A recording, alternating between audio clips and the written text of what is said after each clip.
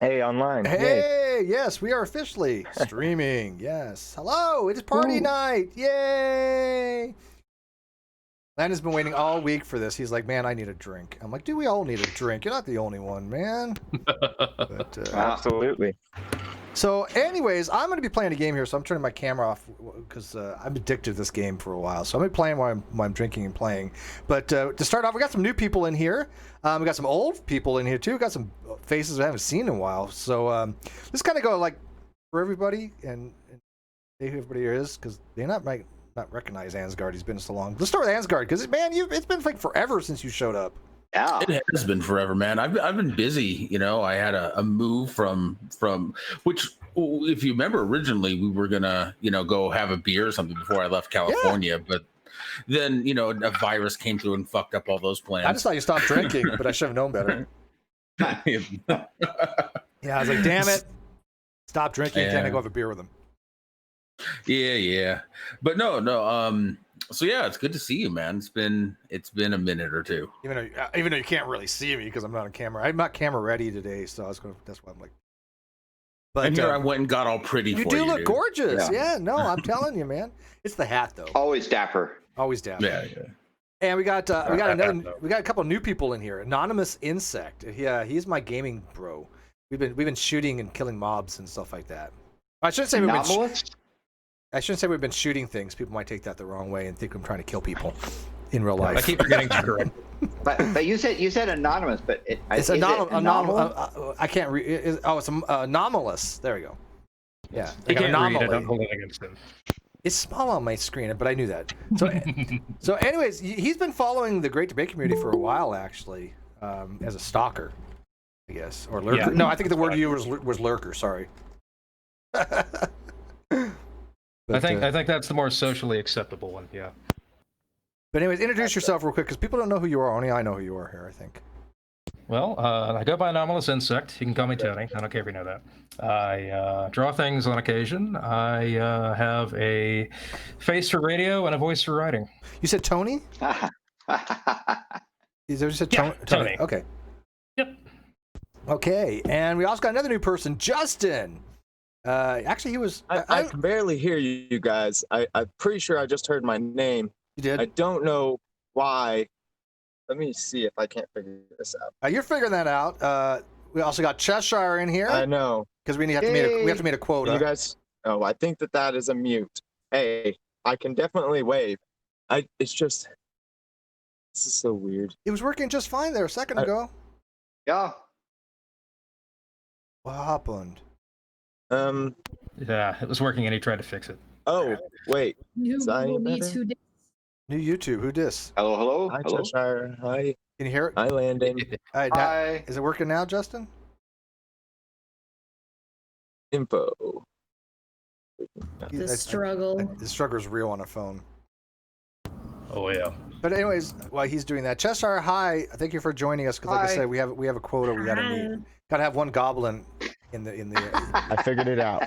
One goblin per stream minimum. You thought it was gonna be a woman thing, didn't you? You're so sexist sometimes. Ah.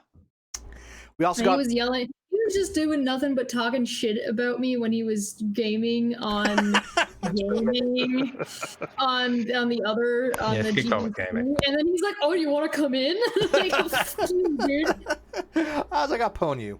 I'm gonna have my own gaming with blackjack and hookers, and it actually has blackjack and hookers because I'm playing South Park. Oh, I heard that's a really good game actually. No joke. I heard that's a really good game. Is it? It is. Yeah, it's a lot of fun. It's actually very good. I have both of them, so I'll probably play both. And we also got Paul in here. Paul. Hello. What's up, Paul? Hey, I'm trying to figure this out, guys. You do your thing, man. I can barely hear you, but I'm gonna get it figured out. One second.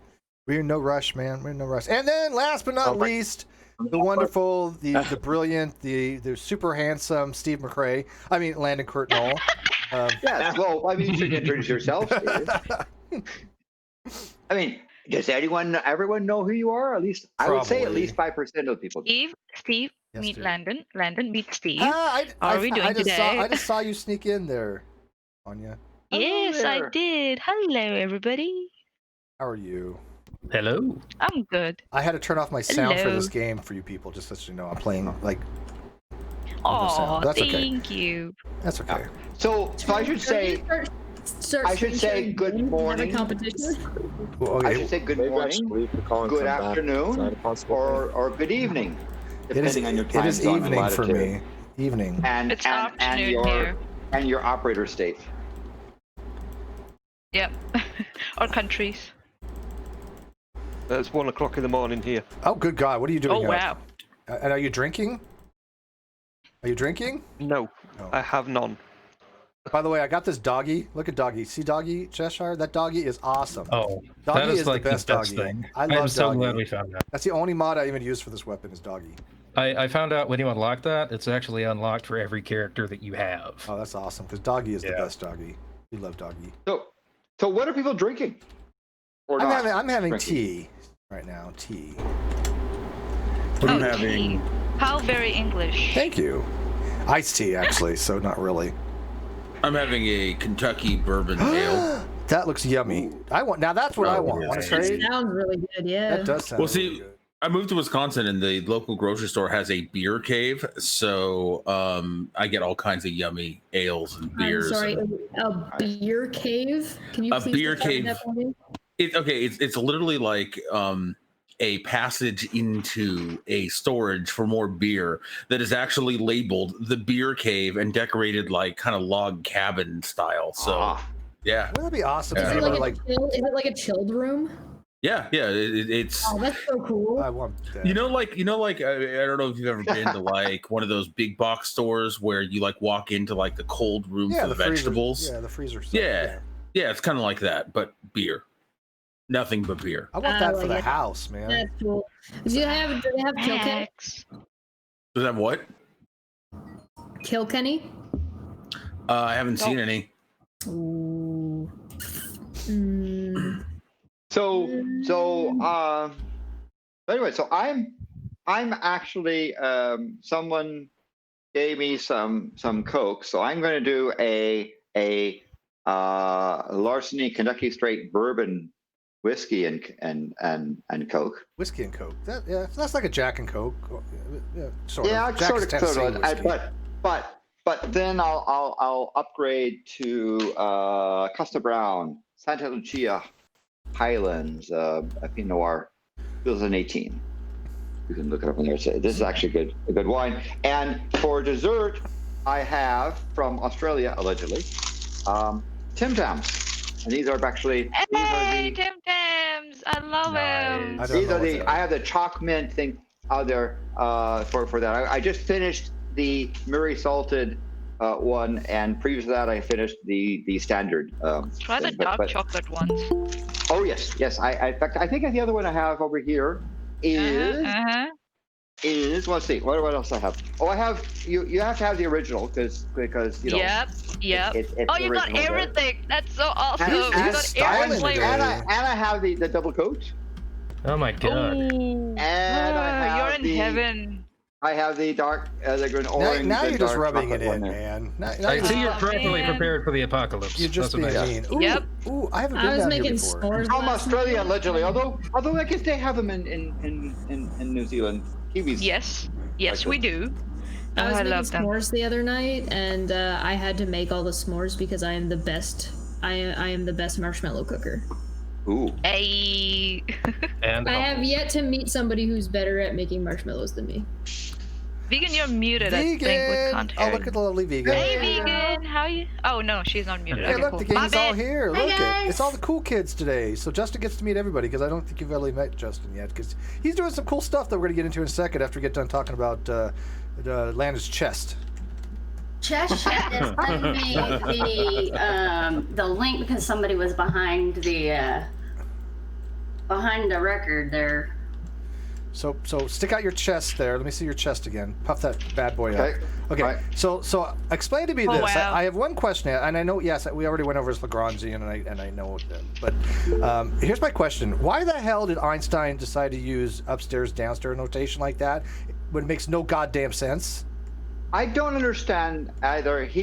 I think he was using High? it. He was high? I believe his explanation was that it was a convenient shorthand at the time when he was scribbling out, and he just sort of stuck with it. Okay, it's not. It sucks because I still don't get the difference between covariant and countervariant. Can anybody tell me the difference between covariant and countervariant? And I took vector analysis. I still don't know the difference. So this is a standard model of particle physics, and it has a number of terms in it. It's called this little script L here is the Lagrangian density operator. And this sort of first term up on the top here is really sort of talking about the scalar product field strength tensor. And then you have stuff down here talking about how particles interact here down here in field stuff. And then you have farther down here you have stuff relating to the Hermitian conjugate term. And and below that, you have down here. You talk about how the Higgs field interacts or give particles mass. Okay, so when it's downstairs, it's like the individual vector components for like a Dell operator or something like that, something along those lines. Yeah, I think that's what it is. The covariant and the yeah. You know what? I never got it down. Never understand it. I have a better question. Is DP working now? Is it you? Are you there? Justin, you working? You're muted. Ooh, I got a tome of knowledge. You're muted. You're actually explicitly muted. Hey, look, there's Dave. Dave. Hey, what's up? DP is still muted. Everybody. Because the mute symbol is on. Hey, DP, nothing, eh? Hello, Nothing. Oh. Look at that. Look who walked in. It's a friendly Canadian. Wow, this is like It's old that one school. guy. This is like old days at Rum and Coke. You're just muted again. My goodness. You're muted. We're still muted. He's still talking and he's still muted. I'm so sorry, man. Help him out with that. I can't even wave at it. It's probably in meets because he left meets. So meets auto mutes you, so you have to unmute yourself inside Google Meets. Can you let him know Oh that? man, send him a message I like. just said that. He can obviously hear us. I just did that. Oh, okay, cool. I'm tempted to pull like the old '90s troll and be like, Alt F4, dude, it fixes everything. There you go. Don't do that. Or in 1970s say, just do Control S. You'll Control. stop. What I find works the best is when you delete your entire sys directory. Oh right, yeah. Oh man. Yeah. Delete the cookies. So you're actually referring to the /sys directory on a Linux machine. Yeah. Well, there's also one on Windows too. Just delete your Hive. Oh boy. Just delete your Where entire did that come Hive. Steve, your audio is crazy.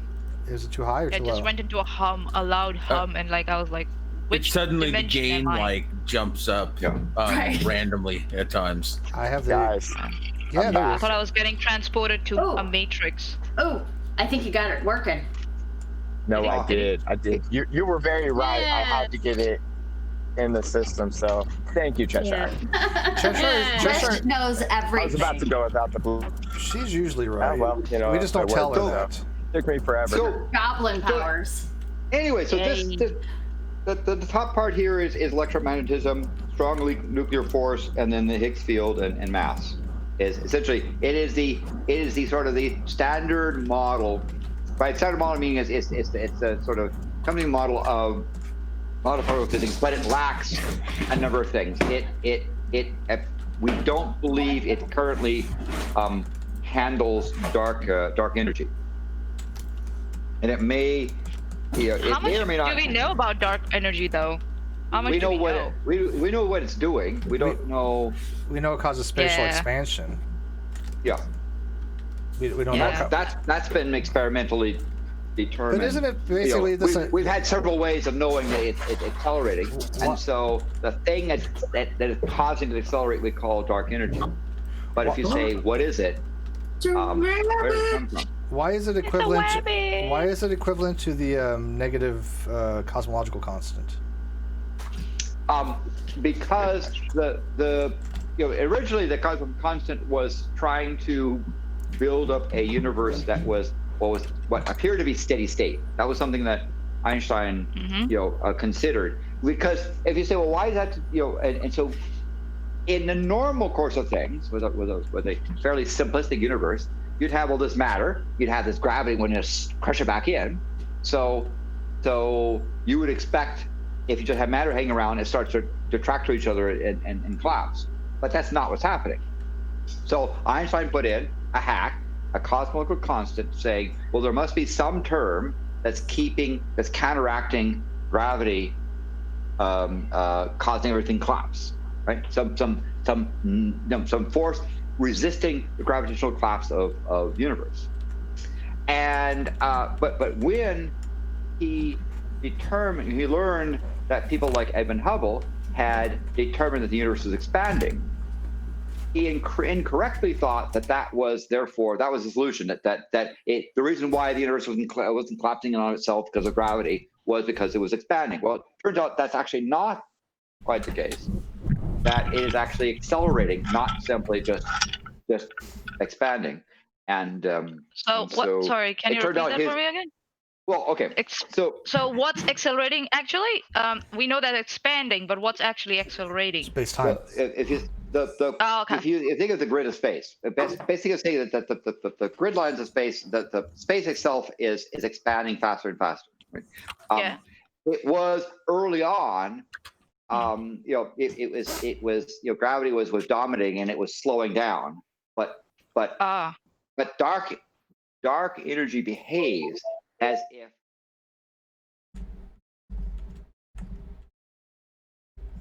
Sorry about that.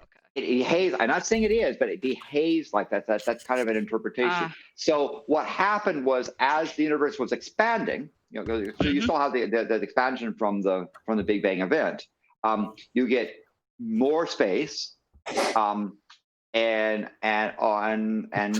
also things are farther apart, so the gravitational attraction is less, right? So what's happening is that gravity is losing and space is winning. And about 5 billion years ago, space got the upper hand, and now it's dominating over gravity, and now things are speeding up. Gravity early on, when space was in control, and now it's the space that's like, okay, bye-bye. Yeah. Now let me be careful what I was talking about. I'm not saying all of space, because we don't know if space could actually be infinite. I'm saying if you take, for example, the visible universe that we can see. So let's talk about that blob. That blob, observable, when about say it's about 380,000 years after the Big Bang, or 378,000 years after the Big Bang, when the universe went transparent and the microwave. We get the microwave, what's now the microwave background radiation, when basically photons went whee, because they're no longer being bound up. When that happened, the visible universe was 1,100 times smaller than it is today. So objects that were, let's say, 500,000 light years across, these little bubbles, are now 550 million light years across. So space is growing a little bit, right? But also everything's stretched. So photons, the wavelengths stretch, right? So what was originally hydrogen, recombination lines, the proton grabs the electron, makes hydrogen. That sort of hydrogen plasma, line has been redshifted way down, and now it's in the microwave, right? So a lot of the early stuff that was visible ultraviolet has been redshifted so far down, it's down in that spot. So we talk about that blob that we can see, that we can detect, interact with. It was dominated by gravity. Gravity was causing it, wanting it to slow. It was slowing it down. Yeah. Yes, but around 5 billion years ago, there was enough space with its repulsive property that gravity kind of lost. And now space is dominating, and now it's speeding up. So it goes slowing down, and now it's speeding up, and now it's accelerating. And that's gravity is still there, but the net effect of gravity is like almost not working, I guess. Well, gravity is the weakest force in the universe. It's just the most abundant. It's infinite distance. But if you question it, say, well, what is the cause of dark energy? What is the cause of this thing that makes space appear to be repulsive? Is it some field inside? Is it some property of space-time we don't understand? There's something there we don't quite understand, and it is very important to know because about 69%, 70% of the universe is this stuff. I mean, it's not a side little thing on the side. Most of the universe is this dark energy. It's like you're on Earth, you know all the known land, but you don't know what the fuck the water bodies are, and you're like, super chat what real quick. is that thing? Kawasa 10,000. Should I go in it? Should I tiptoe in it? Yeah, because the standard model. Super chat. Please go ahead. Kawasa 10,001. Is it true that there's a point in space in three-dimensional circumference to the Earth, and when you cross it, you can never get back to Earth because the space expands too quickly? Yeah, that's called your Hubble's volume. Yeah. After that, you're screwed. Volume? That went by so quickly. What was that? So when space can expand faster than the speed of light, that's not a problem with relativity. So you think like the grid lines, a graph paper can expand faster than speed of light. It is matter moving across the grid lines. That's where relativity puts in the fundamental limits. So what does this mean? Well, we can see objects today that the light, let's say, emitted 11 billion years ago, and what do we use a term kind of loosely? We say, well, that object was 11 billion light years away. It actually is not quite that case. When light was emitted from that object way far away, the universe was the size such that it takes light 11 billion years to reach us at the speed of light. So it's like a screenshot that we are looking at, a screenshot taken in the past, isn't it? Exactly. Now we don't, at this stage, we don't know what it looks like. Well, we have a good idea. It's probably, obviously you can predict it. There are models. And I would say, well, it's probably, that 11 billion thing is now probably about 46 billion light years away. But what's worse is that if you said, well, okay, a little bit longer, we'll send a, they sent high and it took 11 billion years to reach here, and we say we got a friendly Canadian to say hello. Sorry. And send it. Speaking of Canadians, we got some Canadians in here that probably want to talk to. And you send that back. The problem is that message won't be received because you would say, well, 46 billion light years away, 46 billion years, but in that 46 billion years, more space is going to be there. Yep. And more space, and it can never catch up. Yeah, so anything outside the observable horizon. So we are always watching the past. So we are always watching. Yeah, but anything past that observable we might even miss it. Anything past that observable event horizon, which is the boundary condition from which the holographic principle is based upon, you can never see anything past that. It's going to be accelerating. Worst long distance service ever. Damn you, universe! But guess what, I'm out of hearts. If you say, all right, send me a bill. By the way, Insect, I just had a 756 crit, super crit. Red. Nice. But I Moon, $5. Love to you amazing folks. Thank you, Moon.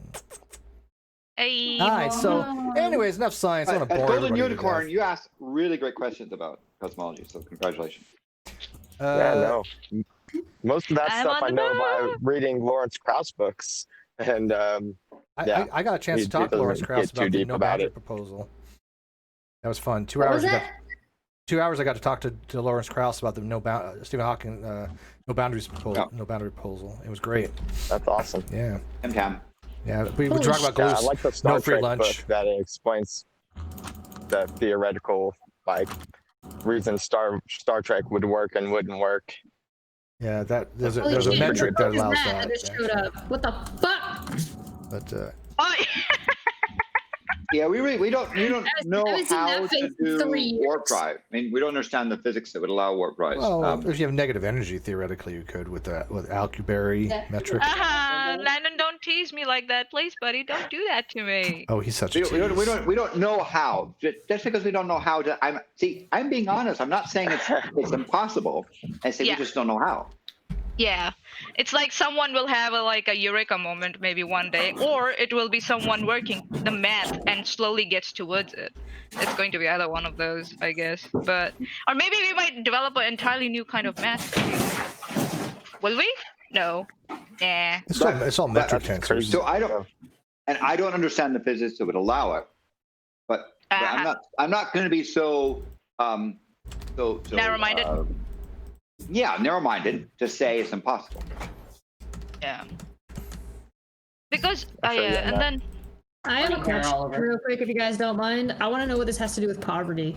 Nothing yet. I was wondering the same thing. Nothing I mean, yet. I'm we're okay with trying to get to Justin. Cosmology. I can talk about poverty. Yeah, we're going to get to that next. Man, I talk to people every day about poverty. So much so that my wife is like, "Hey, why were you gone for 2 hours?" I'm like, "I swear I wasn't interviewing people."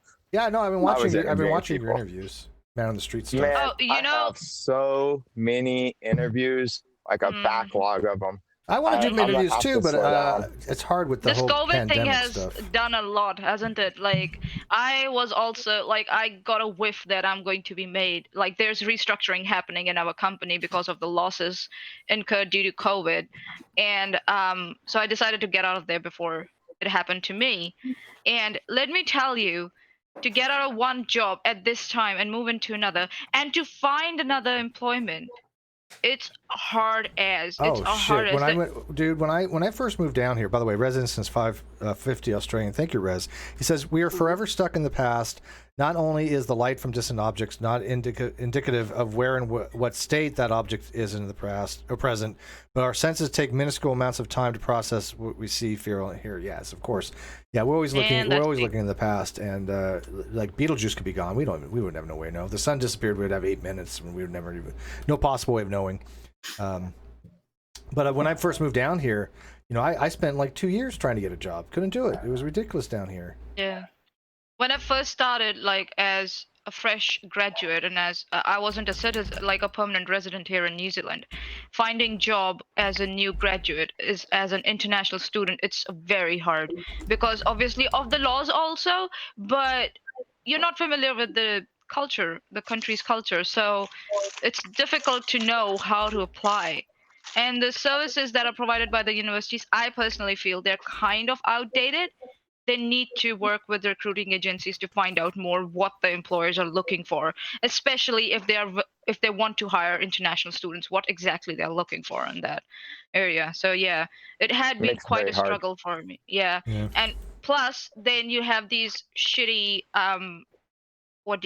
immigration advisors who come in and they just push you around from one goalpost to another just so they can make a buck. There are some of them out there. And majority of them are quite honest. A lot of people out there. Yeah, that happens. Yeah. Yeah. So what do you guys? I almost fell prey to one. I was lucky that I found another advisor that was very helpful and got me out of that situation. But man, yeah, it can destroy you like financially and mentally. Yeah. What do you guys think of the students that were here on a visa, but now the colleges are closed and Trump wants to send them all back? That's ridiculous. That's actually what's that right now? Was that rescinded? Was that rescinded because the universities they decided to sue the government for it. They were like, they're our students. We are supposed to be responsible. I think that's what they said. I didn't think so. That they are supposed to be responsible for their education and how they receive it. And students sometimes do need access to their peers, even with the lockdown conditions or not. And that's kind of an essential service. So students need to stay in the area where the universities are to access those. Education is essential service. You just can't shut it down and tell students to go away. It's not fair. So yeah, that's me. Yeah. There's so many problems with poverty. I mean, and you can get into it on so many different levels. I try not to get into a lot of the international poverty because just even talking about poverty gets people uncomfortable sometimes. But we really don't even know here. We can't comprehend what people go through. Cheshire, can you read Unfinished Journeys super chat? Are you able to? Will the Hubble volume ever get so small that immediate neighbor stars will apparently disappear? That's a great question, which is will this acceleration just keep going and going? Well, the Hubble volume doesn't we change, don't though. know, The but Hubble we volume is a suspect the standard answer is distance. not. And the reason why we suspect the answer is not is that in local regions such as a galaxy cluster or a galaxy itself, there's enough gravitational energy to keep the material itself in a stable In arrangement. vicinity of each other. Actually, let me think about that. Hang on. So, if the universe is accelerating, the Hubble's volume would shrink, wouldn't it? Yes, but the question is Very slowly, isn't it? To what extent can it shrink? And in the case of something like, let's say a cluster of galaxies or a galaxy itself, there is enough gravitational forces to keep that material together. We don't think, although there are some models that would suggest that the universe ends in a big giant rip. That's bullshit. Yeah, that's not gonna happen. But we don't think that's the case. So what more likely to happen is, superclusters of galaxies become farther and farther apart because most of the structure at the largest part of the universe are these bubbles of galaxy clusters around voids of not much, and those voids get bigger, but the specks on the dome of the void stay the same. They would I've heard eventually it spread referred out. to as filaments. Yes. Yeah. Okay, string theory? No. No, it's like okay. So imagine like when you put a bunch of oil, for instance, in water, right? And imagine that the stars and the space that we're talking about, this local space, is all of it occupies the space between the bubbles as the bubbles expand and push things kind of together. When you look at a picture of the filaments of the universe, it kind of looks like that, where you have these like strings of stars and galaxies, or really strings of galaxies going across, and then you have like clusters, and then they kind of thin out, and then they cluster up again over here. It's really kind of interesting. And those bubbles came from sound waves in the early universe, where you had the fundamental tone. Yes, fundamental tones. The fundamental tone was how long did it take for material to collapse and rebound, right? A single cycle. And those at the time when the universe went transparent, those things were around 550,000 light years across, or 500,000 light years across. The sound waves in the early universe were moving at about half the speed of light, because the matter was quite dense and sound waves propagated fast.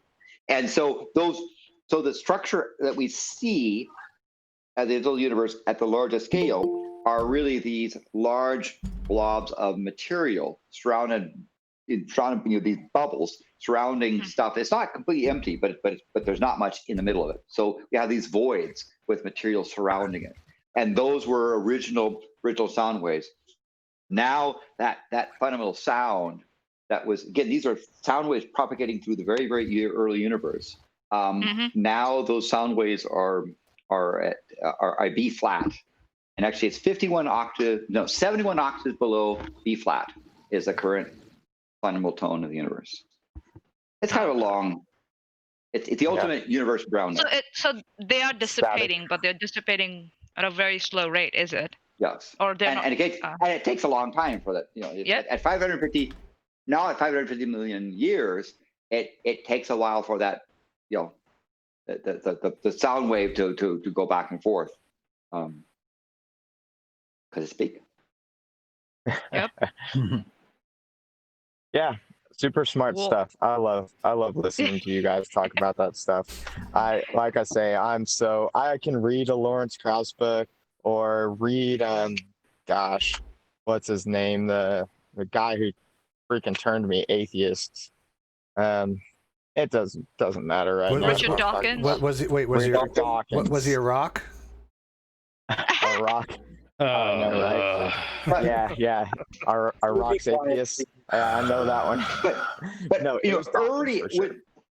early on in the universe, after the shortly after the Big Bang, we thought was quantum fluctuations. That is, the universe was very early on was very, very uniform and transparent, but it became lumpy.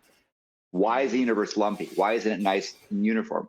Well, the model says that there was an inflation that occurred where the universe expanded by many orders of magnitude very, very quickly. And we're talking about, this is like 10 to the minus 30 seconds. It's like really, the inflation occurred over a very short period of time. But what was left over from the inflation were these fluctuations where quantum mechanics said you can't have precise energy levels. There's going to be variations in the energy density through the universe. What does that end up being? Well, you've got lumps of stuff and not lumps of stuff. You've got these pulses of material moving through literally sound waves. And in the fundamental tone, you'd have gravity saying, well, let's crush this stuff down in.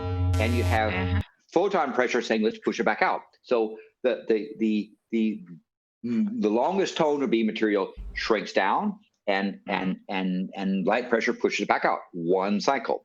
And at half the speed of light, this is like a net sum of all these cycles coming together, isn't it? Whatever the universe is today. Yeah. So now when you see the macrographic background, right, we see one of the fundamental pulses we see of materials through the sky are these about 1 degree objects or half degree objects of material that represent those early bubbles, having expanded through. When you go today, now you see those things as giant clouds of clusters of galaxies surrounding these voids. Sorry, my game for some reason switched galaxies to. are like spaceships, like traveling through time. My game somehow for some reason switched to our. Oh, sorry, not time, sorry, universe. It switched to our DEFCON 1 intro. I don't know why. It just did. It is interesting because most of the structure of the universe is something surrounded by lots of nothing. I mean, if you look at the atom, right? The nucleus is this protons and neutrons, and then it's surrounded by most of nothing until you get to some electron shells. In fact, an atom, typically the nucleus is 1/trillionth the volume of the shell of the atom. Right? So you see lump followed by nothing, followed by atom is also has a lot of space in it. Yeah, okay. And then you say, well, okay, let's look at an atom. You say a bunch of atoms. Well, you have a bunch of atoms surrounded by nothing, right? And you go up. Let's say you go up to the Earth and say, well, we've got this round Earth followed by space of nothing. And then you say, well, but then you have a solar system surrounded by nothing. And then, well, you have star systems in a galaxy surrounded by nothing. We get the galaxy itself surrounded by nothing. And then you have clusters of galaxies. Kind of a pattern. Surrounded by nothing. And you keep going. But at the very last stage, when you have clusters of galaxies, those things that started being surrounded by nothing, they themselves surround a nothing. At a larger scale, you have, instead of like there's a demarcation line after which it all starts to go like. Yes. Let's kind of like switch back. Let's kind of switch the topics a little bit because I think everybody's kind of like falling asleep. No offense. I've got a different topic for you smart people. So no offense, but it's I think that from all the interviews, basically all the interviews I've done, it boils down to whether people believe in mental health, whether people believe that these people are choosing to live their lifestyles or their conditions are controlling them. And I mean, I don't know what to say on that, but I do know. What do you mean by whether people believe in mental health? Help me understand that question. There are definitely people who don't think mental health is a problem. Oh, there's some people who believe they can deal with that holistically. They use that word in quotes, holistically, instead of trying to look for clinical, not just that tools. But whenever it comes to drugs and alcohol, I think that's totally. I mean, you say, but what chose them to go down that path in the first place? It's a coping mechanism for me. It's kind of a coping mechanism to something. So you need to find the root cause of it. But do they have the tools? I actually saw a unpopular opinion that said anybody who goes essentially on welfare, anybody who gets benefits from the government, shouldn't be allowed to spend the money on cigarettes or alcohol. No, I disagree on that. One of I the heard that they should be killed. A study on addiction that I was reading actually said there's a strong correlation between boredom and addiction. Yeah. Not just coping, just simply not having enough to do in your life. Oh yeah, that's definitely the case. What do you think I'm playing true. games for? I'm bored fucking shitless the last 6 months. Yeah, I can see that. We'll go back. Yeah, hang I on. Go back real quick because I think that was a pointed point. Go back to like the people on assistance.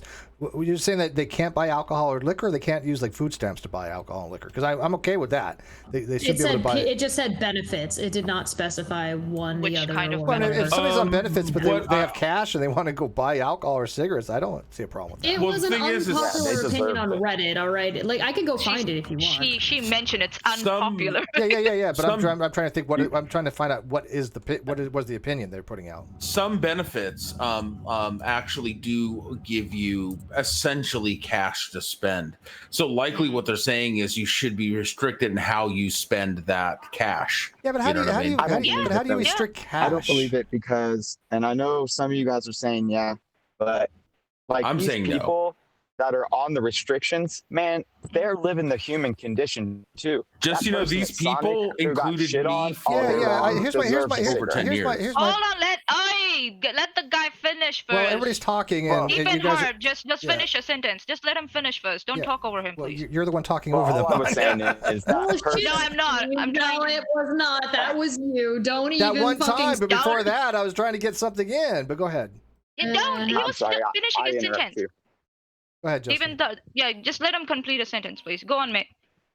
Okay, well, pretty much all I was saying is, that person at Sonic or wherever they're working has been shit on all day, or whether they have been or not by the customers, by their management. They deserve a fucking cigarette. They deserve I agree with that.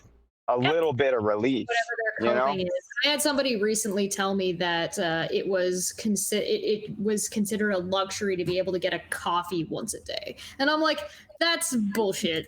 Let me read you the whole thing, just so we get this person in context. It says, people receiving benefits should be prohibited from spending their money on alcohol, cigarettes, etc. Spending their money, not even their assistant money that says their money. How would you do that? For that? those who may be confused by the title, I live in the UK. As part of our country's social security, there is a benefit system in place which essentially allows people who do not have jobs or any form of income to receive money from the government to get by and do not have to pay taxes. And all of this money comes from taxes paid by everyone else in the country.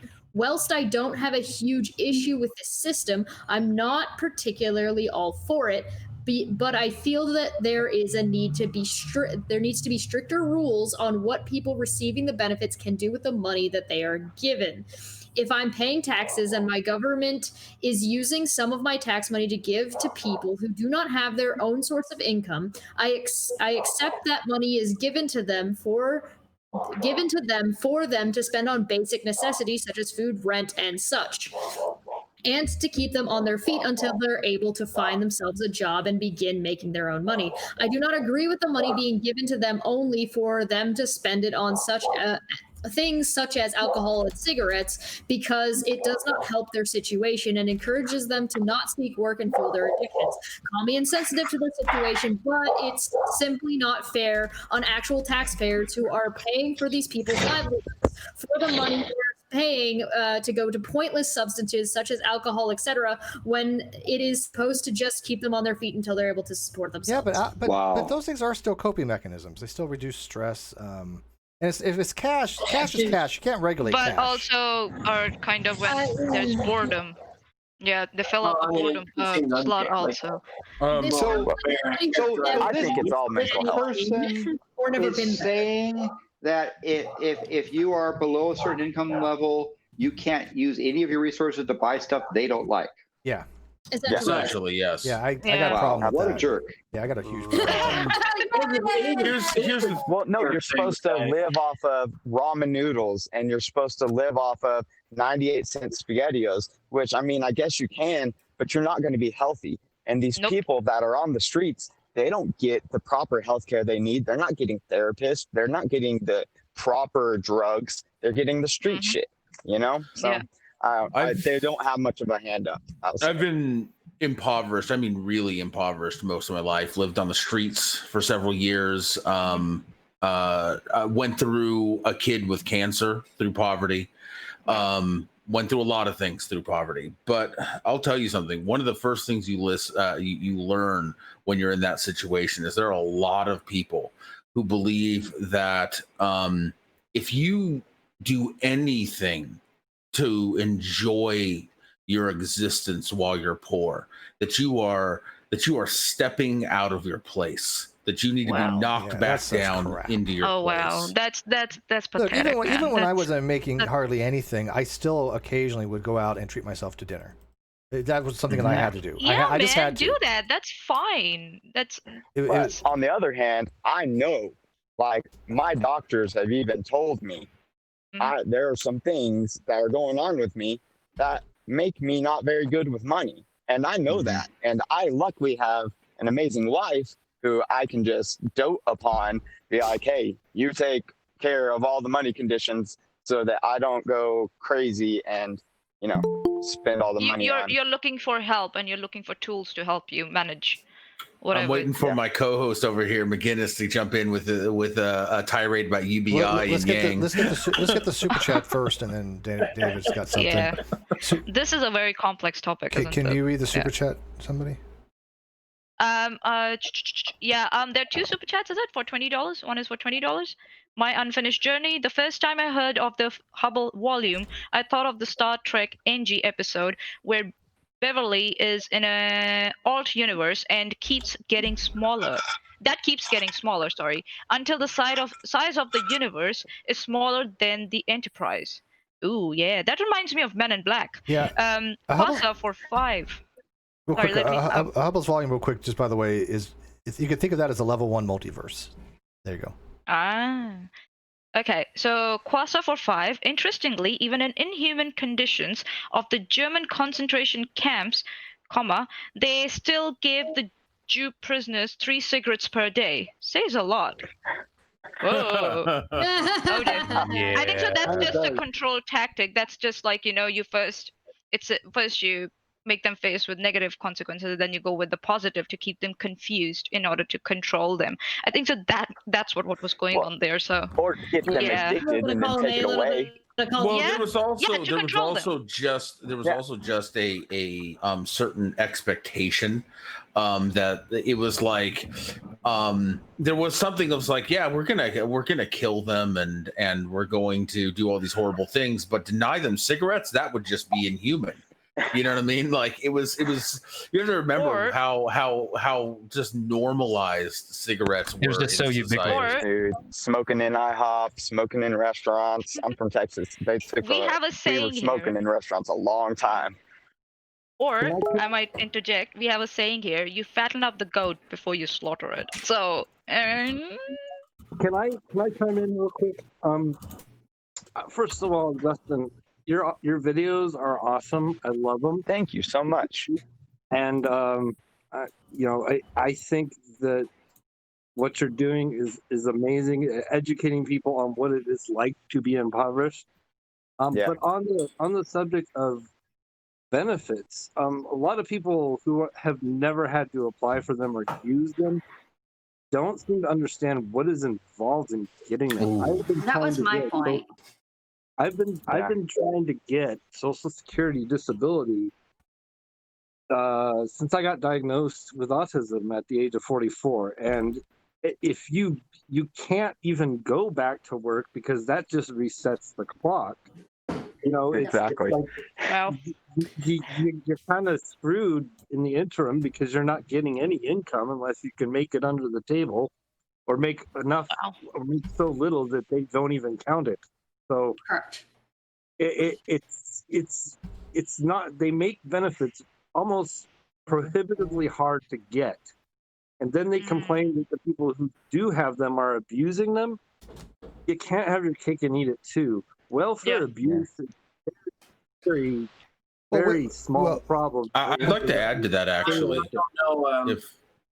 I don't know what the situation in the UK is, because it seems that post that Chesh was reading was from somebody in the UK.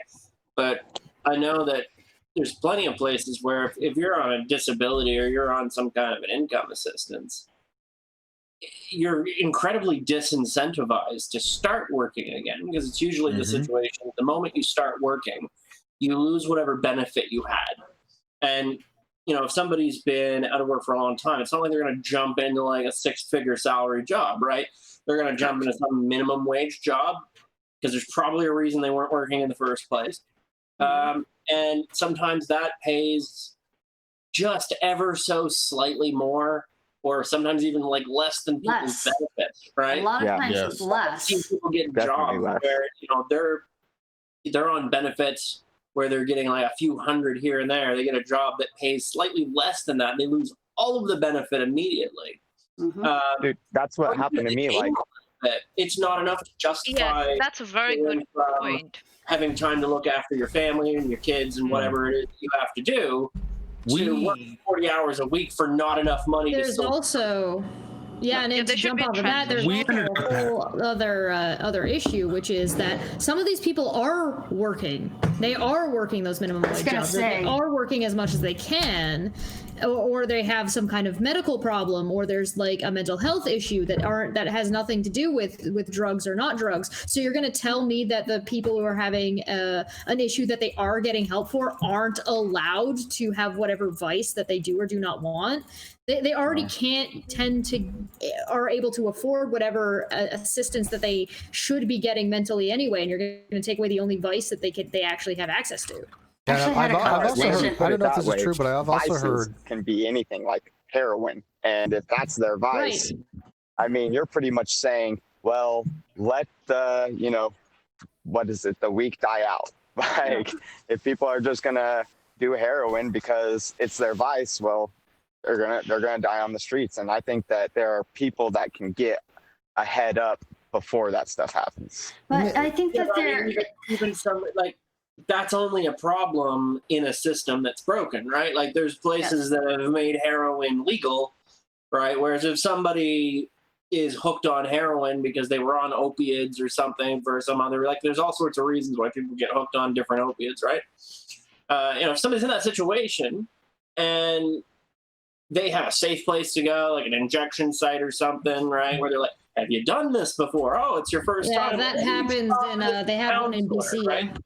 Yeah, I agree. There's already some places that are doing that, right? And now in those areas, drug use has gone down because the people are actually being cared for. There's like, and at least the chances of the people who have no interest in rehabilitating for whatever reason, it's not where they're at. They're less likely to just die, you know, in the streets because or be a danger to the rest of the populace. Real quick, hang on, Gary. Hang on, Gary. Can you rejoin? I accidentally hit deny. I'm sorry. So. Gary was trying to join. Can you do that? His fault. Yeah, all my fault. And I heard this. I don't know if it's true or not, but I was hearing somewhere in some video. I don't know what it was, but they were saying that women, especially, have a hard time getting on government programs if there's a man living in the house, which kind of and sometimes the guy has to move out because if there's two people living there, they're less eligible to get benefits.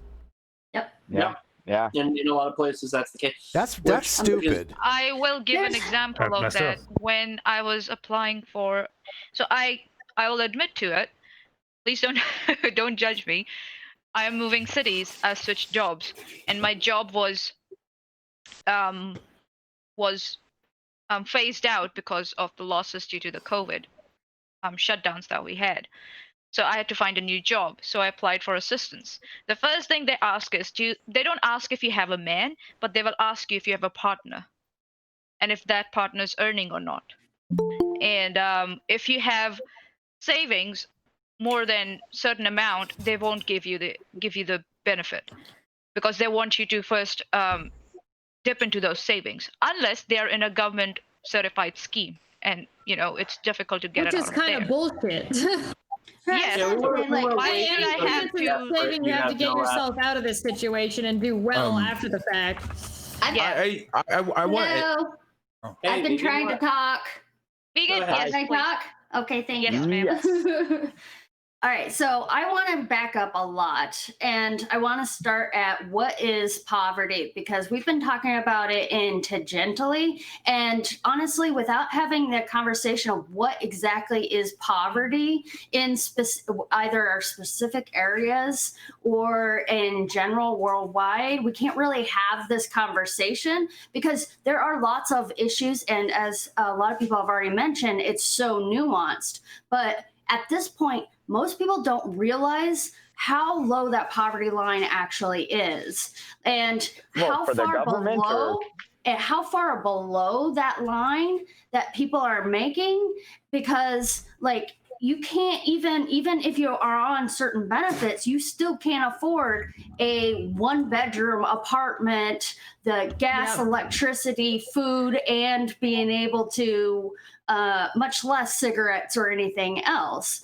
And I'm certainly not going to judge someone because they decide to spend their money, because if that cigarette brings you a small amount of joy that helps you get out of the bed the next morning, then you do you, boo. So let's start at what is poverty? Well, and that's always my first question whenever I interview, like literally. And I think most people around here, they say, whenever you're living paycheck to paycheck, whenever you can't afford anything bad to happen, and if something bad does happen, you're going to be out in the streets. And I think that's the majority of people around here, except for up north. I think that the other problem is people perceive poverty as a lack of money, and it's not that. It's a lack of resources, right? It's a lack of access to the things you need and stability in the things that you need, right?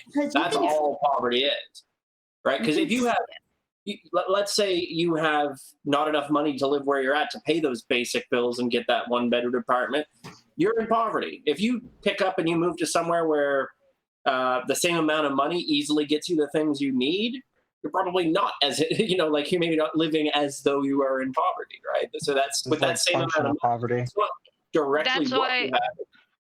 Yeah, I think so. That's why we have something called as minimum wage, and then there's something known as livable wage, which depends on where you're living in the city you're living, in the city you're working. For example, in Auckland, with what I earned, if I wanted to save something on the side and maybe own a vehicle at the same time, I can't afford a house. But to the region now I'm moving, I can afford a house with the same level of income. I'm still paying for my car. I can afford a house now. And for me personally, poverty is when, like our friend said, it's living paycheck to paycheck, but you're not able to save anything. If you can't save, for me, it's like you're living in poverty. This is all to go to Canada. Can we all do that? Yeah, cost of living index is really what it boils down to. Because in some places, like you said, you can afford, a great place, for what I pay for rent here. If I go to West Virginia or somewhere in the South, I can get a mansion for the same damn price. But also, there's an additional problem there too, because let's look at before I bought my first house, I was paying close to $1,100 for an apartment.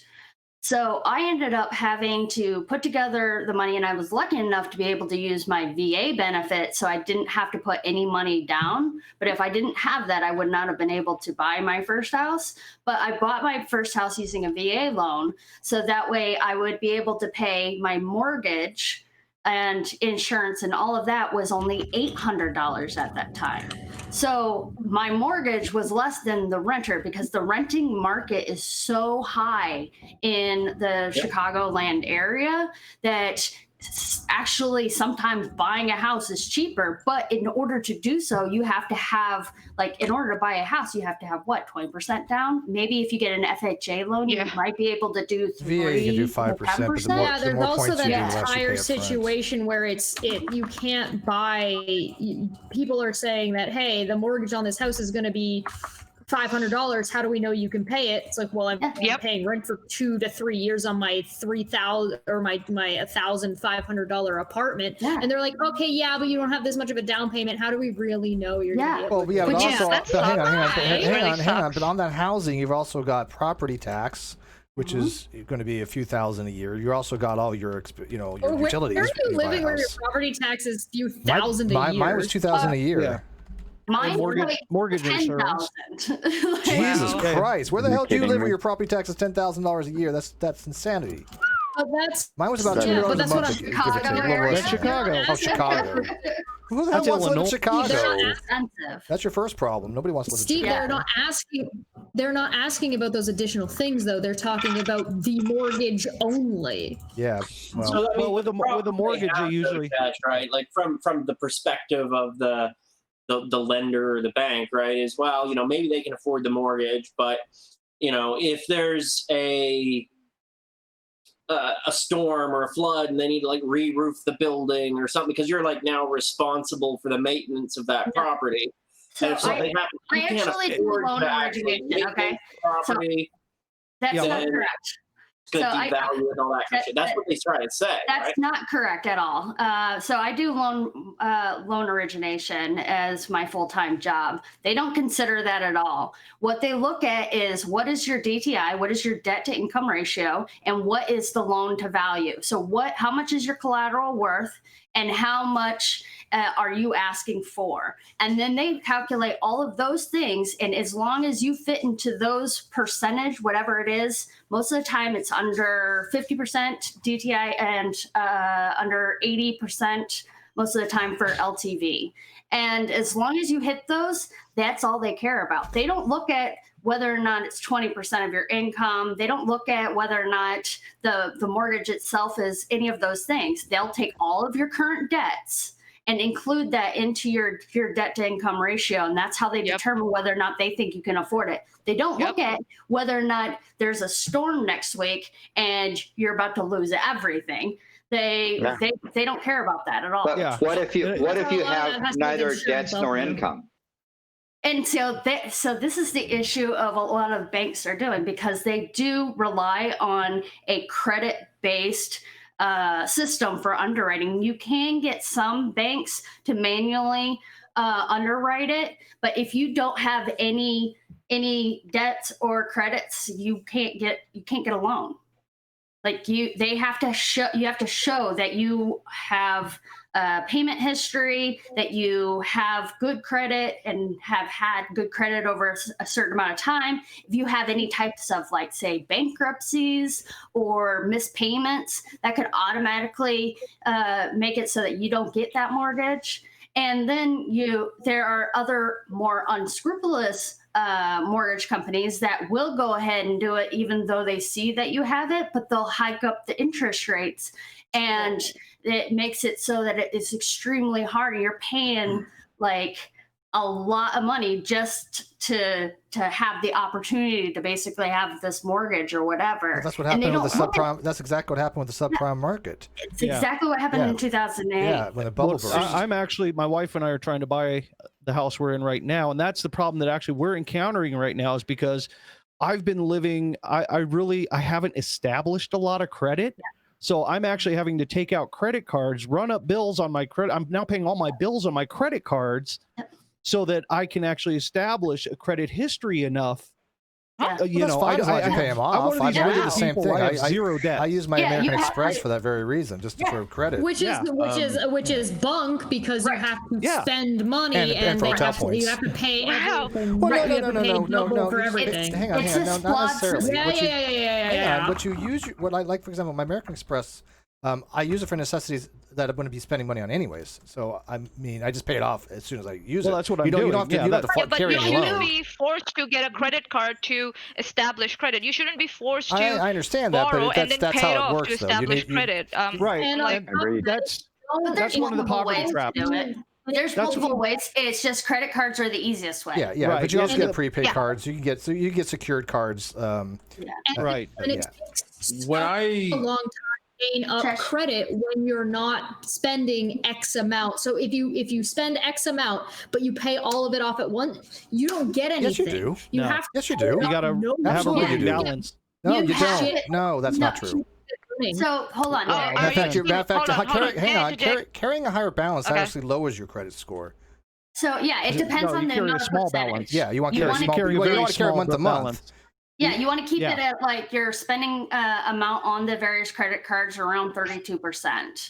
That's where you want to try to I just keep pay it it. off twice a month. That's what I do. That's the point Yeah, that you know, that you only gain credit cards so are interesting. much unless you spend X amount, so that way you actually have a balance owing, and that incurs interest. Where do you get that from? You don't have to carry a balance on credit cards. Fucking can you shut up for 30 seconds and let somebody finish? This is like the 7th time. If you do not owe a certain amount and you pay it all off every time, they are not making any money off of you. They need you and put you and force you in a position where you are incurring interest. Where? And you have to do that for you to be able to gain credit. That's any not true. Reasonable. Shut. But it's not I'm true. done. The Cheshire, that's what you just said is not true. All right, Chesh, calm your tits. Calm your tits. Come on. But she's. I'm saying that's not It's true. Steve. Let her finish, man. Let me finish what I was saying. If you want to incur credit at a reasonable rate, not zero. Okay, Jesus Christ. Are you done? That's not I'm true. leaving. You're the rate you're. Bye. Have a good day. All right, that's not true. When if you don't want to have a high balance, you could have a zero balance and pay it off. You get the same amount of credit score as if you would have a high balance. That's completely nonsense. You don't want a high balance. What you want to do is you want to use your card, pay it off twice a month. I mean, I just got my credit score to 728, and I had a bankruptcy 10 years ago. So I mean, it's you don't want to ever carry a balance, and you don't ever want to pay interest. That's not how you develop good That's credit. incorrect. I mean, you do want to have a certain amount of utilization. But you don't want to carry it over. Using about 32% of your overall credit card utilization I was told 20. to raise it up. Yeah, 20 to 30%. But you want to pay that off. But that's your credit. That's your utilization. And that's why I'm saying you basically. It's I use your card for the stuff you're going to buy anyways, and you just pay it off like you would anything else. Yeah, you want it to hold over for at least a month, though. Steve, how much? No. That's what she was trying to say. And how much time did you get that credit? How much time did you raise that credit that you're talking about right now? I just want to say how many? Several years. Sorry? Several years? Yeah. Okay. All right. Yeah, so is it more than okay, I don't know. But I think so what Shesh was saying, though if we go by the way that you have suggested, it might take a longer time to build a reasonable credit, but you can Because that's how they make their money. But how they make their money has no relevancy to the credit reporting department. Let me finish. Give me a sec. Give me a sec. If you have to go out in the market and you have to get a mortgage loan, you gotta have some level of credit, right? To build that level of credit, if we go by how you're suggesting, it's going to take a long time. Huh? That's not true. This is how it works. It's not true. It's literally how it works. A credit company that saw someone was paying their balance off like that would see that they're diligent, but they would also notice that you're not able to hold a outstanding balance. Everything I've ever read tells you to pay off your cards, never carry a balance, and you want to use about 20-30% of your card to pay it off at least once or twice a month. No, you just don't want to have zero. You just want to be able to utilize that credit, but you want to utilize about 20 to 30% of it. But you want to pay it off.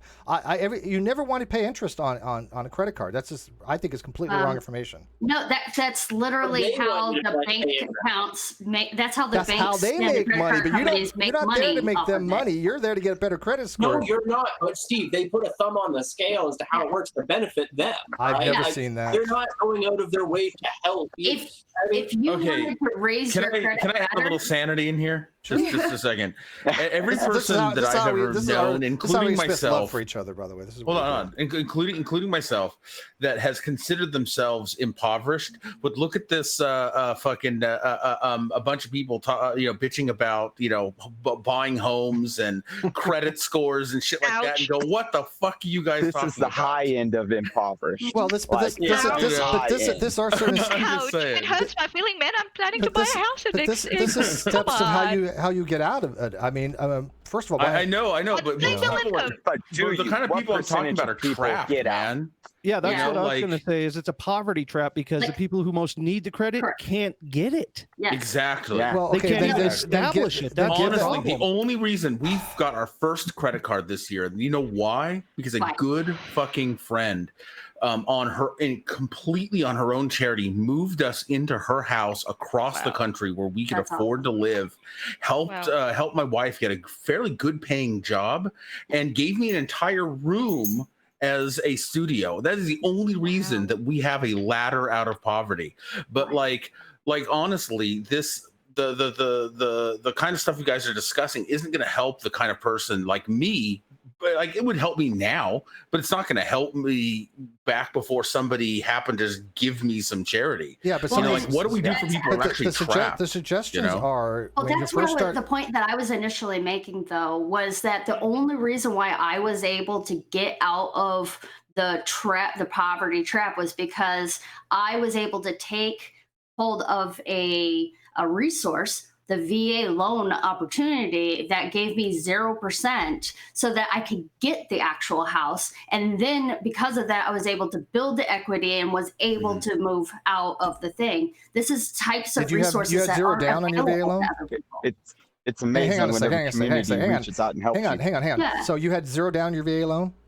I had zero Because down. you pay more up front if it's zero down. You want to do at least 5% on the VA, theoretically Well, 10 to 20. But I understand that, but that was the only way I could afford to so get one of the house. suggestions you for people that want to start building up the credit is if you could get a secured card, right? That actually goes to your credit. So you get a secured credit card that maybe $100. And basically, they'll give you either $100, $200, $500 with a credit. Gas cards, things that you basically have to buy gas, right? If you have a car. So trying to get a gas card is one of the easiest ones to get. If you can afford it. Yeah, well, Some I'm people saying can afford to even have a car. right. That's what I'm saying. If you have a car, but if not, then you just get a regular secured credit card and use that for whatever purchases you're going to make, right? Mm-hmm. Yeah, but I'm disagreeing with it. If people want to show me I'm wrong, I'll be happy to bite the bullet on that one. But everything I've ever looked into is you never want to carry a higher balance than 30%, and you don't want to do it month to month. You never want to finance monthly. You never want to pay interest. That doesn't help your credit. Yeah, okay, you don't pay interest, but for a person who doesn't have credit and who's trying to come out of a poverty, a situation of poverty, to try and establish credit just on the basis of the benefits that they might get, it's going to take a long ass time. Plus, okay, but the banks will, I'm asking?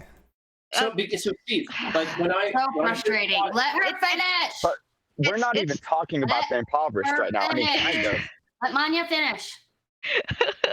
Okay, I see. It's good that people are passionate about this topic. It's so good that we are passionate and we want to put our points across. I really like that.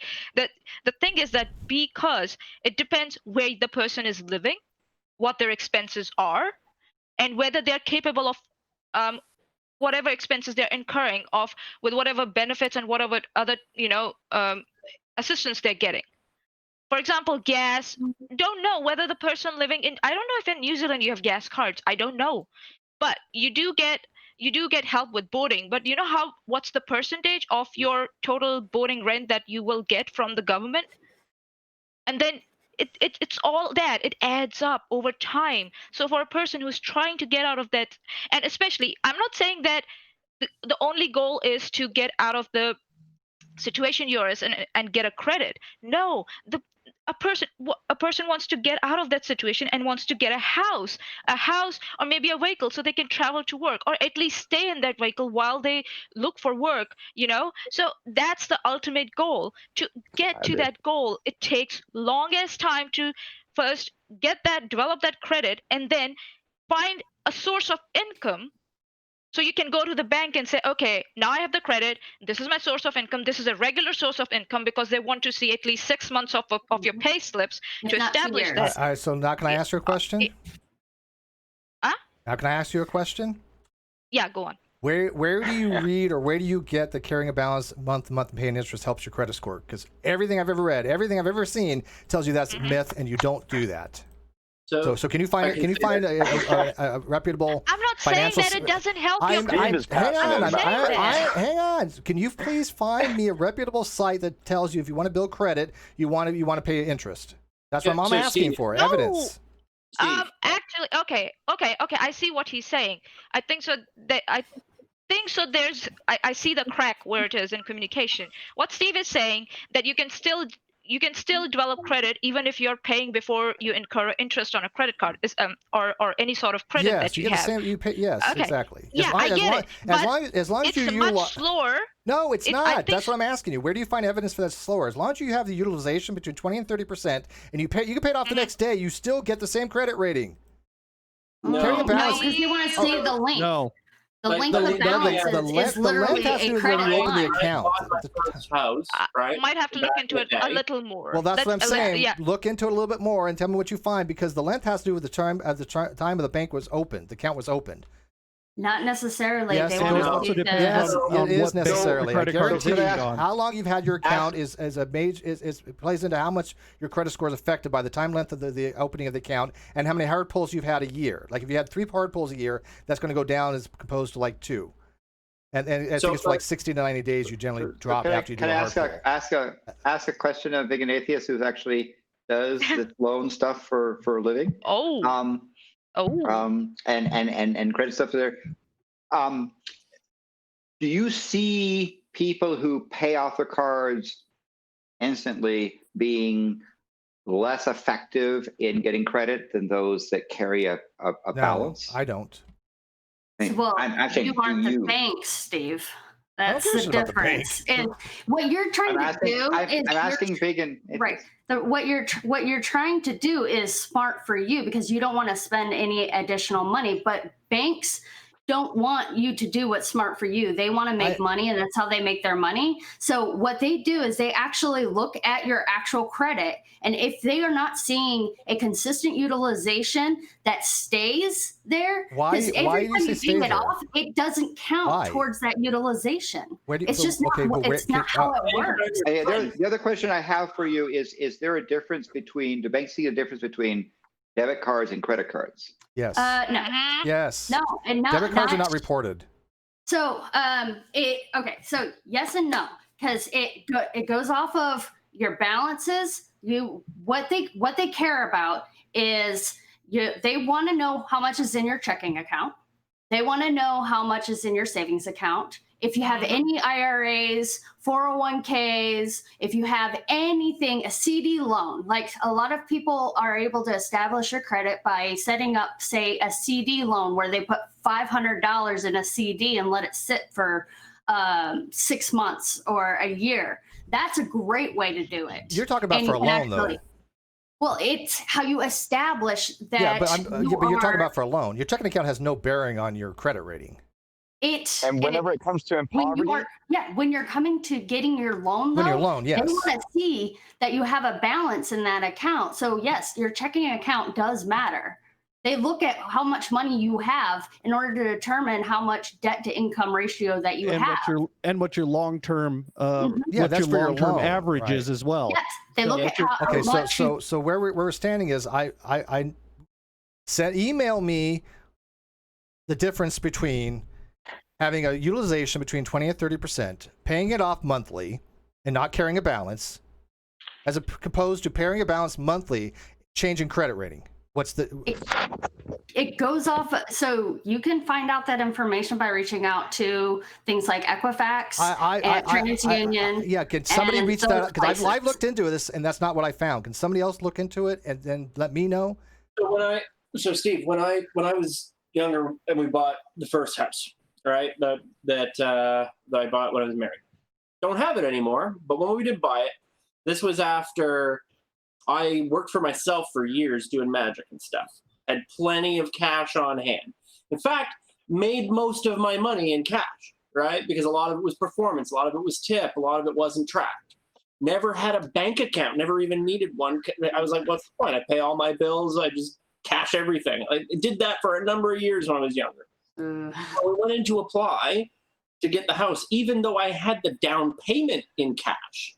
I had to get somebody with sufficient credit. Yeah, but I don't know what that has to do with building up your credit. We all agree upon that. We all have done housing loans. Let him finish. Let me finish.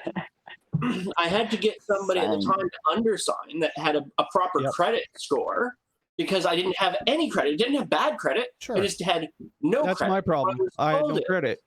Hold on. What I was told is you need to go out, get a credit card, do certain things to build the credit up. And I was like, cool. And so I did that. I went out and got a credit card. And I did what you're saying. I paid off my bills and then put the cash on the card. I bought groceries on the card and then put the cash on the card, like just because I was like, I don't want to be paying interest. And about 6 months later, the credit score had barely budged or moved at all. And I asked the finance specialist that was working with the realtors and whatnot, hey, why is not this moving? And they're like, because you're paying the card off too quick. You don't gain on your credit score.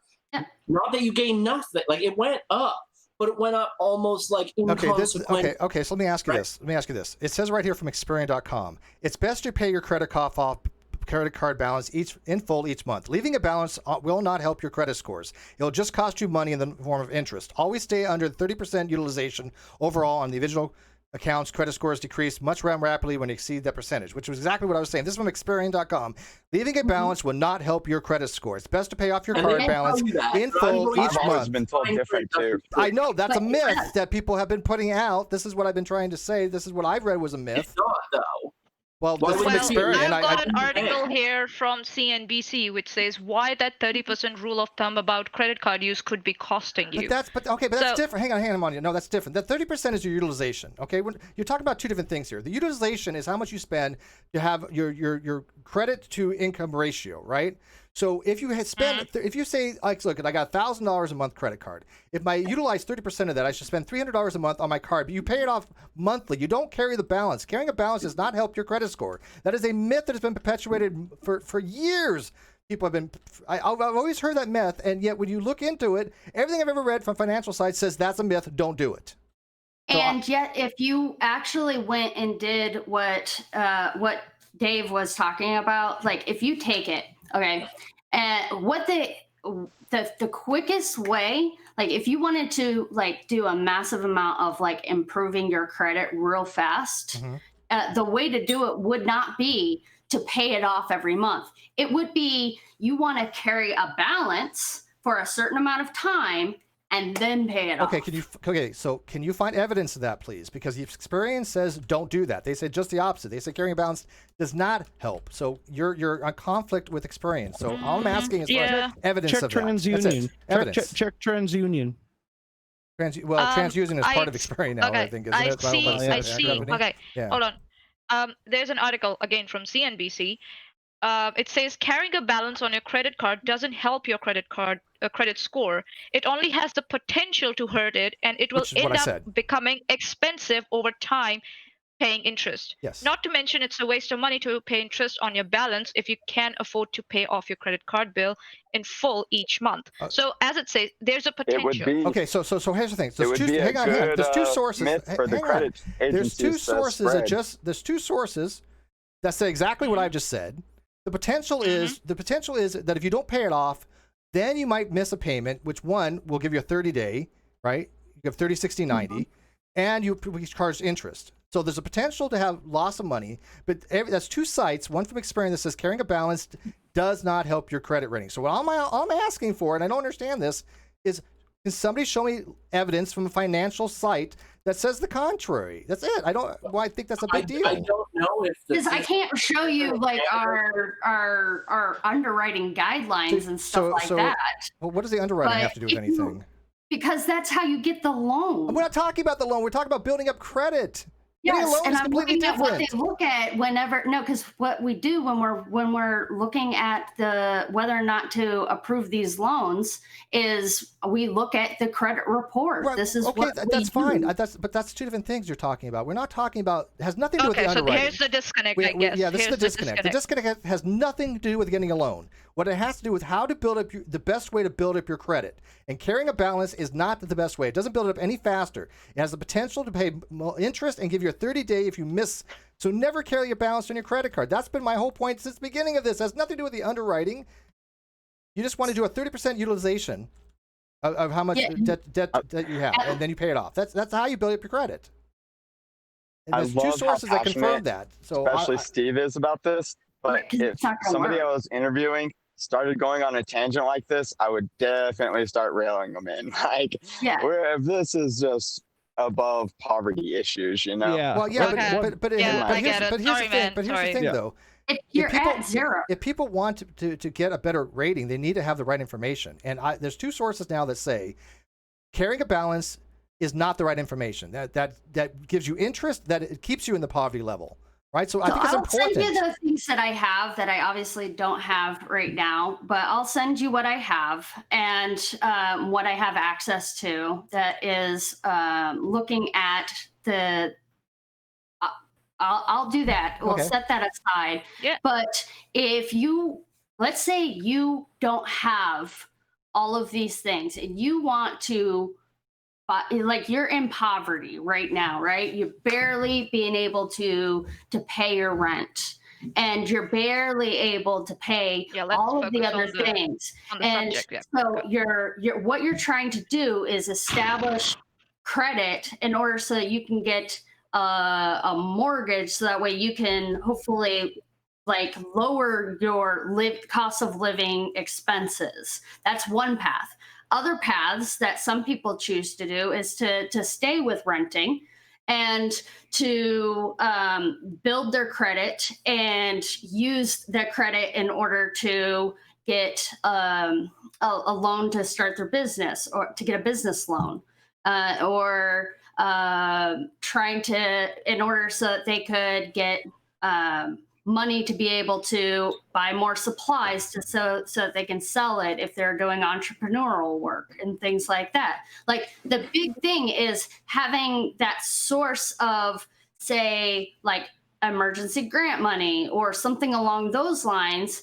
That's why a lot of people support the UBIs, because then you have income coming in that does not have an asterisk, because the problem with a lot of those welfare programs is that they have a lot of asterisks, and it forces you to not be able to go out and better yourself because you have to stay within a certain amount of limits. Like a lot of times in my life, we did not have a lot of money, but we had because of the fact that we made technically too much, but because we had there was 5 kids in my family growing up.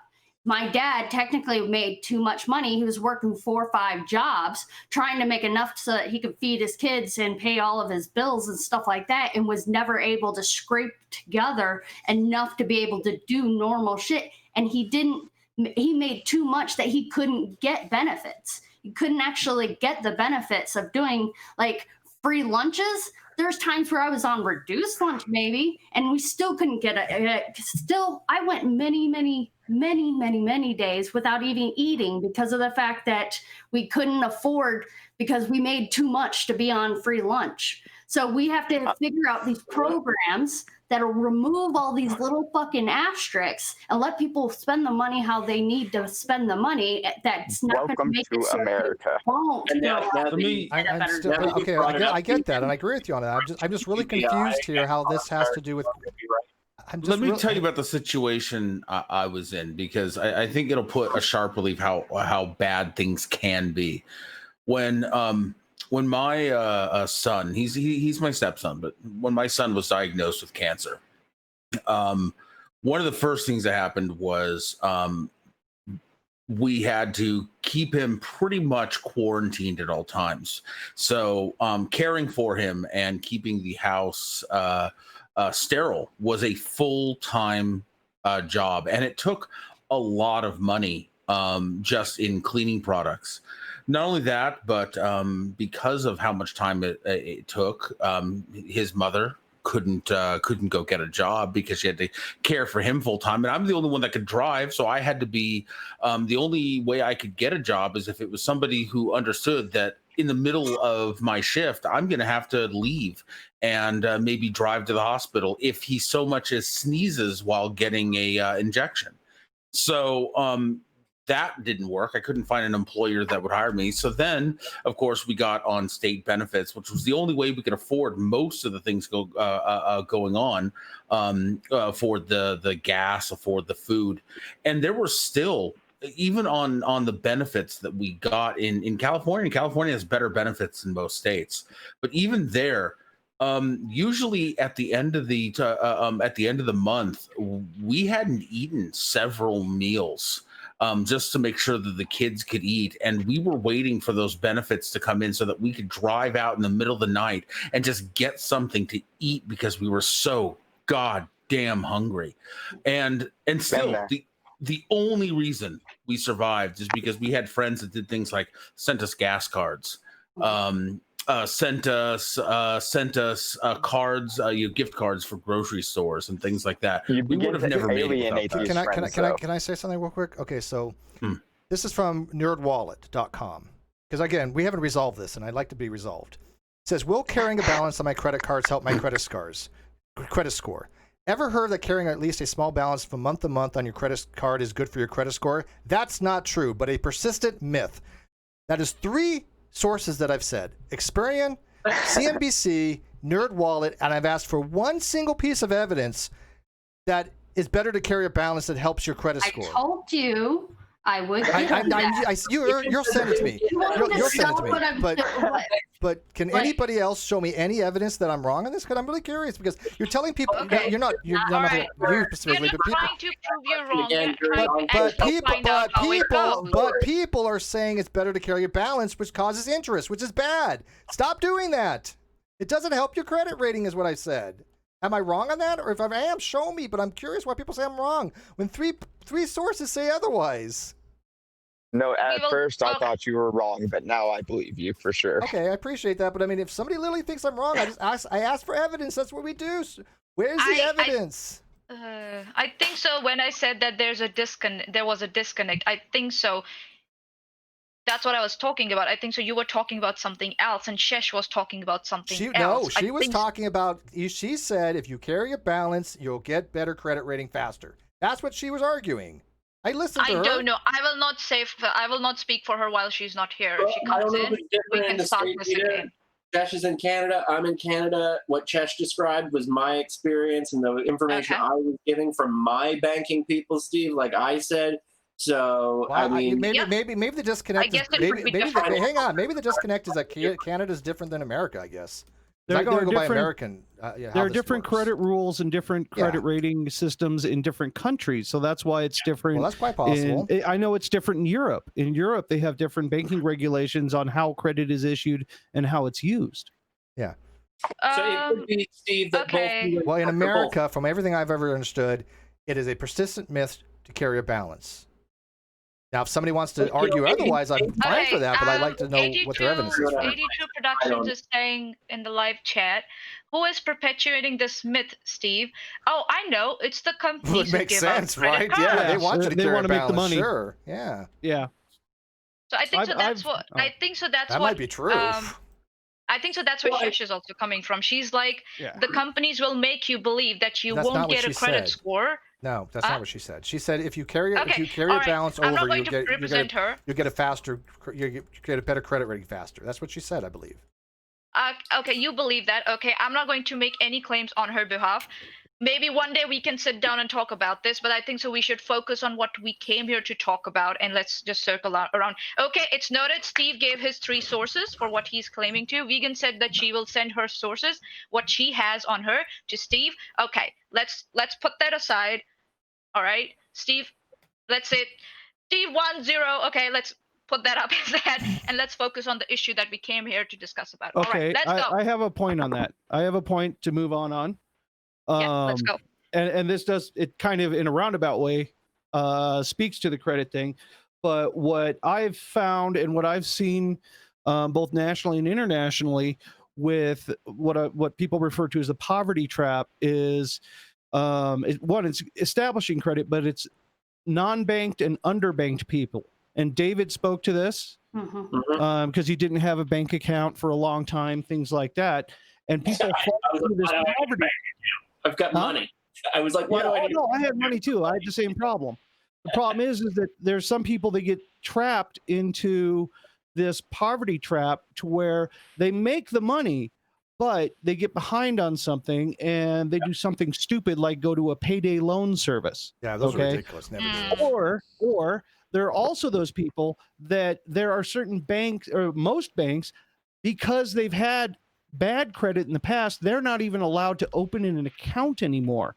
So they have to go to those places and pay a surcharge to pay their monthly bills. Or they got to pay the gas and because... electric and all that. And there's an added charge on for doing that. They can't pay them directly. Yeah, because or even cash the bill, the cash or check. Cash, right? They have to cash their check, and they lose, anywhere from like $10 3 to or something, 10%. or 3%. Yeah, it's usually 3 to 10% depending on the location, right? On the state laws. Yeah. But there's a predatory banking model that keeps people trapped in this endless cycle of poverty. That not just with the payday loans, but they might make enough to cover all their bills and everything, but they lose so much in cashing their check and paying their bills that they end up falling short, say $50. Yeah. So they end up having to take out a payday loan to cover the difference. Yeah, it's never in a cycle. And then it's a vicious cycle. Yeah, I know. I've had roommates that have to do literally that exact same thing for that very and I think that's predatory, and that is a real problem. Super chat, real quick. You know what's happening? Super chat. Unfinished journey.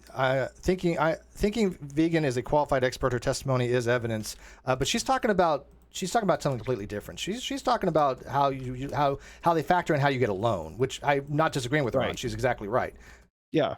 Now I didn't use my VA loan, but I had a loan, but I didn't use my VA loan. I still have it, but I if I do my VA loan, like I said, you want to do at least 5% because you save a few $1,000s up front, and then you want to do a 20% down if you can, but that's not. Well, yeah, if you can, but that's definitely not what we have. Yeah, that's very hard to do.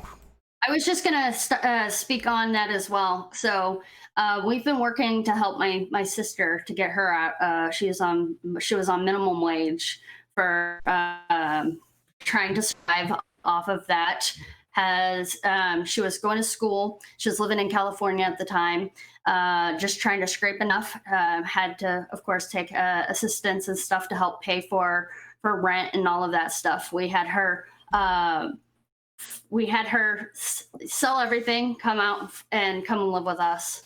And we basically we spent the last year trying to help her pay off her credit cards, pay off all of her stuff so that she wasn't paying rent when she first got here, because we needed to put as much money into those credit cards as possible to get them down, so that way she could actually afford to pay rent, because her debt to income ratio was so off. She couldn't even get a regular rent because the proportions were so off. Yeah, it's worse than that. When you try to get a card and you're at 23 to 26% interest rate is obscene. Right.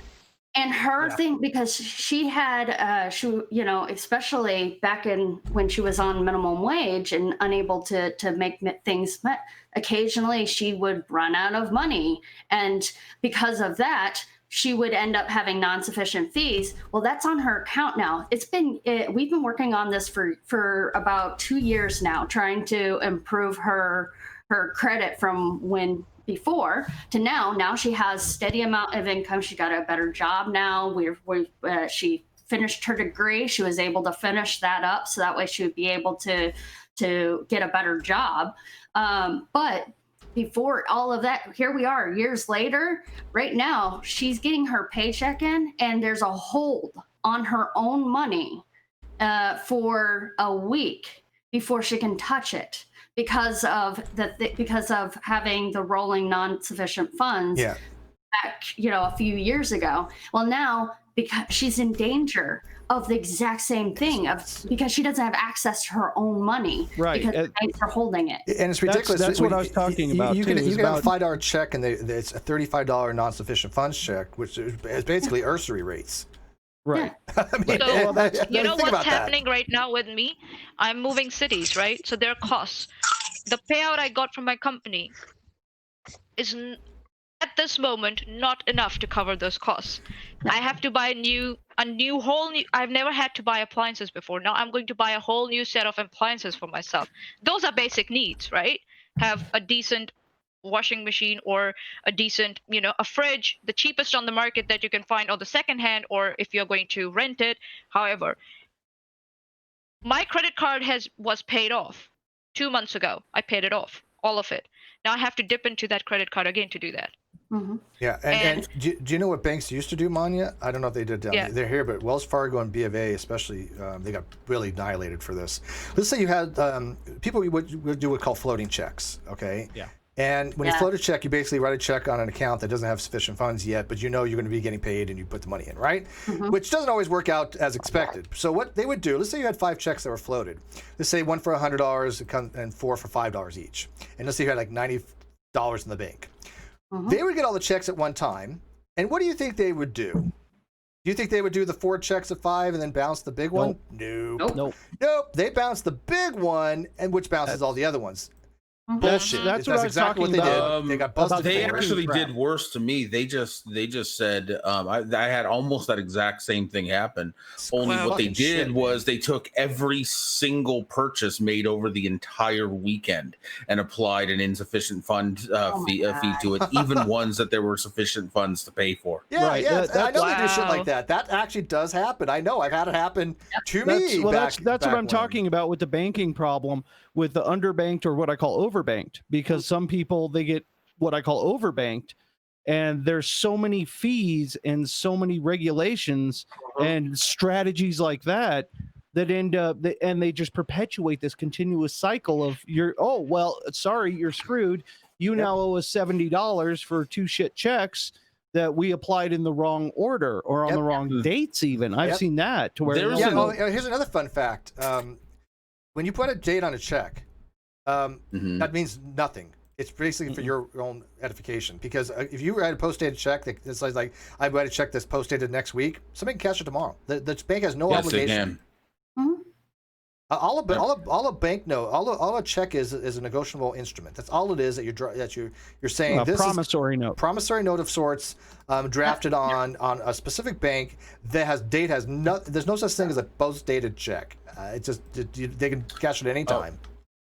Here's another trap that I've seen a lot of people fall into poverty, and I think there's something needs to be done about it, because it's essentially legalized extortion, and that is car towing.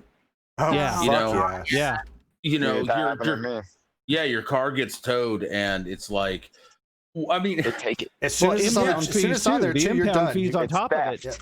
Yeah, it is. It's legalized theft. It's extortion. Because here's the thing: like if I, for instance, if I don't pay for my meal, let's just say, right, at some other place, they don't get to come into my home, find a few things, take them home and say, we're not gonna give you your shit back until you pay for your fucking burger. You know what I mean? Like top of that, I just heard someone said compound fees. That plus. Yeah, whatever fee they're charging, it's going to include the salaries, the per hour salary or the pay of the guys who come in, 2 or 3, into that payment. Because their fee, whatever their fee is, you're paying for your own extortion. Yeah, the impound fee, to where it accrues. You don't have enough money to get your car out, say, the next day, when it's only a $225 towing fee. And then one day, but then I've known a few people that have lost their car. Yeah. Their only means to work, because their car got towed. Their car got towed, and it got towed into the impound. They had to wait 2 weeks until they got paid again, because they just paid their rent and their bills and all that. They had no money. They had to wait 2 weeks to get it out. And by that time, they had more money in impound fees then the value of the vehicle was actually means they take your car worse. and they sell your car and they pay themselves out of that, which happened to me. And that's that's one of the reasons why I've been taking the bus for God knows how many years. Yeah, exactly. Yeah. Well, no, and that's exactly the problem. Was it worth getting the car not out of the only impound? now they've lost their car, and many people and they can't get to work. Yeah, can't get to work. It screws over their entire livelihood. And a similar thing can happen with actually state benefits. I know a friend who they were on the verge of losing their house and everything, and all they needed was just a little bit of extra money each month, and they could have stayed in their house. Yeah, but the state actually told them that they had to sell not only their house but their car. Right, they had to own absolutely nothing of value before they would had get to any have help. Which makes no sense. Threshold of a possession value limit. They could only have so much equity to it makes no sense. For why would that they needed? Why are you telling people you have to put yourself, you have to torpedo your life before we're willing to help you? It's dumb. Yes. It's Like the absolutely object should be Yeah. keeping people in their fucking house. So here's a follow-up question for vegan. Now that Ansgar won't be right since vegan brought it up first, you mentioned UBI as somebody who does financial consulting and whatnot. How much do you think that would help people generally to have? Oh, we're back on the UBI. This is like Dave's favorite thing. He hears UBI and he gets a hard on. Like UBI, dude, he converted me. He converted me with some of that sweet UBI is one of the most important things for our economy, because if you look at just look at what the stimulus did for the United States during March, April, and May. It literally raised our poverty line because of the fact that we were able to actually use the money where we needed. There was no asterisks. There was nothing. There's no, like, you have to use it on a certain things. And what did people use it on? Rent, bills, food. Like some people, food. Okay, a lot of people. That is going to come back on us. And they can, it will. people with money can sign checks all the time, but that's not what we need. Right. We need the community. We need the people that live up north that think that they aren't part of our community to come down and be a part of the community. Yes. And Because see it. Right and now we get it. have this wealth hoarding. They're hoarding all of this wealth in this one little section, and these aren't the people that are actually going to use the money. When you take that money and you take it and put it to the people that are actually using it, that's what's going to stimulate your economy. That's what's going to get them. They're going to pay that money. Is, isn't it? Keep the coin moving.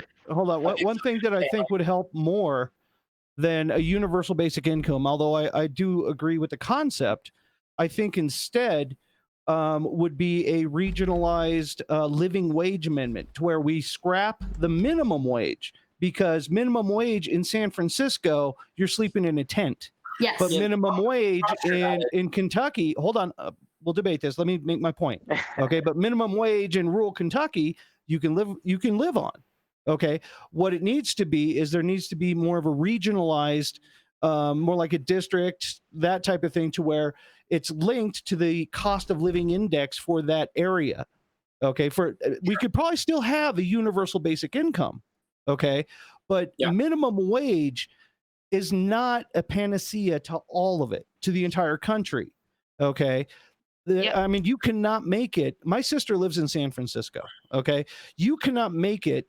If you're making minimum wage in San Francisco, you're sleeping in a damn that's one of the most tent. expensive areas in California, is San Francisco, if not the country. Regardless. I mean, like, seriously, that's like wherever. legit is one of the most expensive. We got a super chat real quick. Unfinished Journey. So what's everybody drinking? Chocolate milk and discount Bailey's here. That sounds actually pretty good. I got to slow down on the cognac. Oh, nice. My whole point is that the minimum wage laws, I mean, we're talking Great Depression era, the New Deal, when that was brought in, and well, before that a little bit, but can I ask a question real quick? But before that, let me finish my point real quick. Okay.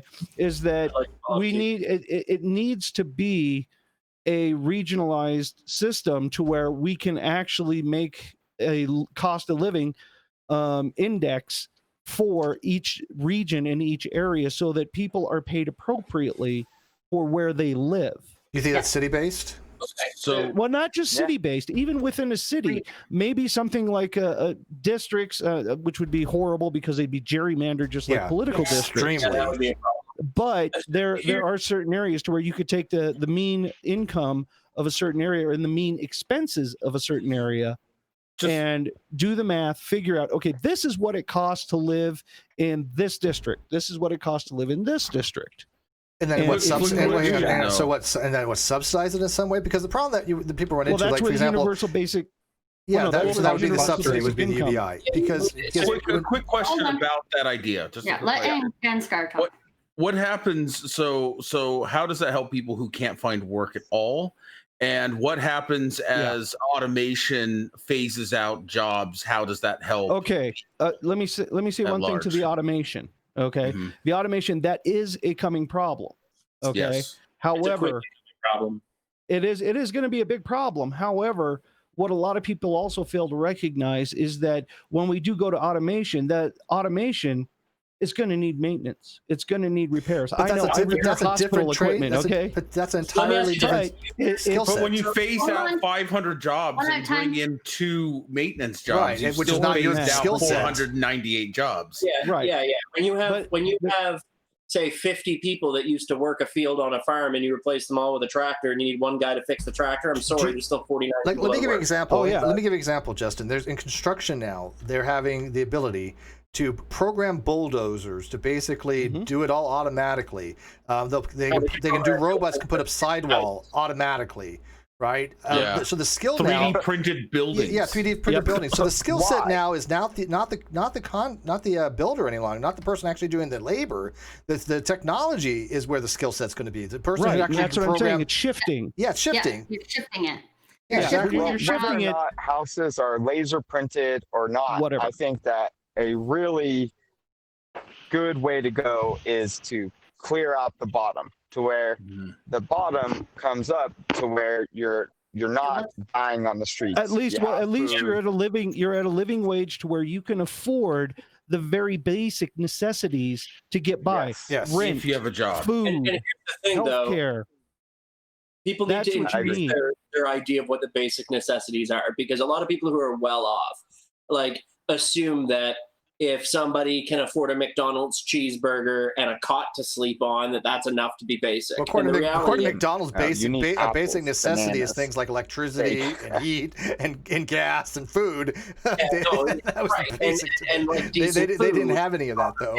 And a whole bunch of other things that absolutely, if people have access to those things, the wealth of the society increases, because like as people move out of poverty in general, there's a converse reaction where crime rates are going to go down, mental health incomes are going to increase, the medical system is going to become less costly because people will tend overall health will go up.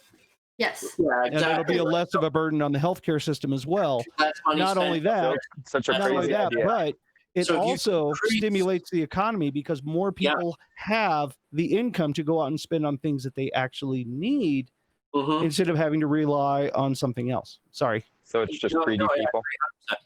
But yeah, raising the minimum wage to a living wage, I think it's important in the sense people should get paid fairly for the work they do. Exactly. But it doesn't address all of the issues. It doesn't address the people who are unable to work, that have all sorts of strings attached to the very little income they receive. It doesn't address the people who lose work in future situations due to automation or due to changes in industry. Because that's another thing too. Maybe the industry changes and a whole bunch of new jobs are made. That doesn't mean that the people who lost their jobs are going to know how to do those jobs. That's what I was going to say. I said qualifications is a huge issue. When we were making transitions from coal-based to these other industries, if they would have taken the workforce and put them into the education and get them educated on some of the new technologies and the new tech that's out there, then they would have been able to shift that workforce into whatever that new technology is. And the problem is they didn't. They just laid off. Right. That was the point that I was trying to get across with the automation and everything, is that, okay, we have all these people that are out of work. Let's get them retrained, okay, and let's get them these job skills. A similar thing was done with the New Deal, okay, because there were a lot of agrarian farmers that lost everything in the Dust Bowl. They were taken to places like Boulder Dam, Hoover Dam, and they were taught construction skills the Civilian Conservation Corps. There's also they were just as much job training as they were work for people. It wasn't a handout or anything like that. It was, okay, well, you're no longer a farmer. You're going to have to find a new field of work. You are going to have to go into construction or something like, or manufacturing. And they did that, and that would help lift a lot of people out of poverty. The problem with give them the ability to build their own mini houses. Exactly. You know, create mini house communities. Yep. I don't know. Carpentry skills. But let's I do want to kind of skewer it back a little bit, because I know that there are lots of people out there, and most likely they are not going to be watching this stream, but maybe somebody who's watching this who might be able to help might be. But there are a lot of people out there that do need help. There are organizations like modestneeds.org that they give small grants to people, anybody. It doesn't matter what you make, who you are, anybody can apply for these small grants, and they give it to you. You apply for it, and it's basically like crowdfunding for but for these grant applications. And there's also micro funding too for people who have small businesses, to where they're charitable organizations, and they give out micro funding. Sometimes it's $200, $300, $400, $500. That's microloan. But we need to talk about microloans. And but some of them, they're even forgivable. They'll say, okay, you turned it into something, you can prove it. Okay, we'll forgive it. Or it's no interest or low interest. But we need to talk about reducing that stigma that is related to asking for help, because I know a lot of people, they don't like talking about. Even Manya was apologizing, saying, "Don't judge me," about the thing. Asking for help is not don't think that you are below, or that you're a failure, or that you're unable to do things, because our system is set up against you and against so many people. And so we really do need to address that stigma of asking for help. People are not trying to abuse the system. They just need a little bit of extra help. That's another I can tell you really quick that a few people in this room know how much hell that I got when I needed help. Yeah. You know. Oh God. That was fucking ugly. That was brutal. Yeah. There's definitely a stigma for asking for help. But not to get in the details on that, but look at the players involved in that horse shit. Yeah, no, that's fair. But anyways, hey, I didn't see Gary pop in. Hey, Gary. I didn't see. Hey, how you doing? I didn't see a slide in the back there. Not as dirty as it sounds. Sorry. I just want to say hello. Gary's been to my house. We've actually been out in town. Yeah. And next summer I'll come visit you again. Awesome. Yeah. I've already planned it out. He was after my first Route 66 tour. I already planned it out. Cool. To what you were saying earlier, Gary. The other side, because while I agree in the short term that what you're saying about fixing the minimum wage, making a living, all that's important, right?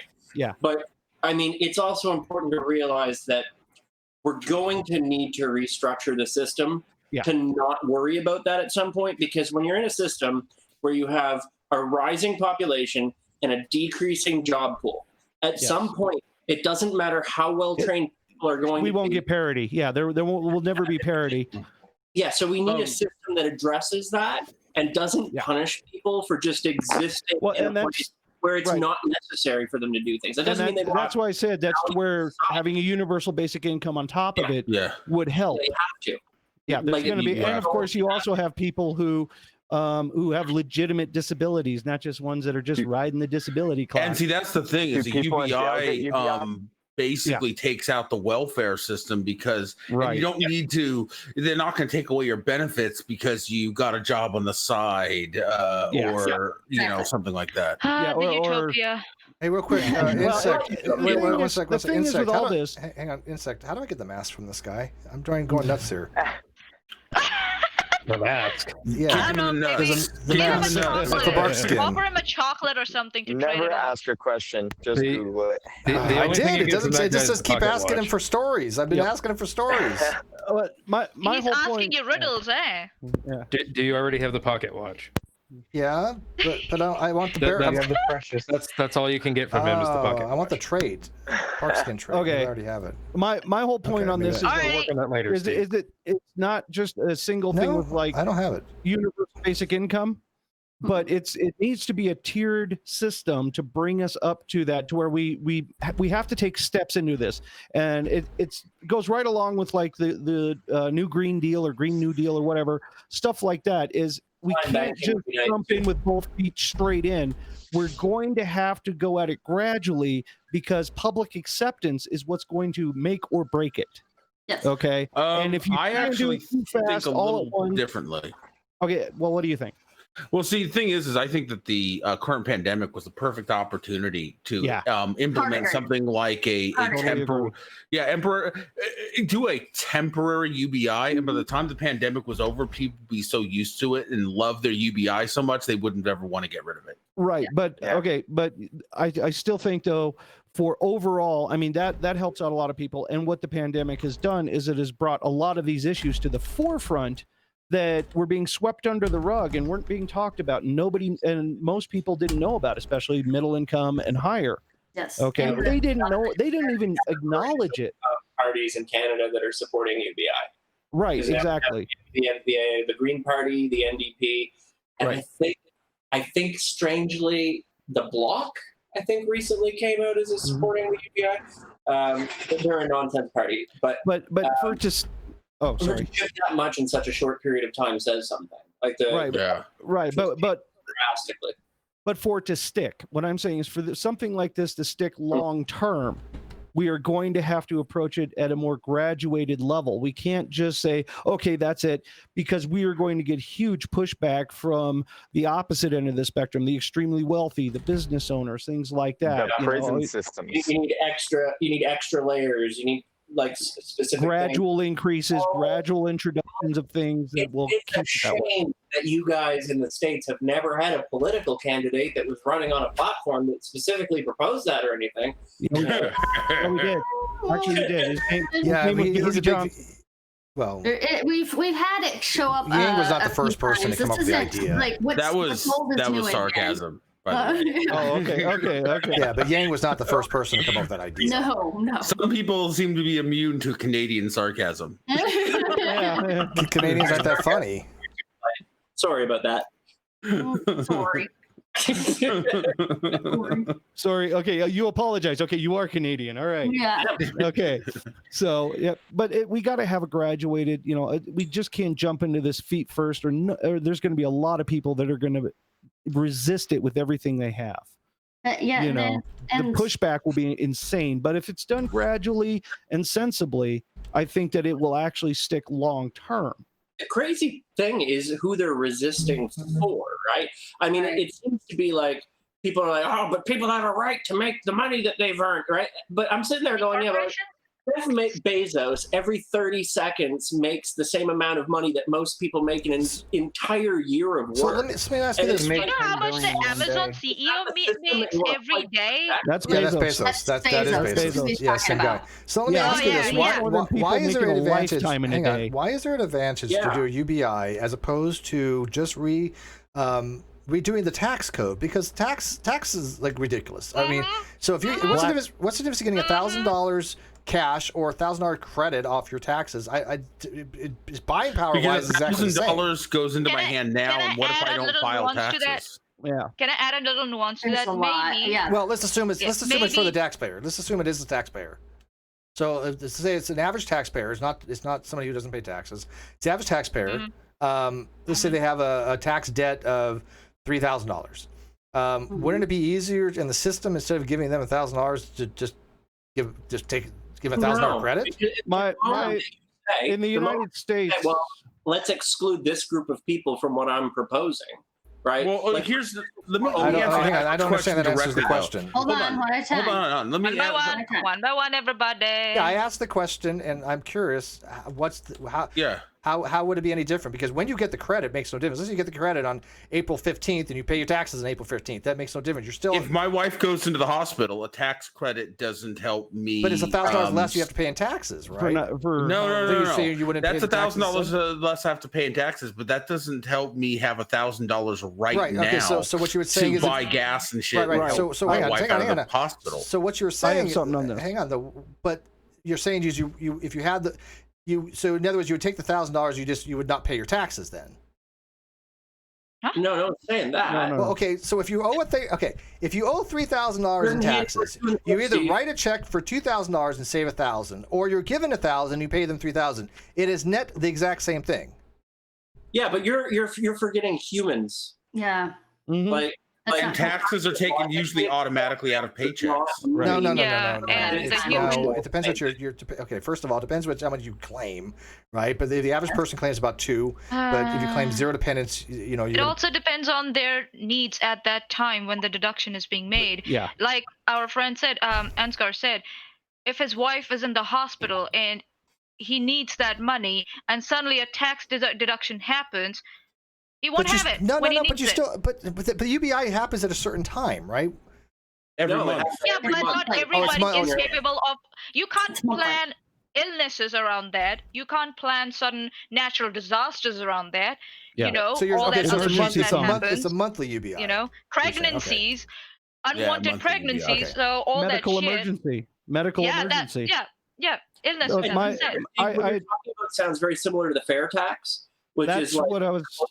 It's closer to UBI than a lot of other models, and it would be a beneficial model. To be fair, it would. I think it would be an improvement. I don't know why this whole conversation is overwhelming me so much. You should watch the stream we did on UBI. It was actually. I need more wine. Where's my wine? I learned a ton about what UBI is and how it works and everything. I would seriously suggest watching our. Do you think a lot of people don't want a stream. UBI because they've been brainwashed to think that socialized stuff is bad? It's socialism. It's bad. Well, I mean, because we already have socialized roads, socialized. It's my money. VA socialized. A lot of things are socialized. Hold on. I have a God-given right to be way wealthier than everybody else. No, I'm serious. Do you think there's a stigma with that word socialized? Can I add a nuance to the taxing things that taxing the upper 1%, like whatever they have the most for? Maybe okay. So that's a very good point, but obviously then people come and say, well, that's my hard-earned money, why shouldn't I be able to hoard it? Maybe it should depend on that. If you're hoarding money and your money still, it's not circulating into the economy in some way, like, or in some number of years, maybe then you're like, okay, now you're hoarding money, now you need to start paying taxes on that money.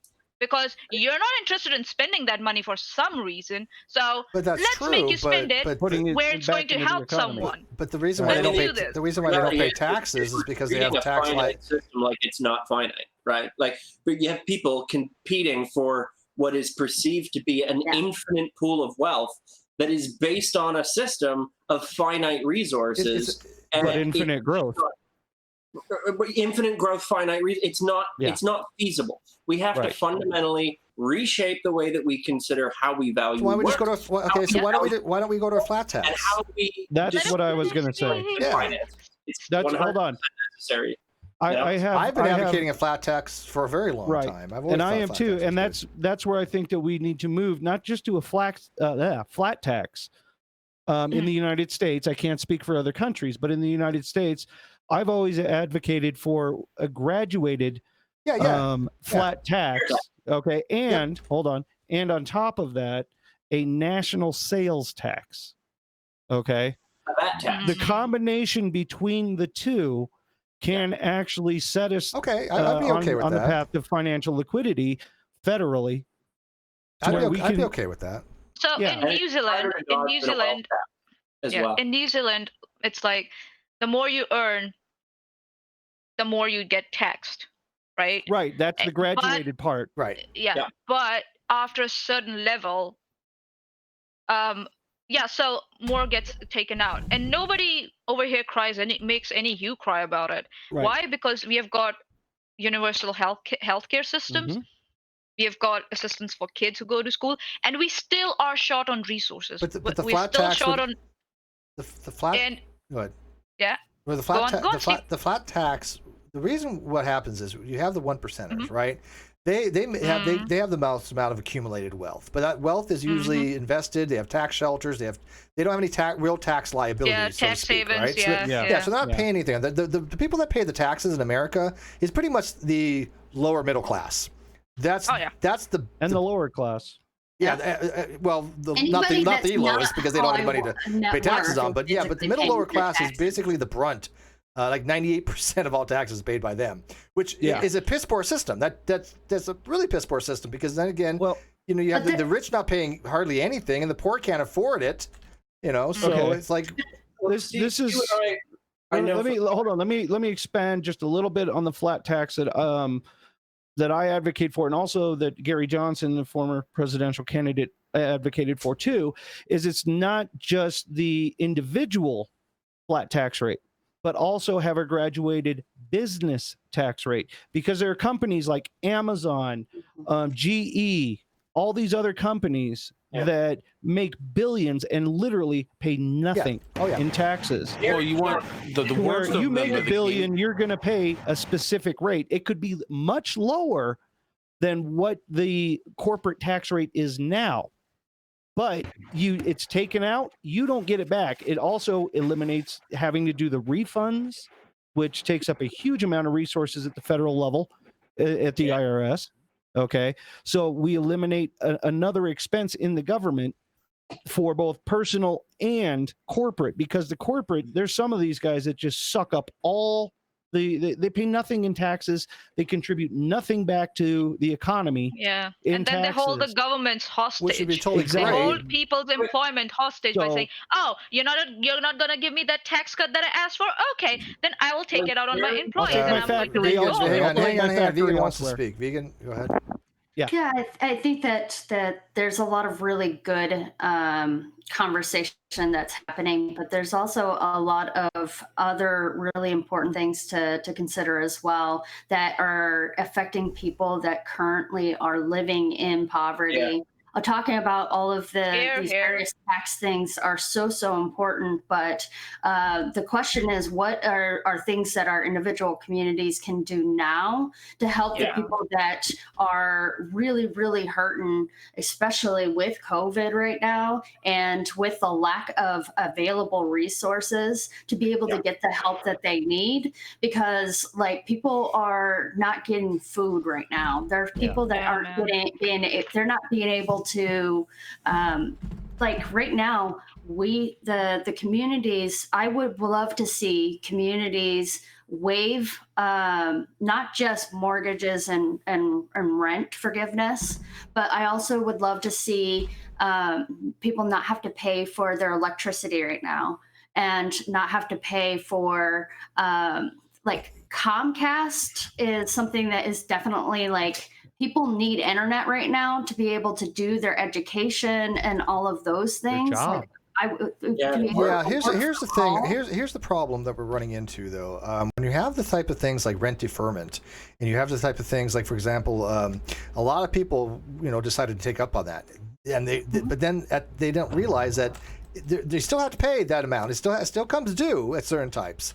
And now you have a bunch of people that are facing eviction because, and by the way, in foreclosures, like my landlord, we're moving. People know that he's selling the house, but before he was like, well, I just like not pay mortgages for like a couple months. I'm like, that's a horrible idea. He's like, well, just come out of the loan. I'm like, no, that's a really bad idea. You just don't want to do that kind of stuff. So all these things sound great, to say, oh look, let's give them, deferred rent and because of COVID and stuff like that. But I don't know how much it really helps, because in long term, it seems to have hurt a lot of people. Well, that's because it's not proper forgiveness of that debt. It's not proper forgiveness, correct? You need to pay it later. I think that they should be saying, "Hey, you don't need to pay it." But you can't. Well, but here's the thing: you can't forgive personal debt. I mean, for example, if you owe money to somebody, the government can't do that. Government can't say, "Look." The government can do a lot of things. I don't think they can do debt forgiveness. They maybe say, "Look, the small things here and there," but when it comes down to it, we all agree that it's a system against us. Yes. Like everyone agrees that poverty is seeking us out like crazy. And I mean, I could tell you a million stories in my life that I got so lucky that I had a community to help me out. But like, I got into a car wreck about 10 years ago. Wasn't my fault. Well, ended up being, because my tires were partially deflated. But I ran this car pretty bad, and it totaled it. And it was a nice car, so they charged me $10,000. What? Wow. And yeah. So who What can pay $10,000? Right.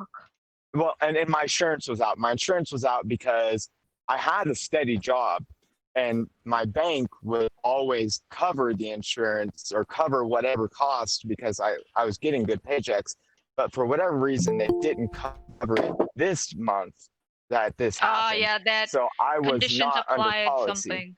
Yeah. Well, and insurance doesn't always help. Like my car got wrecked while parked by somebody who was texting and driving. And how long ago was that, David? Do you remember? It was like almost a year ago. And it was about a year. Yeah, about a year ago. I still have not received the payout for that. Yeah, it's really difficult on Oh, some types of insurance. When you fucked your car. Yeah. But you get in this spot, and the spot where I was in, to where I couldn't afford $10,000, and I was a young kid, so I swept it under the carpet, and I just kept moving. I had to drive. Yeah. I had to get to And work. then one time you so get I pulled over, drove. you get nailed for a hell of a ticket. Well, And I you get got your car pulled over impounded. quite a few times, and I ended up in jail. And he, who shall not be named, has already spoken about how the jail system really keeps you. And that's you in another, and yeah, keeps you that's another perpetuated. aspect. Huge aspect of It's not about it's reformation. It's about keeping you away from the society, however long. I guess.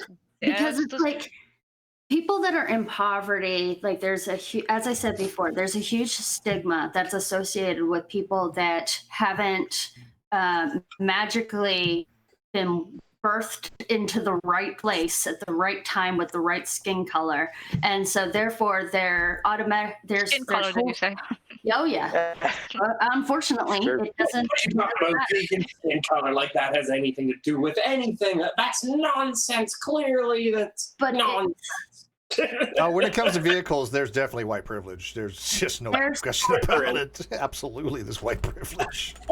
And it's weird to watch you guys from Canada. It's weird to watch the States right now. In America, it's horrible. I will tell you, I guarantee a black man driving a nice car is going to be 1,000 times more likely to get pulled over and asked the third degree than some. No, you got to do all the things. You got to put like your army stickers on there. I support the local police. Like do all that shit so they don't pull you over, man. I love Jesus.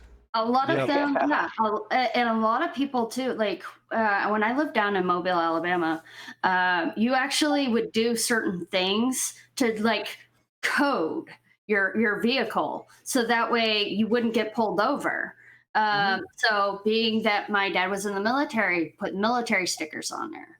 And then that way you knew that your ass wasn't going to get pulled over. Somebody else, though, that was driving my same vehicle that looked exactly like me in the wrong neighborhood would still get pulled over. But if you do certain things, you can hopefully, not get pulled over. And that's $100 ticket. And people can't afford $100 ticket when they're just trying to, buy. And also the municipalities make money off that stuff. It's a racket. I mean, I don't know if you guys ever heard of in California here, it's actually a comical thing. There's a place not too far from Las Vegas. There's a couple cities up there, near Needles and Barstow and stuff like that, where they're all speed traps.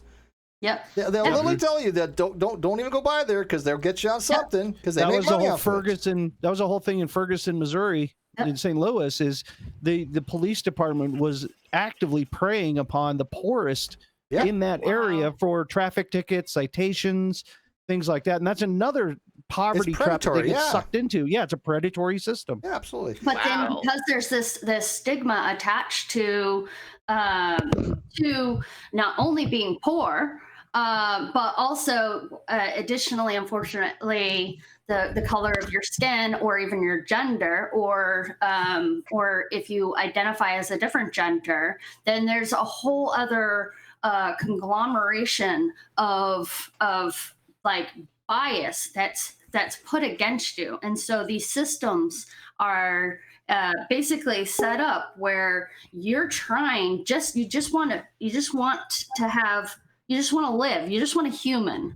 You want to be able to go and do the things that everybody wants to do.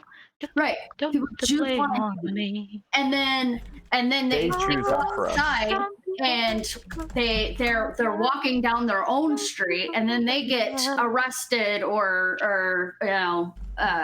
harassed because they just happen to be walking down the street, and now you're in the wrong part of town, in the part of town that you live in. Let me tell you something. In south side of Chicago, Chicagoland area. Let me tell you, in Southern California, buy $10,000 couches and then like give them to our family for free. Like, why was the couch $10,000 in the first place? Jesus, that's what I don't understand. Like, well, that's because it had a fancy pattern on it, designed by a really famous designer, and you should pay way more money. Louis Vuitton. It was a Louis Vuitton couch.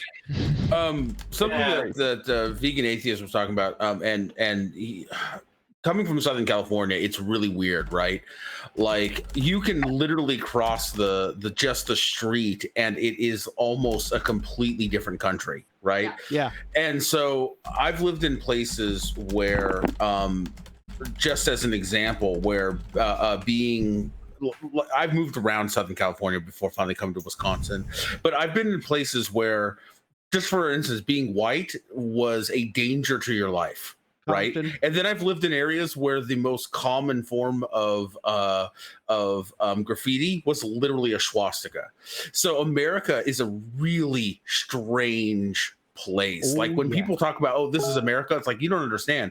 You can be what feels like a completely different world just crossing a street. This is America. We're 50 different little countries. Only in America. Yeah, every state's a different country, right? Oh, and we have somebody new who just popped in. Can we just say hello? Hey, Leo. Hello. Hey, Leopolis. Hello. And before we move on to what, Deep, I forget your name. What was your name again? Hi, Leo. Justin. How's it going, Landon? So I just wanted to say we do a little show, me and David, and we actually have several shows planned, but we would love to really dive into what you're working on. If you want to come on and talk about it, we would love. I'm not even kidding you. This is. I said I have backlogs and backlogs of interviews, but this was one of the best interviews ever. Like, so many different, so many different aspects. And I promise you, like, if you keep watching, there are people with way different viewpoints. And it's they're not all completely wrong. Everybody has their own nuance. And I've said before, I think truth is relative. Life is what we make it. But I do think that the bottom should be cut out. I think that we should raise everybody up. There's no reason for the top to be so high. Steve, can I ask you a favor, please? I got you. Okay. I'll mute. Sorry. I have a link that I want to post in the chat. It's just a song. Can you help me with that, please? You don't have mods? I don't. Oh, I give you mods on the other channel, didn't I? That's okay, though. You can just post it for me, please. No, just say something and so I give you mods. I know that me and Steve were both brought up with a particular saying, which is rising tide raises all ships. Exactly. And here's the problem. It's great to have that philosophy, but we don't live in a system that's structured to actually have that happen. We live in a system where that's why we need to change it. Raise up really high and they go, I have enough money to dam off the water and have it only raise my ship. And if you can't afford the water, then fuck you. Like, that's the system. And then, like, if you really want to rise with me, you're gonna have to buy a fucking ticket, you poor motherfucker. You're right. No, you're right. That's why it needs to be changed from the bottom up. I completely agree. Yeah. I never go around telling people that I have the solution. I always tell people that I'm not even political about it. I want to know, I want people to be able to get it off their chest. like we all have done tonight, a lot of us have had very passionate things to say, you know? And I have a few questions that I'll ask, like the first one always being, what is poverty? What do you define as poverty? But I don't know, just depending on where it goes, what they're thinking about. I've had people talk about, like, I'm not even kidding you. I have had people talking about killing off the bottom row of people because, and it's not even that this person is a violent person. He doesn't have any like violent tendencies toward anybody, but he just is nihilistic. Well, it sounds more like it's called utilitarianism. Basically, Spock's the needs of the many outweigh the needs of the few kind of approach, which doesn't really work like that. But the peasants are revolting. Yeah, you're telling me they stink. Yeah, more the few that we are focusing on. I think if you have a society that a society is basically predicated, the good of the society is basically how they treat the least of members in that society. And so if you call off the bottom part, that's not ethical. It's just not an ethical behavior, even though utilitarian wise, then yes, there's an argument you had there. There's utility, but there's more to ethics than just utilitarianism. Correct. Well, I mean, it's weird because like looking at the States, there's sort of the attitude of American exceptionalism, like we are the best country. And it seems sufficient to who have that perspective. I understand it was obviously there's a big old asterisk there now. Conditions apply. Have you seen Trump lately? Yeah, no, I understand. Some assembly required. I wish was also paired with, hey, you can be the best country if that's what you are. I would argue you're not right now, but I would argue we never were. I would argue we never were either. Better country, right? How can we be a better country? Are you satisfied with this level of greatness that you keep? Wealthy country necessarily, right? That's my thing. My thing is looking at what are the solutions that we can develop that's going to help these individual communities, because obviously we all know that these communities are hurting, and I don't care what community it is, every single one of these communities are hurting and need help. But then you have people coming from outside these communities not listening to these communities when they're saying we need this. They're not listening to that. They're trying to implement what they think is best for that community, but they're not coming from that community. They don't know what's best for that community. If you're poor, you're just lazy. Work harder. Yeah. Why don't you just work 2 jobs instead of 1? Why don't you just take on another job, like a 3rd job instead of 2? Shut up and fill the hole filler. Your brain explodes. Like someone in the chat handle it. asked, "Hey Steve, our tax is atheist." Yes, That's funny. That's funny. Steve, that joke was your fault for sure. He's quiet. That was me, by the way. First silence of the night. Right. I can feel the evil eyes upon me. They're only 95% atheist. Not 95%.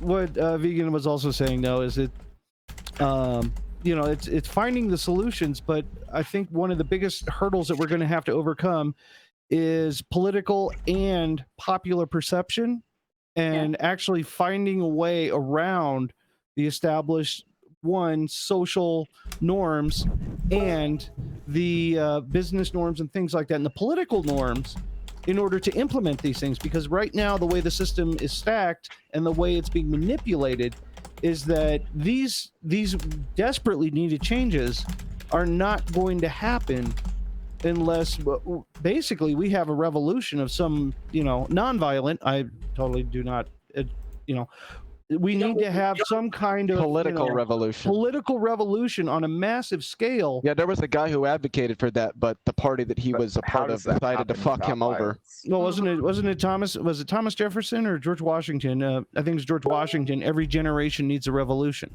Mm-hmm. Yeah. And I think that's what he meant, is that we need to. Right. What? I think you need an evolution. The revolution leads to evolution.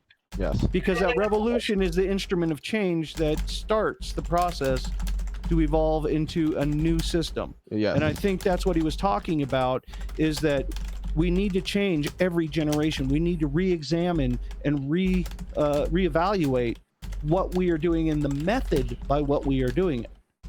And obviously the system right now, it started good, but we've stuck with a system that has been mired in complacency for so long that we are no longer innovating and changing in a way that is necessary for us to actually progress as a society. What's an interesting evidence of that is the fact that when people propose new ideas, even now, the tendency seems to be that people want to pigeonhole whatever that new idea is and fit it into one of the old ideas. It's socialist. Yeah, you're a socialist, you're a communist, you're this. And exactly. And it entirely ignores the fact that we're not living in the same times that communism. Look at what happened with Yang, though. He brought up an old idea and got laughed at. He literally got smirks from the other people. I mean, it's just people are so used to, and this happens in so many different ways in our social constructs that we have created, that even if you go into a business and you have an idea of change that might help the business, and if you try to implement those changes, there are still going to be people who are going to automatically be like, no, this is the way it's always been. It's tradition, it's culture, it's way we've always done it. And so when you start to try to introduce these new things, it's automatically going to have this blockade up, even if that new idea is going to be something that is beneficial. And then once you implement it, there's always going to be like that people like, I like the old way better. I want to do the old way, but the old way wasn't working. And that's then complacent. Everything my kids do is ridiculous. I'm not changes, and then that's the new norm. I hate it when the old way is working and they change it, like Twitter, Facebook, YouTube, Google News. Well, yeah. I mean, it does happen, but more often than not, you see people come in and try to implement these new ideas that are going to be beneficial, that are outside of the norm, and they don't get a chance because it's automatically roadblocked. Yeah, people aren't comfortable with change. Yeah, It's scary. Yeah, it's called traditionalism. Most conservatives are traditionalists. Striving for it, right? Like change should be the thing that people go, how do we change to be better? Yeah, but the problem is most changes are not for the better. Usually the changes are better for a specific group of people that you're not part of.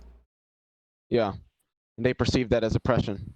That you have the in group, the out group. There's, we've fallen into a false dichotomy, both politically and socially. And there's, people will summarily reject a new idea just because it is antithetical to their own personal views. And trying to get past that blockade, the way people are thinking about something, that's one of the biggest hurdles, both politically and socially. Yeah. 100%. And that's the hard part. That's really the most difficult part, is changing public perception and trying to get people to resist rhetoric. This rhetoric that we have and the propaganda has really, really sunk in with a lot of people. And, there's a lot of confirmation bias out there that just people get stuck into. They get mired into. Everything is so politicized these days. Well, that's part of it, but it's not just politicized. It's become part of a social dynamic. Yeah. Well, no, it's part of a social dynamic. Okay. Social norms and mores have changed into this false dichotomy. And independent thought and critical thought, it's no longer being taught or encouraged. It's discouraged. You have to be part of this one group or the other. Especially on social media, where most of our interactions like these are happening. It's like, what are your labels? Oh, well, discounted because you have the wrong ones. Exactly. Yeah. Right. Exactly. Right. And then they try to pigeonhole into, you try to find a label in order to have certain conversations, but most people don't. Like, most people's positions are so nuanced that those labels aren't exactly right. They don't fit. But they're trying to, so that way they can figure out how can we come together so that way we can all move this pathway forward and continue to have conversations. Because if we can't even agree and understand whatever that abstract concept is, you're not going to have a pathway forward, because you're going to start getting kickback over what something means. Well, it's just not that, but it's just this either or false dichotomy, black or white. It's one thing or the other, and people are no longer able to find that nuanced position or that center position. And what has happened because of that, there are people that do, but they're the exception that proves the rule. But what it has done, and this is what I think is the most important, is that the rhetoric and the hyperbole and everything have stifled debate. They have stopped people from having conversations about it and coming to a mutual position that they can both agree on, or a compromise. It's my way or that's it. And I think that what is compromise really is missing in a lot of conversations nowadays. It has to be like, I'm going to prove you wrong. I know I'm right. And it's not always that way. And it can't always be that way because especially when you're talking about possible solutions, it's not necessarily like what is going to be the,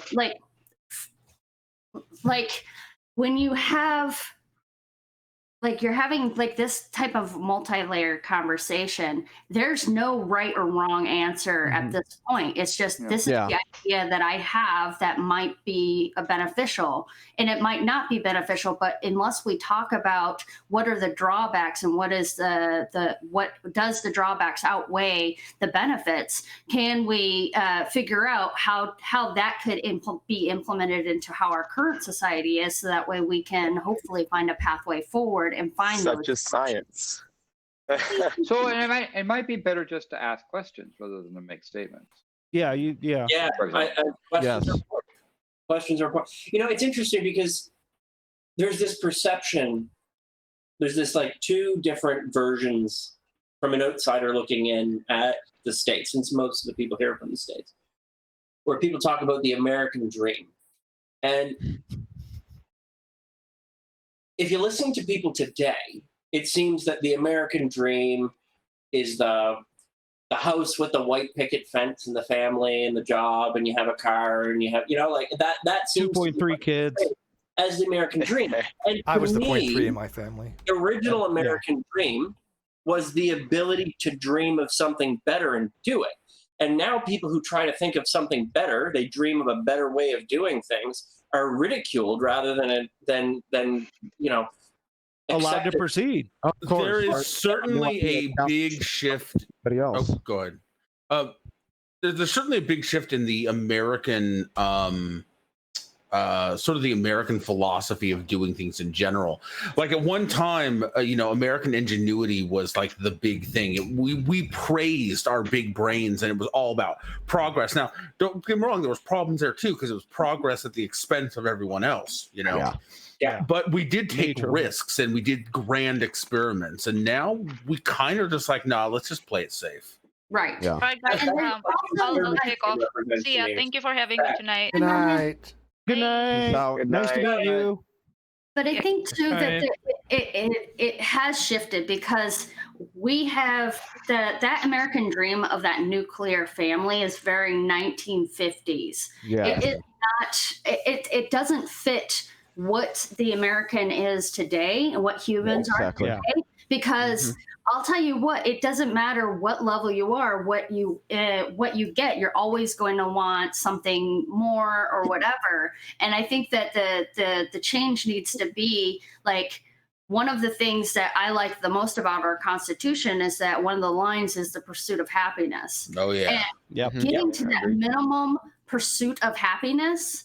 We're survivors. Our species are survivors, and we can survive and try to find the good in every single place, no matter where we are on the scale. And as long as we're able to find that happiness and to pursue that happiness and not get into each other's way, because we think that people need to fit into these little itty bitty live and let live, individual liberty, do what they want to do. Yeah. Liberty, individual autonomy, and liberty is one of the most important things, because you know what, the nuclear family might be good for Joe Schmo whoever, but it's not going to fit me. It's not going to fit so many other people. It wasn't. If you don't have a pursuit of liberty and happiness and equal everything, then you wouldn't have a situation where prostitution is only legal in like one state. Right? You know what I mean? Like, people can't do what they want to do to get ahead. And oftentimes, when they do what they feel they need to do to get ahead, they're ridiculed for doing it and criminalized for doing it because you're not doing it the way that's acceptable to whoever the fuck has the influence at the given moment. And let me just add to that: respect sex workers and pay for your porn. Damn it. Thank you. Absolutely. Pay your artists, whoever the artist is. Absolutely. Yeah, no. Yep. Their art and pay for kitties. Photographer, your graphic artist. Landon's doing the OnlyFans, he said before we went on air. And if you're a YouTuber and you tell the artist that I will pay you an exposure, fuck you. So what does it take to be considered an actual YouTuber? Yeah. What? I said, what does it take to actually be considered a YouTuber? Not much. Anybody who posts a YouTube video? I don't know.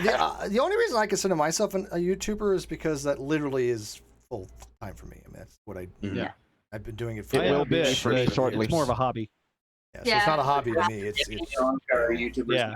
Well, I do it for my business. You were one that I wanted to address because actually I plan on having an interview with somebody that has made it through the system, and it is because, like you always say, he lives very meagerly, and he's a surgeon. Frugal. Frugal. Not cheap. Yeah, he's a surgeon. I'm Scottish. It's frugal. Saves lives, and then he goes home and plays Call of Duty. And he doesn't eat expensive meals. He takes his grandchildren out every once in a while because he believes that experiences are worth more than money. I am the same way. I spend money on experiences. Like like you people know, I went to Dallas with Swede and LA with her and those things are, and fine dining. Like I don't really have to have like fine dining, but a nice sit down just to have a nice meal. I'm cool with those things because those are experiential. I don't really have much in the way of like all my shit's all boxed up. I got like 3 things that are not boxed up that my landlord wanted to do done tonight, but that's not going to happen. But yeah, I mean, it's just I don't really, materialistic things don't really mean much a hell of a lot to me. So, and I think people are realizing that, like, especially with what's going on with COVID, that they're realizing that a lot of times people think that they have an idea of what they want, but then when they're on the path of trying to get there, they get so tunnel vision on what they think the goal is. Oh my God, yes, dude. I was putting in 40+ hours a week, own my own house. I was dying. Like, I mean, I was swimming, and I couldn't even. I didn't have barely money for anything. I was making decent money, but it was very, very expensive. And I don't know. When I moved and I left everything behind, I mean, literally the people that moved in bulldozed the shit out of there. They're like, just leave it in the garage with you want, and we'll throw it away. It was my entire life in that garage. Like I didn't hardly take anything with me when I left, and I didn't even think twice much about it. I mean, it just, I took sentimental stuff, but properties. I had a nice gun case. Didn't even sell that. Just gave it to them. Yeah. I'd like to know what like I don't know if people could just go through it or one at a time or whatever. But what would be your idea, like your personal American dream? You know what I mean? Like, what would be your stability, man? Stability. Knowing that I can set my kids up with a good education or whatever it is that's in the future, to where they have stability, man. Like, and then everything else just give back. That's all I want. I was gonna say marrying a more centrist version of Alyssa Milano, but that'd be really awesome. But Isn't Alyssa Milano a centrist already, though? No, she's about as liberal as you get nowadays. She is not on the left. I'm sorry. She is on the left. Are you Alyssa kidding me? Milano left. She left. But see, the Democratic Party is not left to me at all. They've moved more to the center. I agree with you there. I don't think that they were ever on the left. No. I don't know what the Democratic Party is other than a I don't think fucking the mess. Democratic Party. I knows agree. Just what like Joe Biden is not on the left, Hillary Clinton was not on the left. These are center/center-right politicians, as is the party. And I think it's the same with Alyssa Milano. I think she's liberal, but not progressive, and I do think that there is a distinction between those two. Yeah, I would agree. Yeah. Well, the whole political spectrum has shifted more towards the conservative side over the past 30 years. The whole thing, because what it meant, what it meant 50 years ago was something completely different. Yeah. And that's another thing people don't see. Well, that's why they call it. That's why they call it. Even in the right, they call it. Reagan type. Reagan type. Republicans. Yeah. Oh, the Reagan Republic. Yeah. Trickle down economics. Yeah, somebody's pissing on my head. See, my idea of like an American dream is I just want to be able to have, like not starve and have food that is enjoyable to eat, have enough money in my pocket that I know that a random emergency isn't going to put me on the street, and I just want to sit around and make art. Like that's all. That's awesome. Dude, too. Like, look, like this game is free. I didn't pay a dime for it. I've got 3-4 days of quality fuckery out of it, where I don't have to like think of all the bullshit that's going on.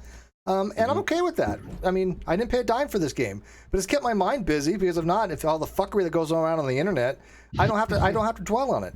Right? I let other people do that shit because I have known my whole life that I wanted to be artistic. But I got thrown into the workforce at a very young age. And if it wasn't for my wife taking over the financials and being the breadwinner and giving me the ability to stay at home, like I would never have. My wife did the same thing, man. I hear you. Yeah. Totally hear you. She saved my artistic soul for sure. Yeah, 100%. I think I agree. I agree. My utopian view, I guess, would be that I want more people to have the ability to be able to human, and so that's all I want to do is work to. I want to work to make it so that people can go out, do what they want to do, and be able to create not just art, but look into the education, look up to the stars. I want people to be able to get curious about the world that we're living in and pursue that curiosity. Yeah, because they can't do that right now because they're worried about whether or not they're going to eat. And I really want more. Or what happens if they get sick. Right. Or their one missed paycheck from going into bankruptcy or something along those lines. You can't, I mean, we are amazing creatures. As I said before, we're survivors and we fight and we are clawing and we're trying so hard to just survive. But if we were able to make it so that people didn't have to worry about those things, I would love to see what humans could create and innovate and learn about the world around us if they didn't have to worry about that. I think it starts about the community, or starts with the community, because whenever I stepped out of my good paying job, we haven't had a paycheck yet. Okay. And I also lost my health benefits, and I recently found out that they didn't even fire me. They filed me for a FMLA leave. So yeah, dude. Oh my God. Is that legal? I don't know. I don't think that's legal. I could be wrong. Paperwork today. Well, it depends. Was it a union job? Because you might. The thing is, like, see, my wife worked for the union when she had her heart problem. She was only allowed so many FMLA days. Yeah. Period. End of story. Right. That's true.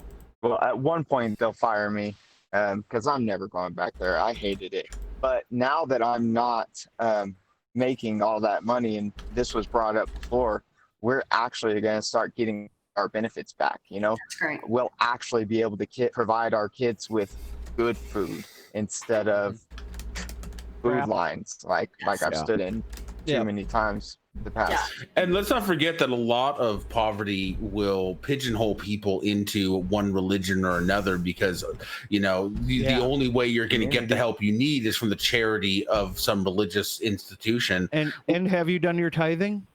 Yeah, exactly. Remember, if you pay your tithing, God will make sure that you're provided for. So that 10% that that you don't have, give it to the church, because And then of course And by they the way, don't have. I can tell you right now, I know from people from experience that would continue to tithe, and their financial situation did not get any better. It got substantially worse. Yeah, I know people that are like that right now.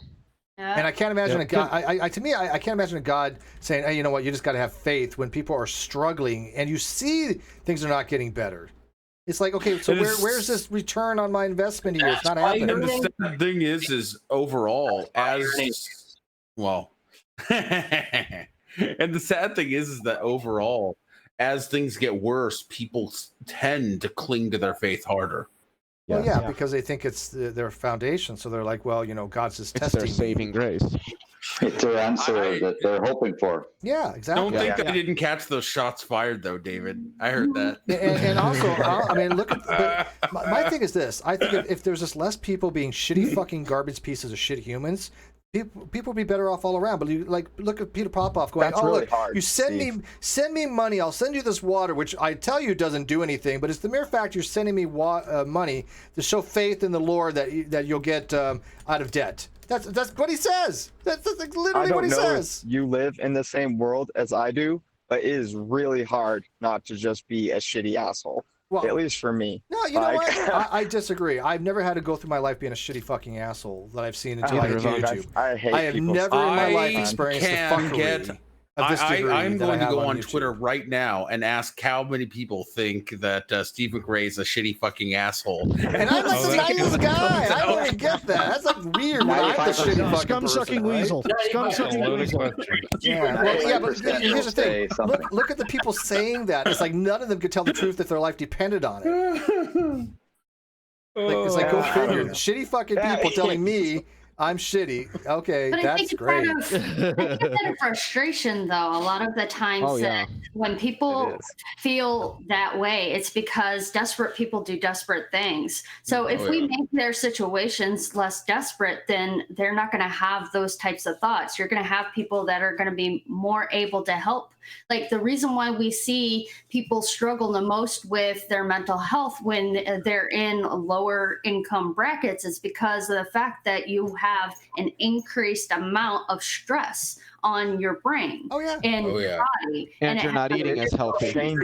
And you're often exposed to more dangerous working conditions. And numerous things. Feeds on it, and and you're less likely to seek help for medical conditions. Exactly. And or if you're male, none of us like going to the doctor. Or you just can't, or you can afford it.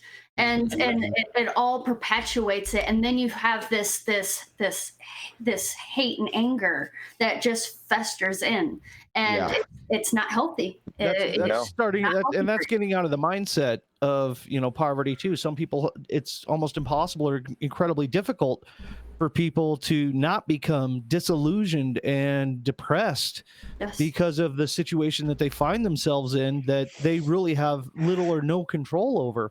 Absolutely. Which makes it even more depressing, right? Because when you realize that you have no control over it. It becomes a self-defeating proposition. It becomes self-defeating, and trying to get people out of that is also, that's part of the psychology of this too. There's a big aspect of, humans, trying to get people to think, hey, there is a chance, I think that also speaks back to what Ansgar was saying or asked was what the American dream is.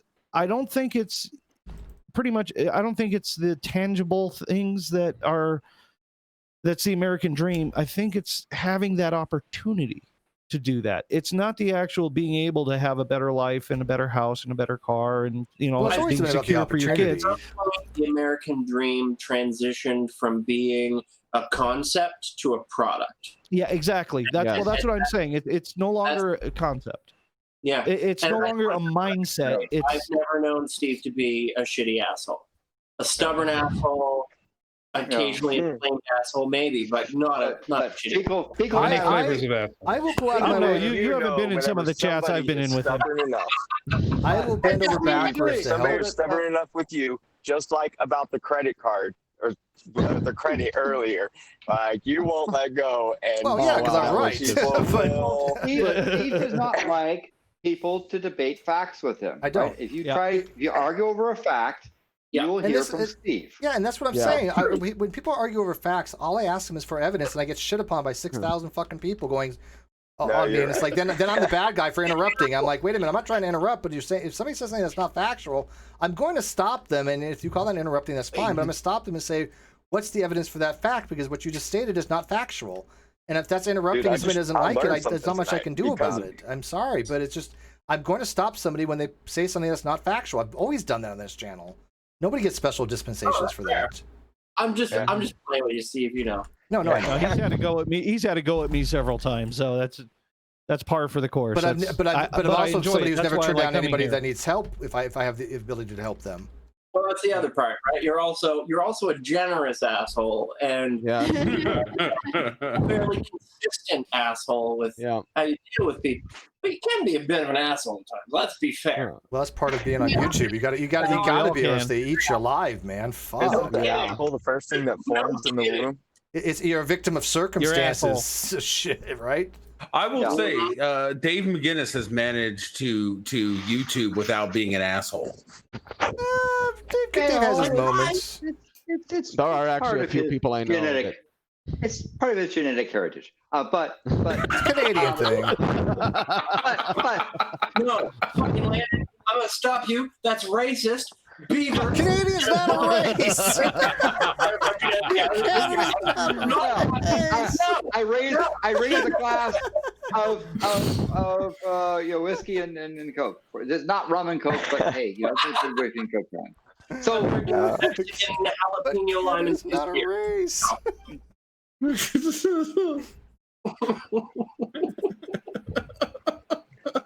The Canadian is a noble race. We're a noble people, once proud. Yeah, but just say which Canadian and who's more Canadian than who. I didn't even know Canada existed. Part human, part moose. Beaver. But they are a really pleasant neighbor to the north, and I wish we treated them better because they're nice. For starters, don't re-elect Trump. That would be a good way.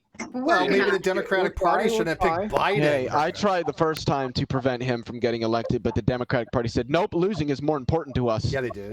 Oh, let's go with Hillary. Oh, that's a good decision. Yeah, they're good at snatching defeat from the jaws of victory. Yeah.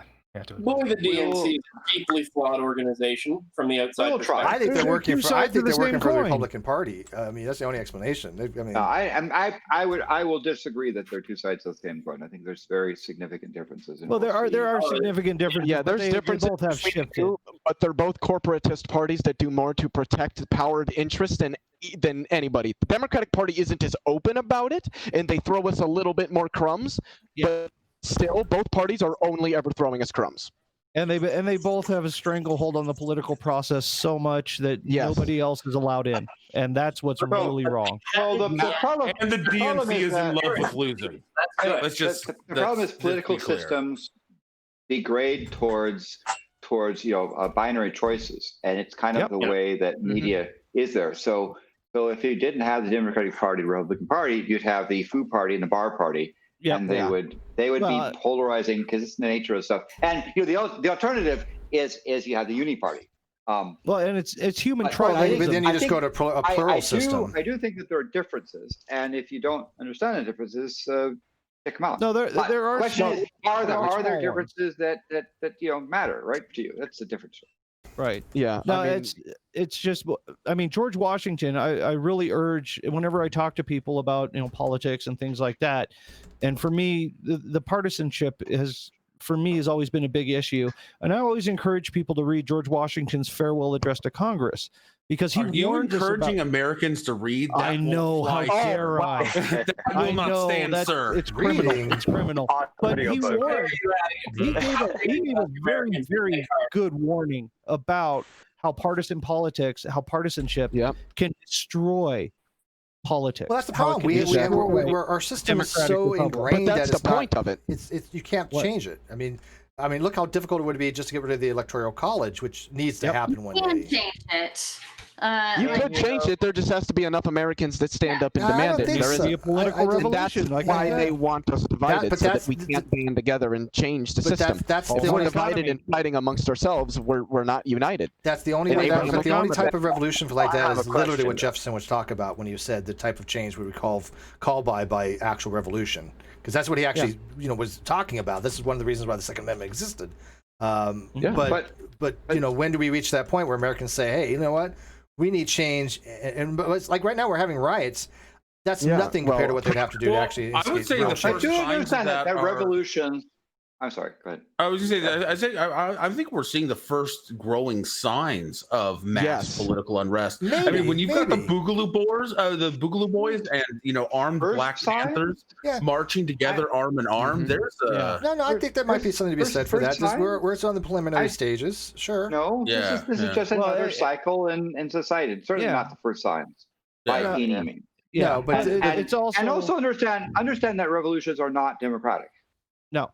They're not popular. I mean, the American Revolution was not a democratic process. No, it wasn't popular. You're exactly right. Most people opposed a revolution. They didn't want it. One of the things I keep asking is people, and I'm struggling with this too. Like, on one hand, I abhor violence and I don't want to see violent protests and violent revolution. But on the other hand, I have to ask myself, and I've been asking people, what makes, for instance, the current civil unrest any different than the Founding Fathers? And we celebrate that. I think and that is a good point. The civil unrest is probably occurring at the lower strata where the Founding Fathers were the elite. Yep.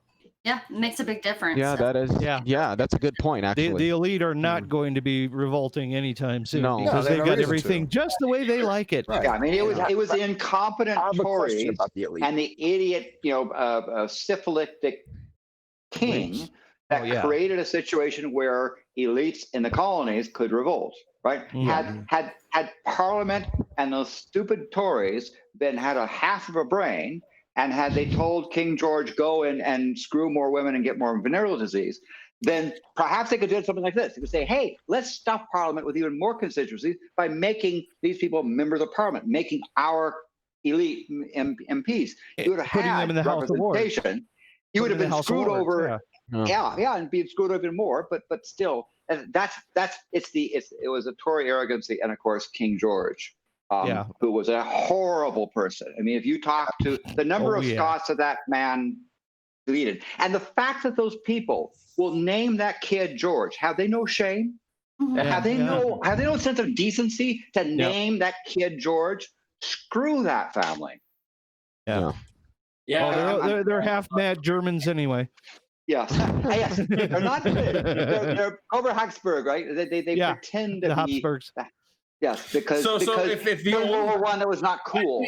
Why do we find the need to celebrate people who found themselves in positions of power but did a shit job at it just because they happen to be in positions of power? That goes back to that American exceptionalism, and I call it Americanism, and it's this idea that America. To be an American citizen, you've got to over glorify the United States of America. Like, to be honest, the vast majority, not all of them, but the vast majority of the founding fathers, albeit having done some good things, weren't really the best of men. I mean, George Washington was very violent. He murdered like 100 and something, and I have the book that I can literally pull off my shelf and show you guys where I read this, where he murdered like 150 something of his own soldiers in front of the rest of the platoon to show what happens if you try to leave. Most of the people that fought in the Revolutionary War were forced into fighting for it. They would literally trick foreigners who couldn't read or speak English into signing contracts to serve. I mean, these men were not necessarily the best of men, but that's not to take away from some things that they did that were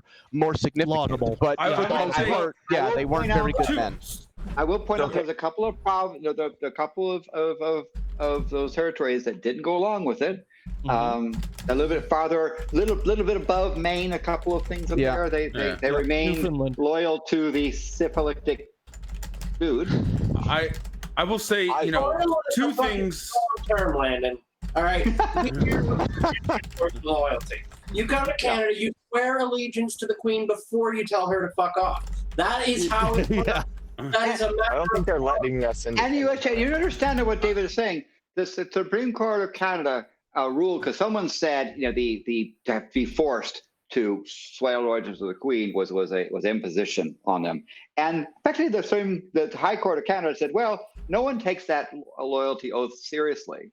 So you can just, literally, they said you can go ahead and swear it because it doesn't really mean anything. It's just tradition, and move on. Yeah. So a couple things. One is I think every nation requires, and it's unfortunate, requires a founding myth, right? Like every nation has a founding myth, and that is just every empire. Yeah, it's just United it's gonna States was happen. founded by God Himself. Yeah, but the thing is like when people first started talking about the statues, it's vandalism and things like that. One of the things I really stopped to think about is. It really struck me is like it shows what our nation values. Like, why is it that we have so many fucking statues to warlords and war heroes and almost no statues to scientists and engineers and people who advanced the human condition? Yeah, you know what I mean? There is a thing, particularly in the Confederacy, where they resisted the notion that they were defeated. And the Confederacy were traitors and that they lost. And so there's a big methodology of basically saying, we were tricked into, Robert E. was tricked into giving the sword to Grant, otherwise all these people are glorious, right? There is a methodology that's put forward by those Confederate statues. You could, their history. And it's not just American statues were put up in the 1920s and 30s. Yes, exactly. Yeah, they were put up much later.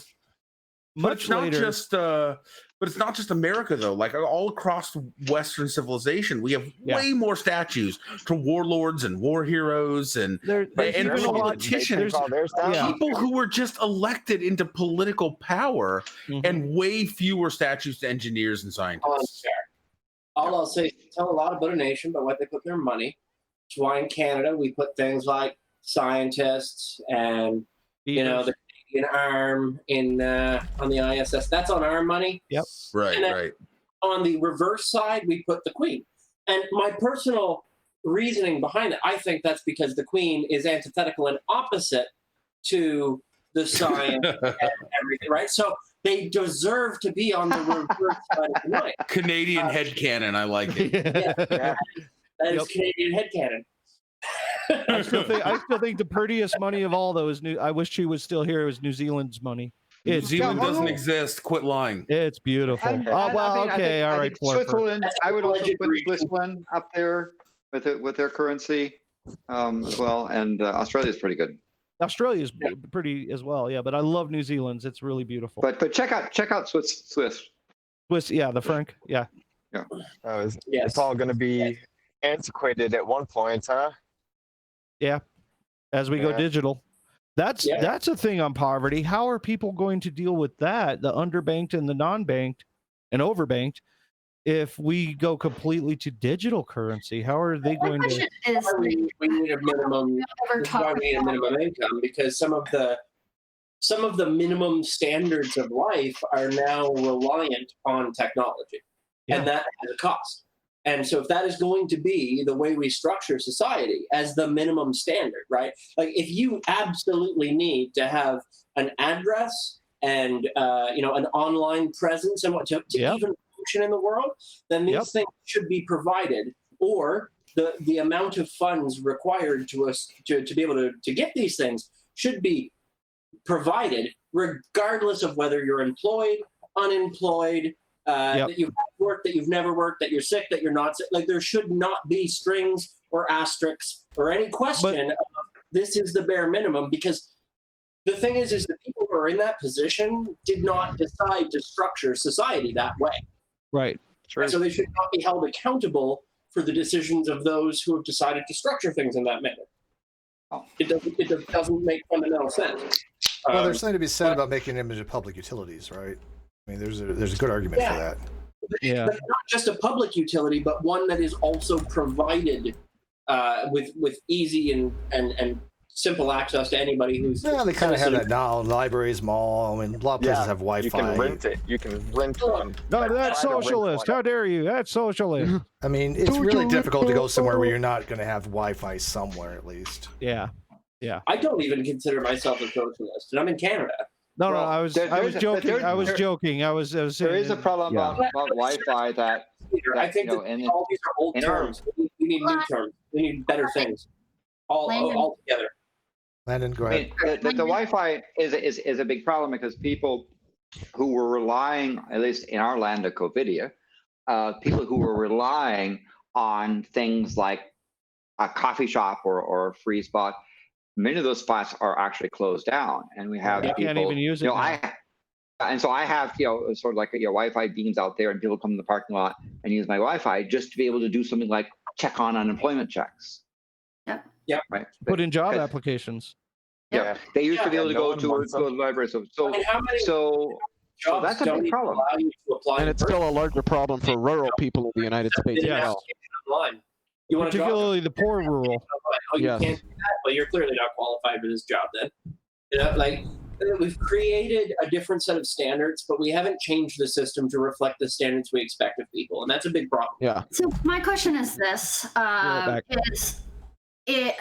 come we're talking about? Obviously, we have what our current system is, but how come we're not talking about other types of economies and whether or not it would be feasible to switch to these other types of economies, so that way we would be able to maybe have a different set of circumstances? I was kind of going to ask something along that line, but it was more at like Cthulhu 2020. The one I always like to use is if you had the key to the amusement park and you could ride all the rides whenever you wanted, is that going to be better than getting to go every once in a while? The majority of people, I think, throughout history have been where we are, fighting to be alive, and the elite few have been up top. Now I haven't been up there, so maybe it wasn't better for great. Cartman, and he bought an entire amusement park. So now, Cartman Land. In the vast majority of human history, people fought to be alive within a system that if they didn't fight to be alive, they'd definitely be dead, right? Like they were fighting cheetahs and jaguars and fucking diseases and ignorance. And today we're fighting ourselves. Right. Like there's more than enough for most people to get by and survive and have a reasonable expectation of living without having some kind of hyper socialist communist situation where nobody ever has more than anybody else. Like, I'm not advocating for that. People who do more, maybe they should get more to some extent. But at the same time, I don't think there's got to be a limit.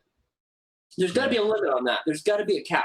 I don't think that regardless of how many people Jeff Bezos employs or how many people use Amazon, that it makes sense. And I'm not talking about rights. I'm not talking about any of that. I think it just doesn't make sense that in every 30 seconds, he makes more than any one of us, including Landon, who probably doesn't make nothing. He makes more in every 30 seconds than most people do in a year. That doesn't make sense. That's a stupid system. And so by that regard, we're still fighting against our own ignorance. Correct. And that's my point.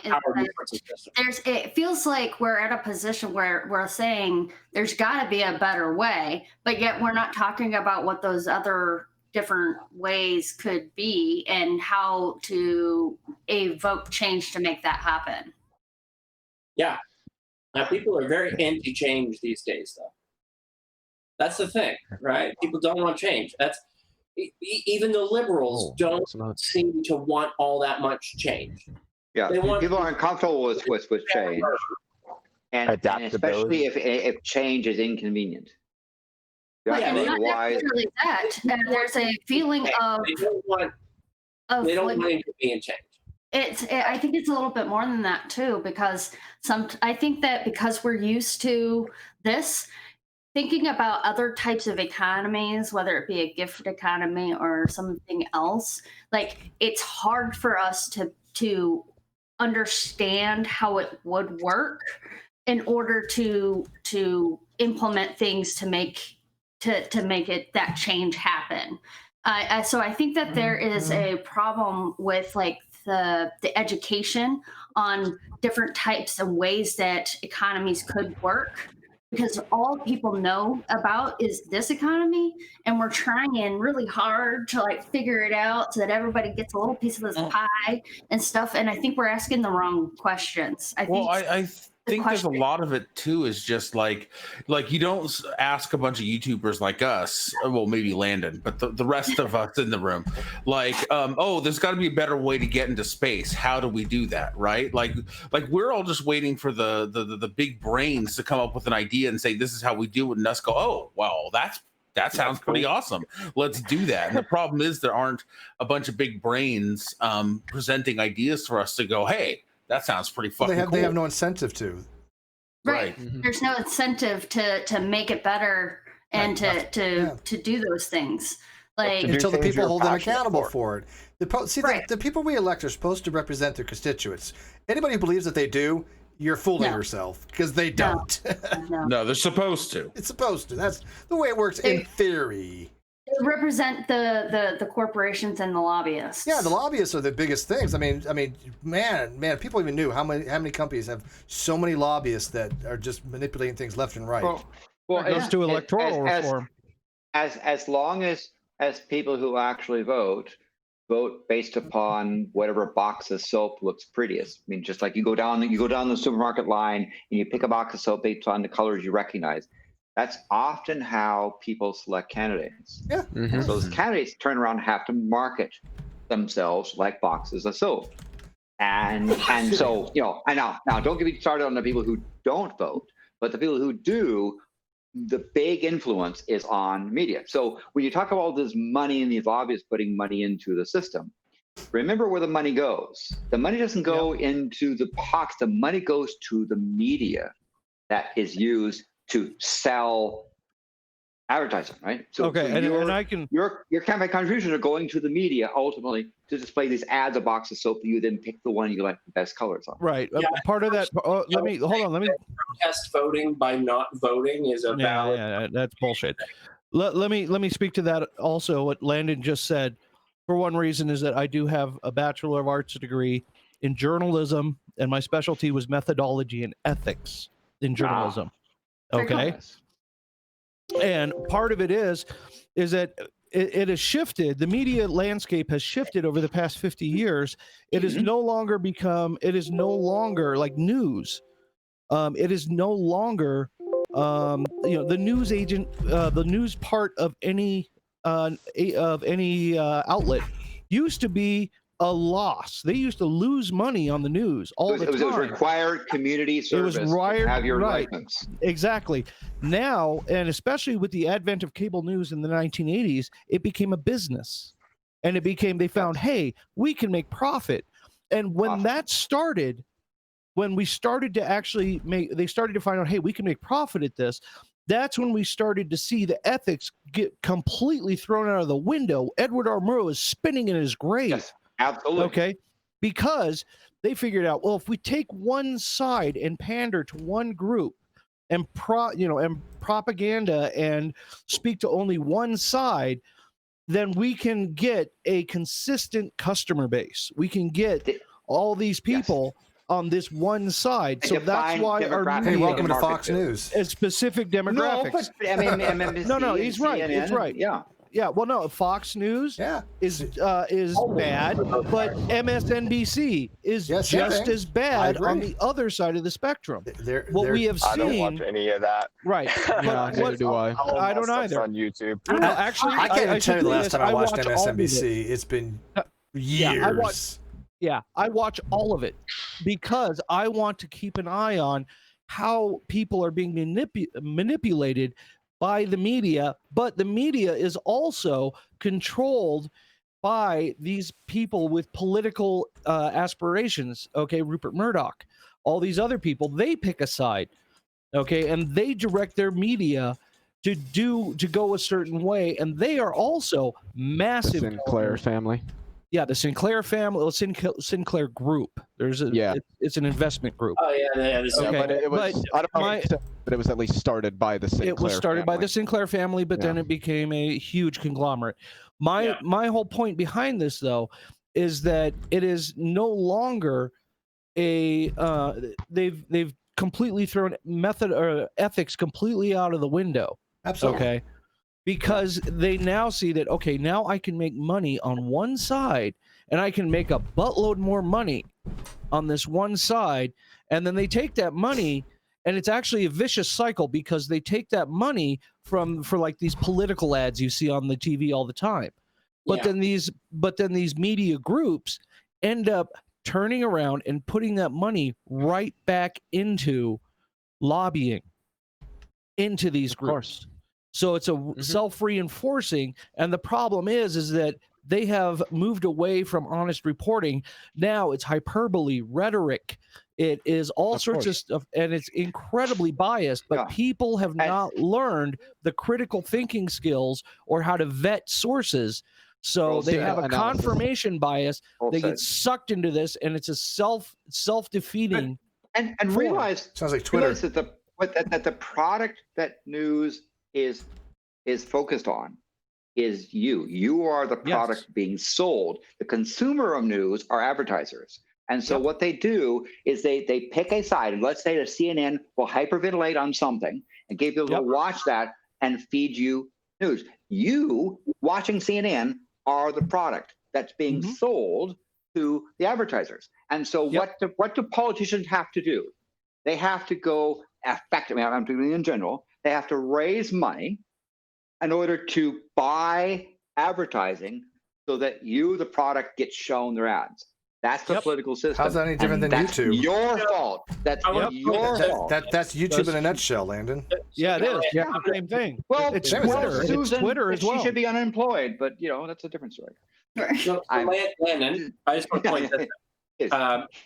So me and Ansgar sometimes disagree about this point. I'm not worried about disagreeing with Ansgar. Nobody can disagree with Ansgar. Stop that crazy talk. How dare you? Stop it. We both do 95%. So are you high? That's a rhetorical question, Dave. So we have a little disagreement, and that is, I don't think not voting is a valid form of protest against not agreeing with what you have to vote for. Okay. And the reason is because you become indistinguishable from the people who just don't give a shit about voting. I have a cure for that. I have a cure for that. You might like this. My cure. Libertarianism, because that's no. Fuck that. No. They're assholes too. No. My cure. Hold on. My cure is actually pretty simple. For every elected office on the ballot, there should be the candidates, but there should also be a no confidence vote. To where you don't like any of the candidates.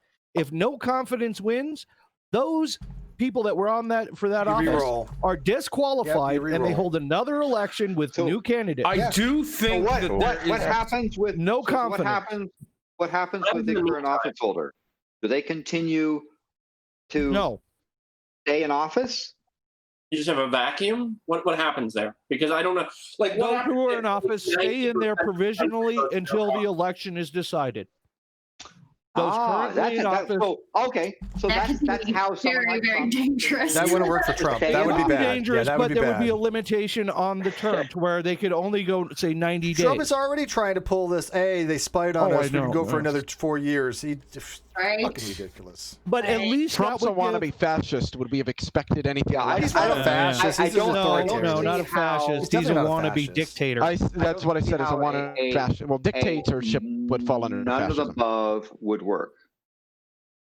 He's just I think a no confidence could work. I think it could work. We could have. But tell me, so your governor gets a no confidence vote, right? And the governor and whoever's running against the challenger. Who continues as governor? There's a time limit for 90 days until that next election is held. If no confidence wins again, then the office is basically put on hold until there is an outcome. Oh, that would. Yeah. Wow. Can I chime in here really quick? I like your idea, and I think that there's a better way of doing exactly what you said, and it's called ranked choice voting. Well, ranked choice. Yeah, I like the ranked choice. I like the ranked choice. It's really weird because there was this guy that was talking about UBI and time banking and ranked choice voting, and Asian and but we could have, yeah. I don't know. We could include, but we could include the no confidence in ranked choice. I think it would almost be superfluous at that point because somebody is going to select, they're going to rank the candidates. But the thing with choice voting that comes along with that is we've got to move away from more of a binary system. We've got to be able to incorporate other people. I believe personally in the complete abolishment of political parties, but that's just not only that. Here's the other thing. If you give people ranked choice voting, they will feel more comfortable voting because they will be able to prioritize the options available. Exactly. Right. You are basically saying, if you're not completely satisfied with the options presented, then you should vote for this. And if you give human beings the ability to say, I'm not completely satisfied, they will say it almost all of the time. And so it will create a huge problem. No politician is going to be perfect. Now, hold on. I have a big problem with something that you said to where the when you say abolish political parties, what do you mean exactly? I want to hear this. I mean that the structured political parties should not exist. Yeah. I disagree, What do you mean? but hold on, with a caveat. I don't understand that. So I don't disagree yet because I don't know what you mean. Right. Yeah, I don't understand. Yes, expand on that, please. Yeah. So, like parties like the Democratic Party, Republican Party are structured political parties. There's no problem if obviously people kind of divided themselves along certain ideological lines, but structuring those lines and organizing it into an actual formal political party, I don't think is conducive to Hear me out on this. I think that what political parties do is just give labels to slap on somebody else, and then that leads to the polarization that we see at all levels. Right, but I have something else that I think would work, and you guys can help me with this. Okay, I believe that as a condition of public service, because you are running for office in the public good or as a public position, okay, we have something in the Constitution that's is the freedom of association. You can associate with any group that you want. So that would be unconstitutional. However, I do believe that political parties can and should still exist. However, any candidate running for office may not have direct involvement with a candidate. They can still exist. They can still be there. They can endorse and advocate for candidates. But the candidate themselves must remain independent because they are there to represent all of the people, not just one political faction or another. These political organizations may still exist. They may still raise money for their own use to endorse this candidate, but they cannot have any direct dealings with the candidate itself. Not because, and the way you get around the freedom of association is that is a private matter. That is not a public matter. Hold on. Hold on. Landon is next because he was trying to talk, and then you guys were over talking him. So Landon. Sorry. Yeah. So I presume this notion of abolishing political parties was done in the U.S. context. It is fundamentally unconstitutional. To suggest so is, I think, a serious problem. Yeah. And so I hear these things where people sit there and make the stuff, and they'll say, "Oh, they're all the same, and there's no difference." Blah, blah, blah. When you come down to actually thinking about how it actually implements, you find that these kind of statements I find are, in my opinion, vacuous and not helpful. So you need to come up with some statements that actually accomplishes something. And maybe the way to do it is to think again about, okay, since political parties cannot be and should not be abolished, or you have to change the Constitution. Then what is it you really want to do? So I actually do have a go to the problem and address the problem rather than simply say don't have political parties. And I think the problem is political parties. No, I don't think so, because if you get rid of political parties, you're going to have more backwards. You're going to have religions fucking deciding the platform. That's the problem. Political parties become a dogmatic ideology, and it divides the political system. They're toxic. So eliminating political parties is not going to eliminate dogmatic ideology. It's going to make it more subversive, and that's a big problem. And that's why I think that they should still exist, but they cannot have a direct involvement. All right. Justin's next. Go for it. Justin's next.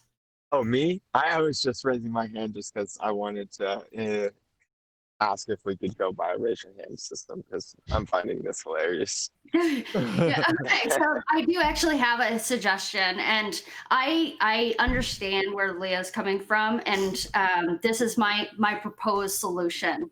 Is right now people go in and then they okay, I'm a Democrat, so I'm going to go with everybody that has a D next to them. I'm going to tick every box.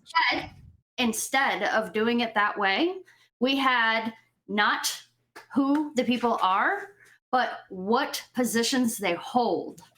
If people would see a piece of paper that had what the candidates are standing for, that would be an easier way for them to actually be educated enough to be able to make the decision of who to vote for. Okay, I think that would happen if you abolished political parties. Well, no, not abolish. Don't have the political parties there that divide them. Right. That's what I was saying about. It's about what is like the actual what issues.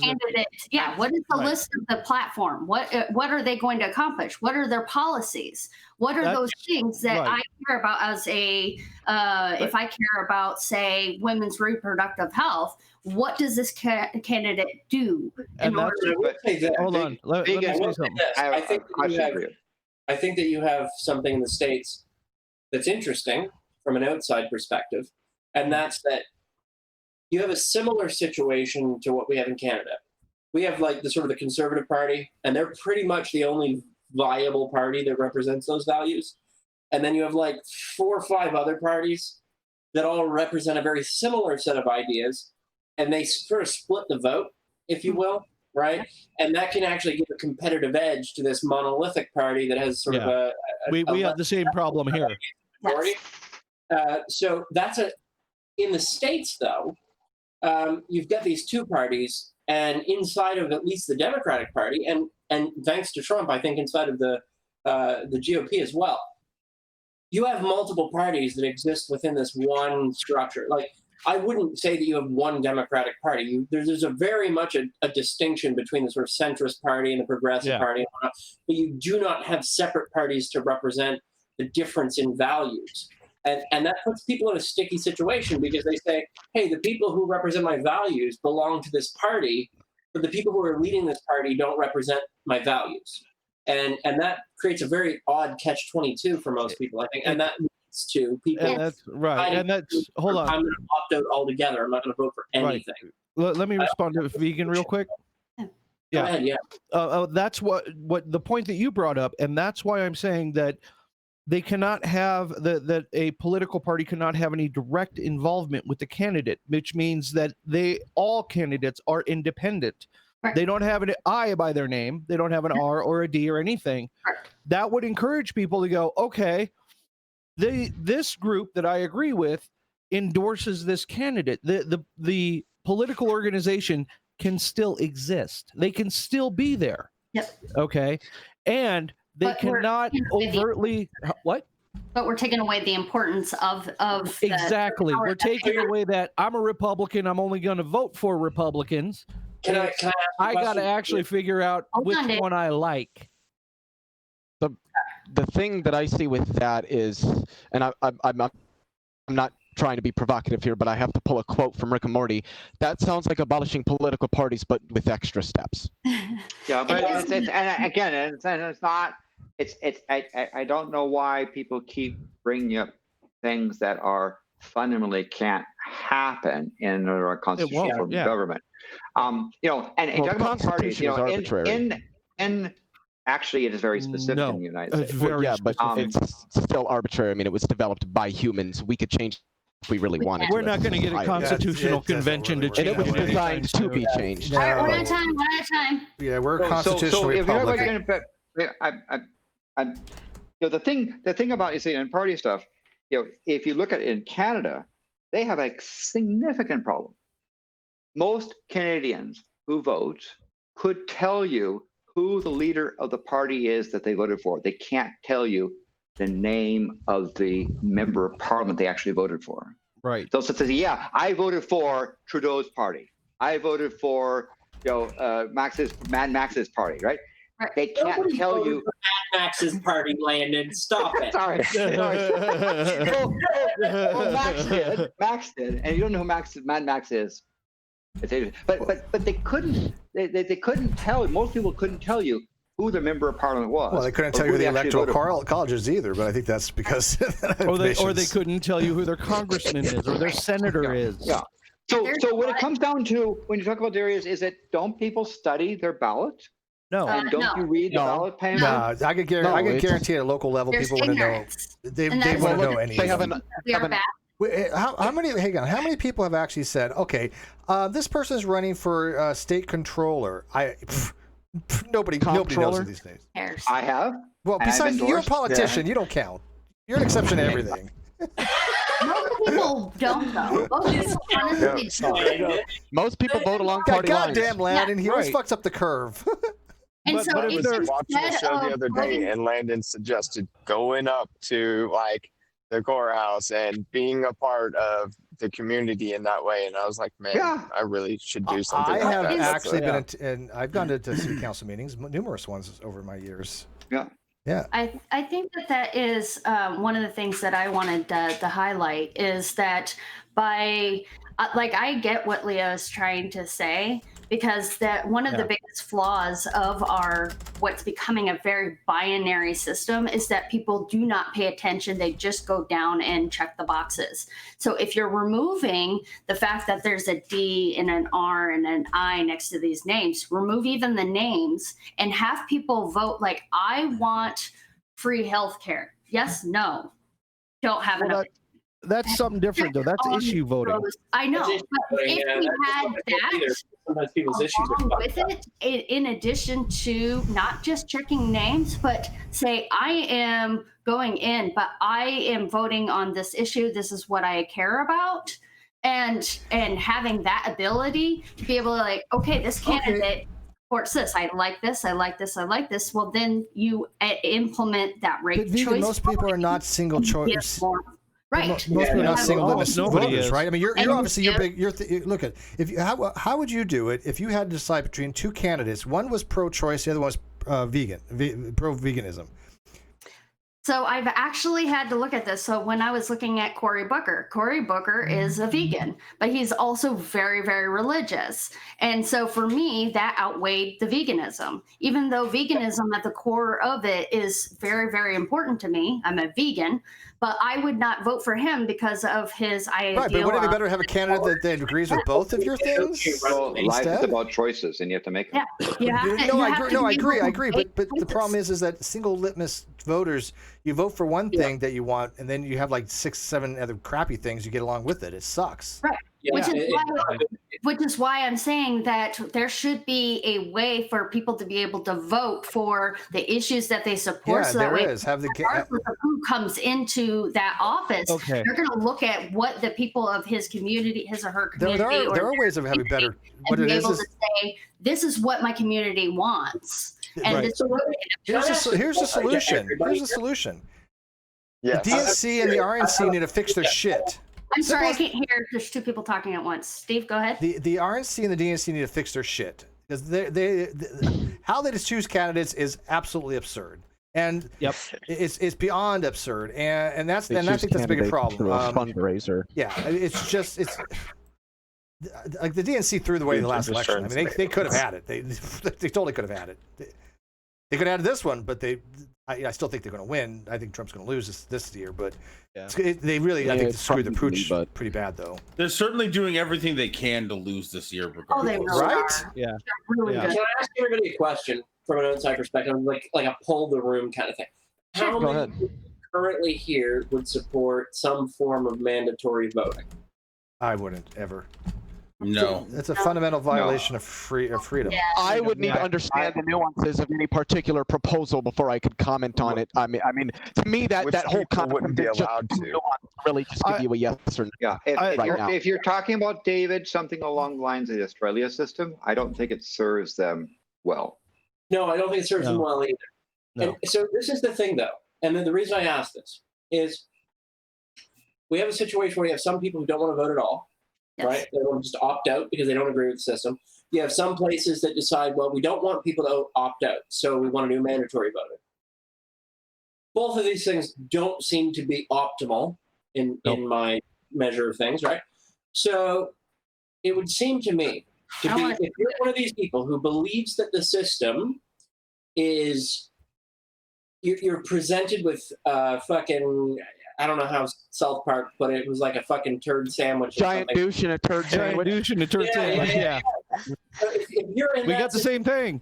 I like how we all know South Park references. That's Yeah. pretty cool. I live in South Park. Okay. If you Even find Landon, apparently. to me, it seems to be the case in fucking. It's because I was involved in the graphical making of it. Okay. See, of I course. on record and say I hate South Park, but I know the reference. Yeah. Oh, South Park is so funny. It's not funny. South Park is Yeah, life. Are you Book of kidding Mormon, me? do you Who hate says that? South Park isn't funny? You know what? South Park is so divisive. And the reason I'll South say Park's this is fucking divisive hilarious. is because right now I'm in a room where vegan's like, that's not funny. And the black guy's like, no, it's so funny. And I've had Fucking other hilarious. situations where I've black people like, South Park made me go through like bullying because of Token. And it's like, thing, right? Like, it's a funny situation. I but think that South Park as a, don't get me wrong, I would argue that South Park is better. It's still not fun. It's a oh my god. Funny. No, I mean, you might have a case where you say, hey, look, it's not as funny as the get why first three people don't seasons. find it funny. Hold on. episodes of South Park. I live Yeah. on I the want to same. digress into South Park debate for a second. I live on the same mountain. I live on this. Yeah, hang on. Quit blowing your mic. Leo, hang on. Stop. Leo, can you move your mic? Can you move your mic away from your mouth? It's making huge breath pop noises, and it's very hard to hear anybody. Leo? Is it What? Leo? Yes, Leo, his mic is popping, and it's Can making. you adjust your headset so move you're it away not from your popping? mouth because you got to pop. It's like breathy and poppy, and I can't hear a goddamn thing. Yep. Okay. Perfect. By Thank the you. way, I live on the same mountain that one of the creators of South Park grew up on. I literally live in South Park in in the exact same area he grew up in. Was it Matt Stone? South Park a reality. So like but here's the thing. When it comes to this idea of opting out of voting, what I think people should do is they should still consider voting a duty, even if both of the options are duty. To coin a phrase. But vote for who you think is less harmful in that situation. However, if you really think that it would make sense to not vote at all because both options are so poor, then if you care about your country enough to think that, then the moment you vote for the lesser of two evils, you should be supporting and campaigning and trying to make the candidates that you do believe are valid succeed the next time. Okay. I don't believe that your voting matters at all. Like, except for the fact that, because I mean, unless you're voting on issues that are in your neighborhood and stuff like that, yeah, your vote's going to matter. The only thing your vote matters in is history from now, whenever they're looking back and they're like, oh, look at this portion of people that were brave enough to say they wanted this, whenever they, statistically, they had all these other people just, I don't know. That's how I feel. Can I just ask one really quick question? If voting didn't matter. Leo, hold on. Prepper was first. In your name. Yes. Sorry. I do have something to say to David. Mandatory is not good. What I think would be no. Okay, well, whatever. Hold on. It just goes back to that issue. Okay. What I think instead, what would be more advantageous, and this is particularly to the poor, as we were saying about poverty, because there's a lot of people, they can't take time off of work to go vote.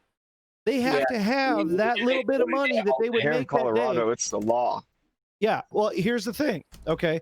I believe instead that there should be a national voting holiday, just like 4th of July or anything else, to where we have three, David, three or 4 days.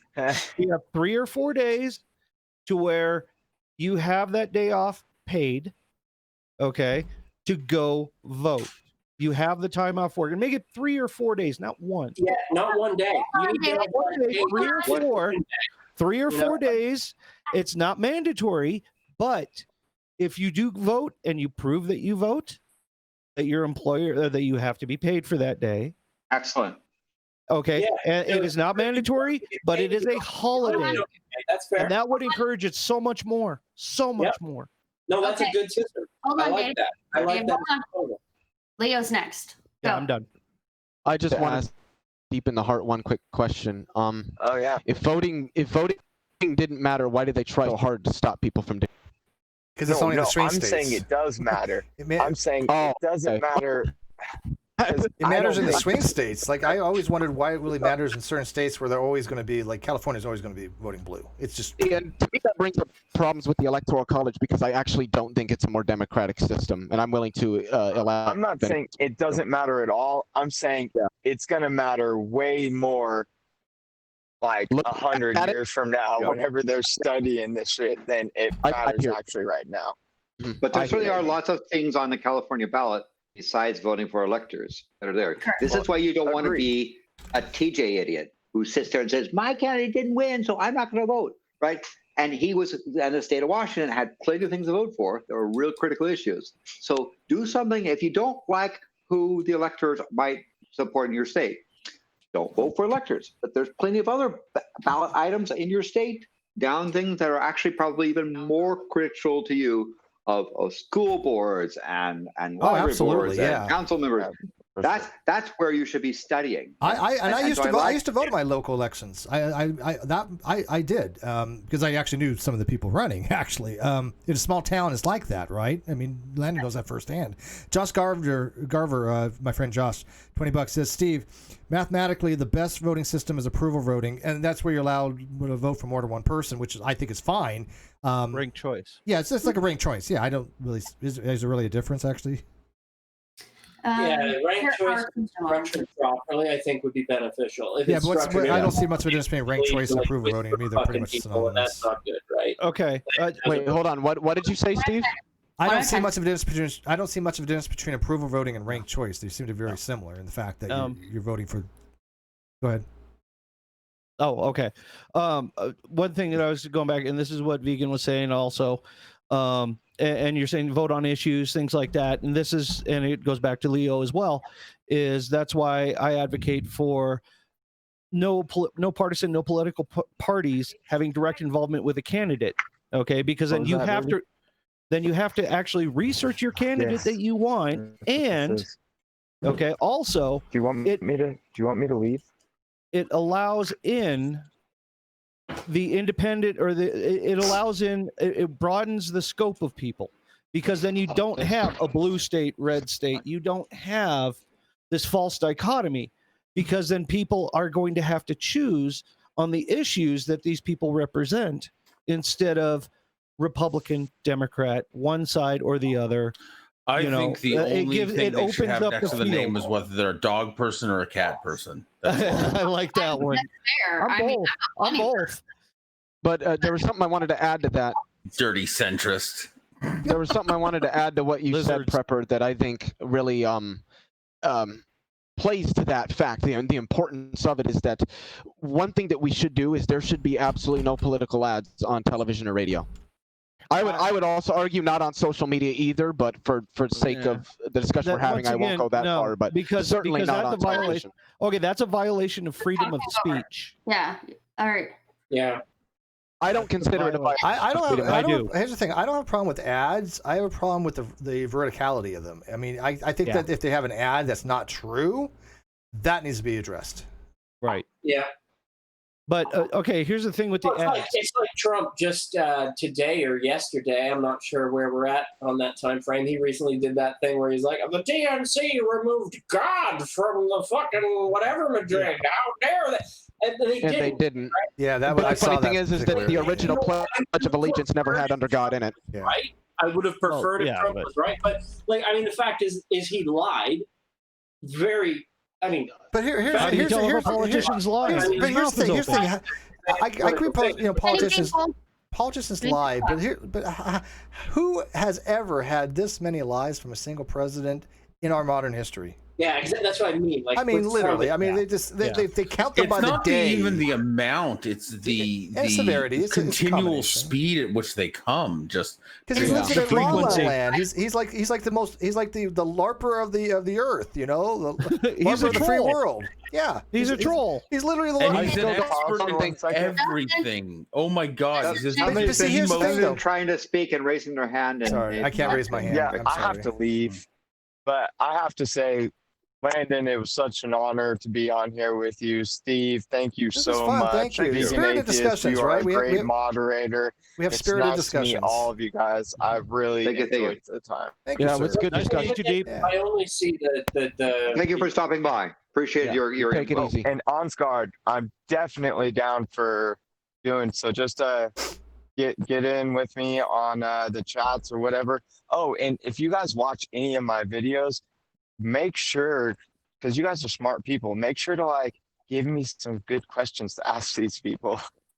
Sure. Yeah, no, I haven't. Okay. Thanks again. I will check them out. Put your link. And Oscar, would love to have you on. And what do I call you other than your username? Because it slipped my mind. Justin.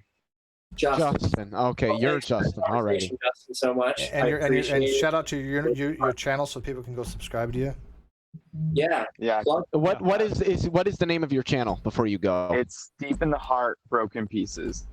Oh, so your username is your channel. Go to his channel. Go to his channel. Subscribe. Okay. Yeah, I'll put the link. Go subscribe to this guy because he sounds like he's talking about cool things. I haven't even checked him out yet. I'm probably gonna go and watch his stuff. And well, I think you and I are gonna have to go have a Discord thing where we just sit there and watch his shit. All right, it's in the live chat. We're gonna research you before you come on as a guest because we don't want to misrepresent your position. But you sound like a good dude who wants good things. I am subscribed, and I'll tell you, my beginning videos were way more.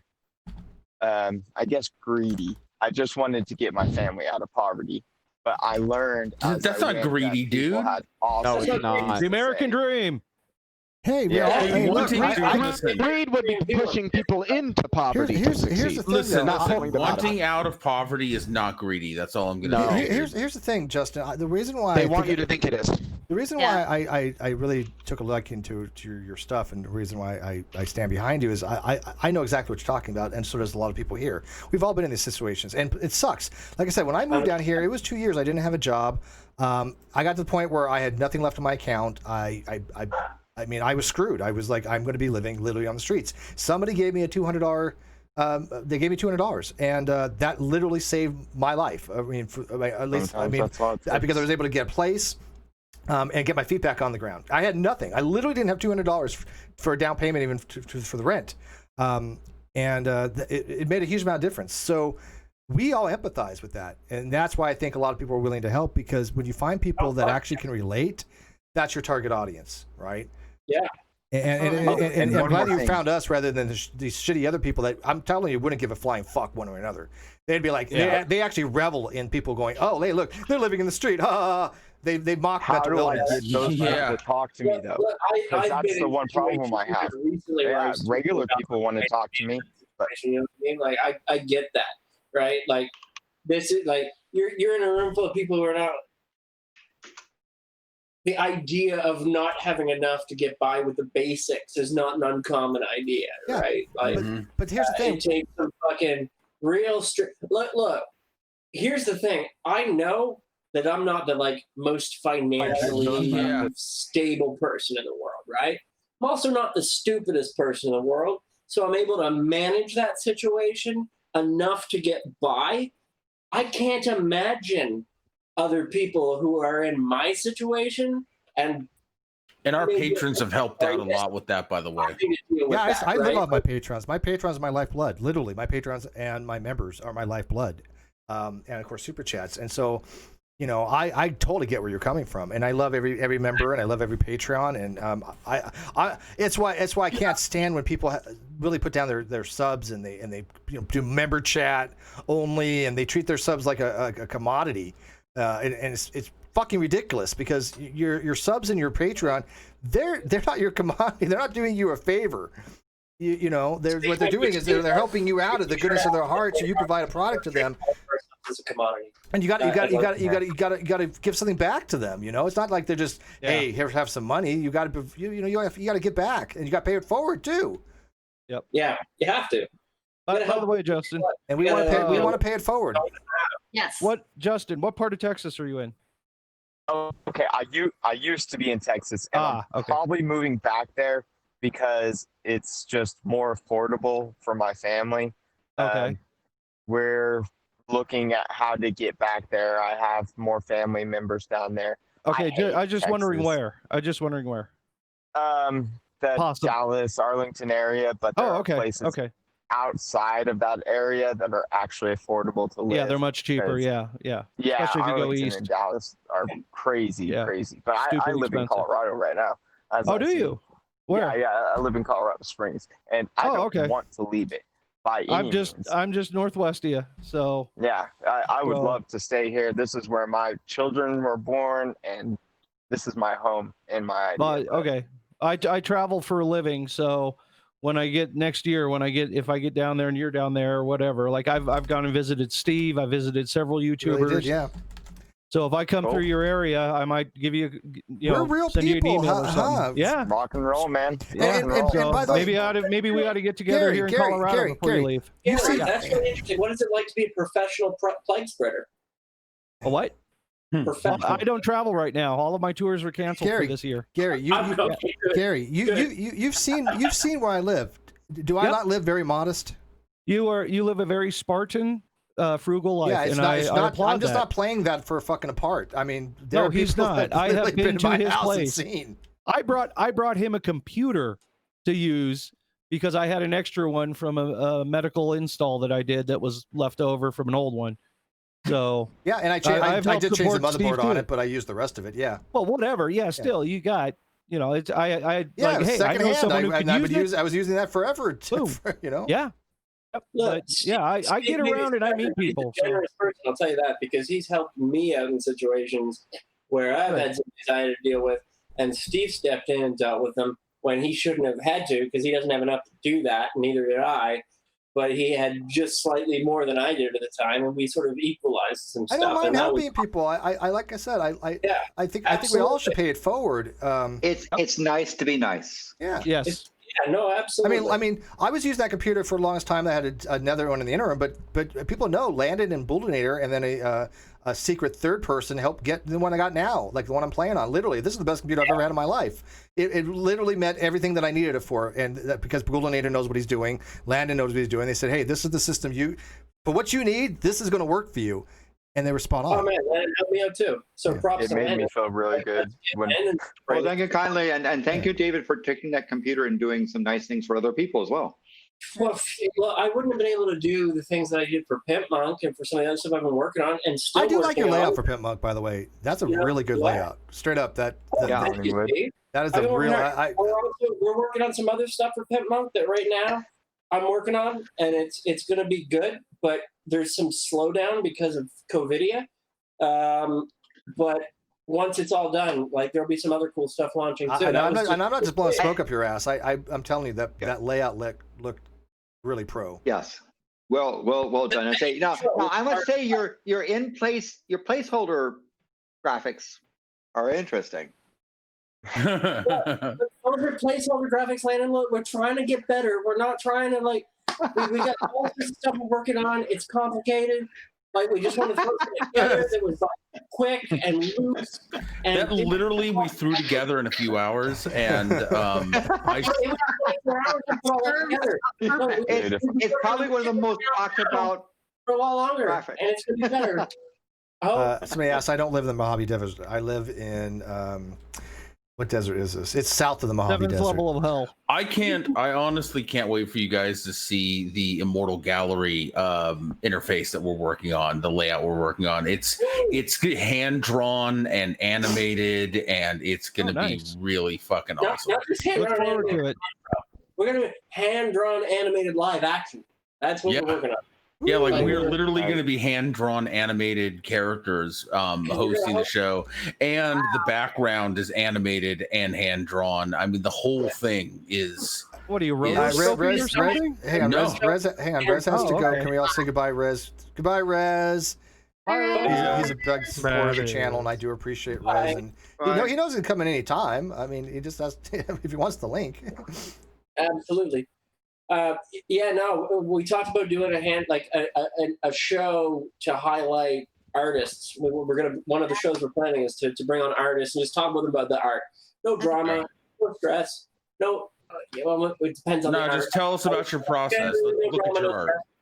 And we were like, we can't have people on talk about their art if the entire show isn't an art piece. So, we've ended up. It's taking longer because we're trying to make not just talking to the artists part of things, but the whole thing is as a thing that encourages art and promotes art. And so at least for us, when we're on camera, that's an awesome drawing. Nice. My buddy did that in 15 minutes. That's nice. Did you do that? Did you say you did that in 15 minutes? No, my buddy that I'm helping out right now, he did that in 15. That's one of the characters in our D&D camp. That's one of our characters. Because that's what we're going to do. We're going to talk to people about their art, what inspires them.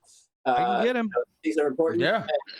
And just kind of shine a light on people. But we also want the whole thing to feel like it's done by artists and stuff too. So we're working on that. That's going to be really fun when we're ready. It's turning into its own life form. We decided to make it better. And now it's going to take longer. So Yes. Well, in fact, many of the shows that we're working on. You know who I am. Get in touch with me. Many of the shows that we're working on started out with very simple ideas, and we just keep adding and adding and adding. And we're really content just doing the placeholder show as the placeholder show until those other shows are up to what we consider our standards. You know what I mean? Artistically. Yeah, you should still check out the placeholder soul while it's holding its place. Right. We did a 2-hour conversation about shit. We call it our shit show. We also talked about topics like toilets and toilet paper. And Landon and Dr. Misha were on, and it's the most interesting 2-hour conversation about shit you could ever possibly find on the internet, I think. It was nothing. The entire conversation pretty much was. It was a variety show. So wait a minute. You literally talked about shit for 2 hours. Shit and toilet paper. Yes. So basically, I went for 2 hours. So you called it the Unirock episode. Got it. So y'all got your poop. Y'all got your poop in the group. And it was probably one of the most engaging episodes that we've had so far. That's Everybody so poops. interesting. Everybody poops. It's relatable. Right. It is relatable. Oh, it's poop with style. Kim Jong-un. He does not poop. He doesn't poop. No, that's right. That's right. No. Yeah, but dude, but he also gets 13 holes in one in a single game too. I mean, come on. So he's pro. I wanted to say not every show we talk about is the shit show. I will be fair. We've got Monday. I do believe Monday at 9:00 Pacific. Yeah, it's Monday. Yeah. We've got a writer who's on some really big projects and writes for Netflix to come on and talk about ideas around what people should do surrounding content that they may feel outraged about, right? Like, who is to blame for that? Is it what the internal process is? Should you be mad at the producers? What is their role in things? Because there's been some recent, over the last year, a few recent pretty major controversies. One that was very recent with Netflix. Yeah, don't get into that one. I don't even want to touch that. We won't get into it. I'm avoiding it very intentionally, but it's beyond the pale. I don't even know it is very much so. Yeah. Hello, Dave. We're going to have an interesting conversation from somebody inside that industry to talk about what goes into those things materializing and whether the from a pitch on. Yeah, how does it get greenlit? And what does Netflix see the role as? Like, do they curate content, or do they see themselves as an open platform? Like, you know, should this be Netflix responsibility? Should this be the FTC's response? Like, should this be a federally regulated FCC. thing? Yeah, and I think that a lot of people at Netflix the FTC does in some ways. There should be a rule against airing it, and maybe that's a valid argument. But we're gonna talk to somebody who's actually a writer for several big shows on Netflix right now about that idea, without getting too much into like specifics of like, is this show bad or is this show not bad? Because in the same way that the current controversy, again, that I'm not going to get into because of all sorts of reasons, that's really controversial, probably to most people in this room. But recently, Netflix had a controversy about a comedy show that involved gay Jesus. And, that I probably would have watched, though. But see, there's people who are equally morally outraged about that. But okay, I don't want to get into the specificities because obvious reasons. I know. But here's the thing: there's a huge difference between adult-oriented humor that that offends your religiosity. I'm like, well, suck it up. You don't have to watch it. That's a lot different than what you're referring to. I also believe that a comedian should never apologize for their jokes. Yes. There you go. Yes. Yeah. Yes. I think even if they're really bad jokes, like, hey, you do not have the right to be unoffended, right? No, I get that, but but I mean, if it's a stupid joke, like, technically saying. For me, I like offensive jokes because they get you to think. But I like to also look at who is the joke aimed at, and because that's equally important. Like, if you're doing a joke just for the sake of like victimizing a group that's already victimized, that to me, like, I'm not going to be a fan of it. But there's a time and a place for crass humor, and if it's done right, like you said, it's not to offend the marginalized group. It's to point out something to people that probably we find offensive, but we have to take humor into it to try to cope with it. Which is why I appreciate what people do South Park. I can appreciate what they're doing. I still don't think it's funny. I think it's hilarious. But I think that for it. When the fuck do I get time away? I'm sure you think some of it's funny, right? You think that some of it's not funny. You don't think Sparky Gay Dog is not funny? Sparky. 6 hours? You don't think that's funny? My dog's a gay homosexual? No, he's not. Just bad dogs. Don't be gay. Don't be gay, Sparky. Don't be gay. Hours. Yep. Yeah, they did a great job of making fun of conversion therapy in that one. You know what I mean? That was good. And the fact that they brought in a major Hollywood actor to just make dog noises at a microphone made it doubly funny. I'm getting a feedback here. Yeah, I'm getting some feedback too. Why? For 6 hours? Somebody's got the audio on the YouTube channel. Right? Justin, I think it's. Justin, is it? Oh, I think it is Justin. Yeah. He's watching the video. Justin, you got your feedback coming in from the stream, maybe. Like 3 days. We're hearing vegan coming through your mic, so you're on delay. You're listening to YouTube or something. Oh, for what, 2 seconds? When the fuck did that happen? Just mute for a second. When you came in can you mute him? The car last night from walking in? Just for a moment while he sorts it. He's doing something. I can't do it. By the way, Steve, this is very nice. I'm glad to be on and chatting and talking and not. Yeah, it's been a while. I'm not sure if anybody can hear me, but I actually like to leave. Yeah, it's gotta be nice for you, David. You're not the one producing for once. All right, thanks, Justin.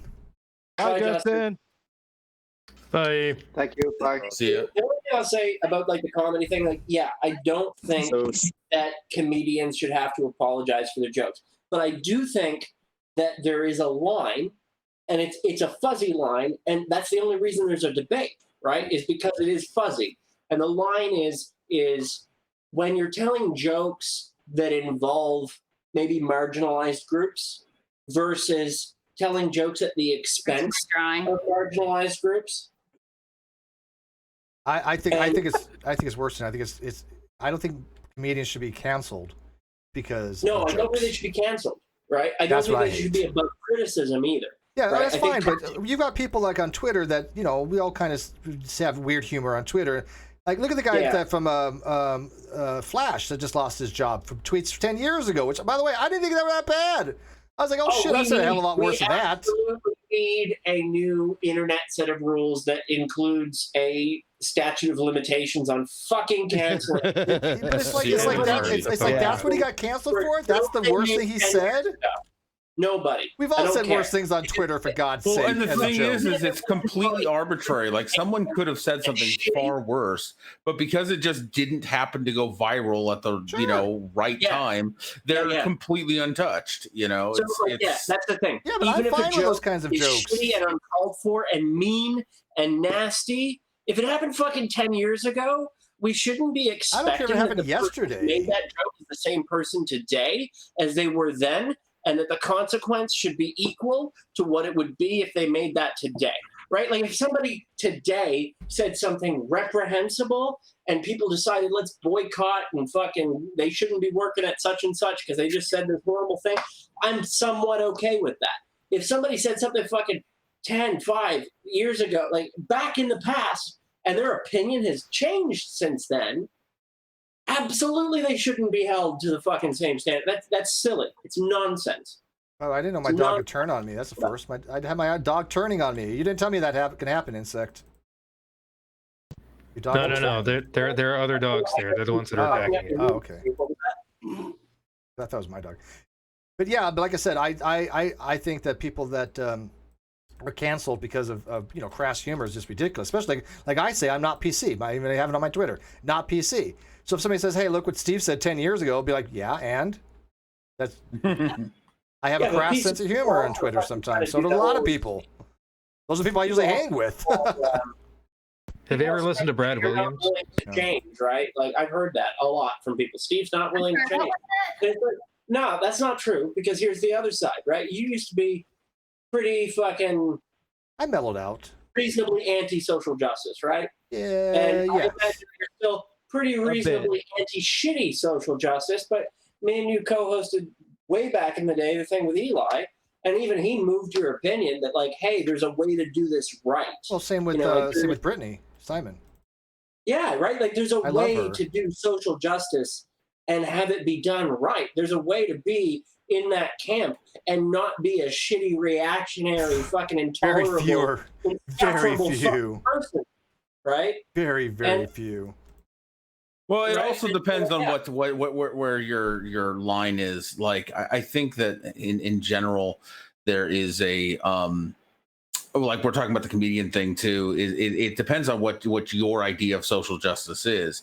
If your idea of social justice is simply no one should use this word anymore, you know what I mean? I'm just like, I think it's worse than that. I think social justice has turned into you agree with us or we're going to cancel you. We're going to try to shut you down. That's the cancel culture. Justice. Cancel culture. Have you listened to Brad Williams? I never heard of him. I love him. Oh yeah. I don't know if I believe that. I mean, I think that justice is very important, and I don't know. I know that there is, in some cases, people will be like, "What if they're trying to gatekeep on what certain things are?" And I would push back and say, I don't think we should gatekeep these things, but I wouldn't say that social justice in and of itself is. I don't know. I think there's, it's kind of like when someone, I forget what famous comedian said, I'm for social justice. Yeah. Like sometimes we disagree though, what social justice, what would be socially just. And sometimes we disagree, and certainly sometimes we all disagree on what the methods and tactics for achieving such a thing would be. Correct. You know what I mean? Yeah, that's a big issue. That's a big issue. Is the well, methodology. like that, Antifa, they think they're social justice. Yeah, that's not social justice. That's terrorism. Now, are they a terrorist group? No, not a. I mean, I don't know how you could do that, but it's tactics. It's terrorist tactics. Absolutely. I would be remiss if I didn't point out the fact I have friends who strongly identify as being Antifa, as from the pure standpoint of being against fascism, who also don't think that lighting things on fire, flipping cars, and looting buildings they should be members, because that's what the membership is about nowadays. There's like Canadian Antifa that are very much more polite than the American Antifa. Why do you know? They're Canadian. Hang on. Why do you hang on? Why do you need a group? One at a time. Why do you need a group by the name Antifa to be against fascism? Can't you just say, look, I'm against fascism? Why do you need Democrats or Republicans or any group of any kind? But most people are against fascism. How many fascists are there in the? We don't have a huge problem here with fascism. I've never even met a fascist. So who the fascists are Antifa's worried about? What do you mean you haven't met a fascist? I've never met. Maybe Bosch? I mean, I don't know how many fascists are there. I don't see. No, you co-hosted with one. Come to rural Iowa. One. Okay, Jr. Right? Garrett P. Okay, Garrett P is about the only one that you probably make an argument for. But other than that, I mean, do you need a whole fucking organization against fascism? Antifa isn't really an organization; it's an ideological movement. Yeah. It's an ideological movement by using terrorism to. They don't. So you have a social movement that some people have decided to use for terrorism. Some people. Representative of the entire movement. I think that's a little unfair. That's all I'm saying. I'm not defending all of the actions because I think some of the actions are very due for criticism, right? But I don't think that it's representative, and I do think that the news media plays a role. But it is representative. Look what they're wearing. Look what they're doing. That's Antifa. I mean, what else is there representative of? Well, I know people here, Steve, who are Antifa, and their idea of anti-fascism is to combat things like poverty. Right? Like, okay, then it should be something like Justin. There's a difference between someone, between just the, saying that I am against fascism and saying that I am with this group that has adopted this label. You know what I mean? Yeah. And I see that a lot with a lot of different ideologies. You know what I mean? Like, yes, or like it happened with the feminism thing where people would say, well, if you hold these ideas, you are a feminist. Whereas in reality, which got a lot of people to say then, okay, yeah, I'm a feminist. But, reality, this is a label. That means many different things to many different people, kind of like Antifa means different things to different people. Everyone's got their own idea of what Antifa is. And so all you can really do is look at, the way people who, self-identify with that label, the way they behave and say, well, this is my idea of what that label is. And do I or do I not identify with that label? Okay, so if that's the case, I tried to just say fuck the labels in general. Okay, so if that's the case, where it's just if that's the case, one at a time. I know, and I'm trying to talk, but everybody keeps interrupting me. If that's the case, where it's just a label, then why is it when you hear the term Antifa, I guarantee it, everybody who ever listens to this has the exact same image in their head? I would not. I think that's largely that image portrayed by the media, right? Like you have that image in your head because that is how those people have been presented to. Okay, you. so where is an Antifa that's not wearing all black and a biker's helmet that's black, and where they're not doing some shitty stuff? Because I I actually know some that are not. I'm very much opposed to fascism. You could, by all rights, call me an anti-fascist. I don't wear black suits. I don't wear a black helmet. That's what it means to be Antifa, which is just a shortened way of saying somebody who is against fascist. No, Antifa is anti-fascist action. No, I'm going to disagree with you. Hold on. Ansgar, you're next. Sorry, no. Antifa means more than just holding anti-fascist ideas. It specifically means anti-fascist action. In other words, not only are you anti-fascism, but you are taking actions against. Well, you have a group of people who have taken the notion of being anti-fascist and decided that there's a particular set of prescriptions in which you have to behave and you have to object in a specific way in order to fit into their group. And those specific people who are in Antifa who have taken that position, I object to because I don't. Well, no, what I'm saying is the name literally means anti-fascist action. Right. And for the reactionaries who identify with the name and for the overall broader, bigger picture scale of what that means, they do not have to agree with the way that it's being dealt with on the ground or portrayed by a bunch of young college students that don't have a nuanced view of how the world works. But then they need to change the name because that's what the name signifies nowadays. Well, I was going to say is that changes. Words are fluid, and we have the power to change what it is being portrayed as by changing that narrative. We have a very distinct narrative of what anti-fascist is, and it's not necessarily true. Yeah, if they don't want to be associated with the people firebombing and stuff like that, they need a different name. There's no way. There's not going to get. It's not going to ever be any different. I disagree. Disagree. And I don't think that's a black and white statement, though. I think it's either they need to find a different name, or they need to be more proactive in rejecting the sort of tactics that are being used by people. Okay, do they do that though? Do they go out to the Antifa things where they're doing shitty stuff and they stop them? No, they're going to get killed. When we talked to Eli, he pointed out that there are plenty of people who do social justice that you would agree with, and you would agree with that at the time. I don't. Yeah, but this term social justice to me is just one at a time, Steve. Hold on, Steve. I will. Hold on. All I'm saying is this: is if a group is doing the right thing, right? Let's say somebody in this group, right? Somebody in the great debate community did something that was largely reprehensible for other people who are in the great debate community. And people came to you and said, Steve, you need to rename the great debate community because these individuals did this thing that we don't agree with. You'd be like, no, fuck it. We're just going to denounce those individuals. They're not part of that. So in the same way, when there are people who are engaging in social justice, right, or in whatever fucking form of activism that are doing shitty things, people who are part of social activism and part of social justice need to do a better job saying, hey, that's bullshit, and calling that out. They shouldn't have to say, we're not going to call social justice anymore because some people are stupid about it, right?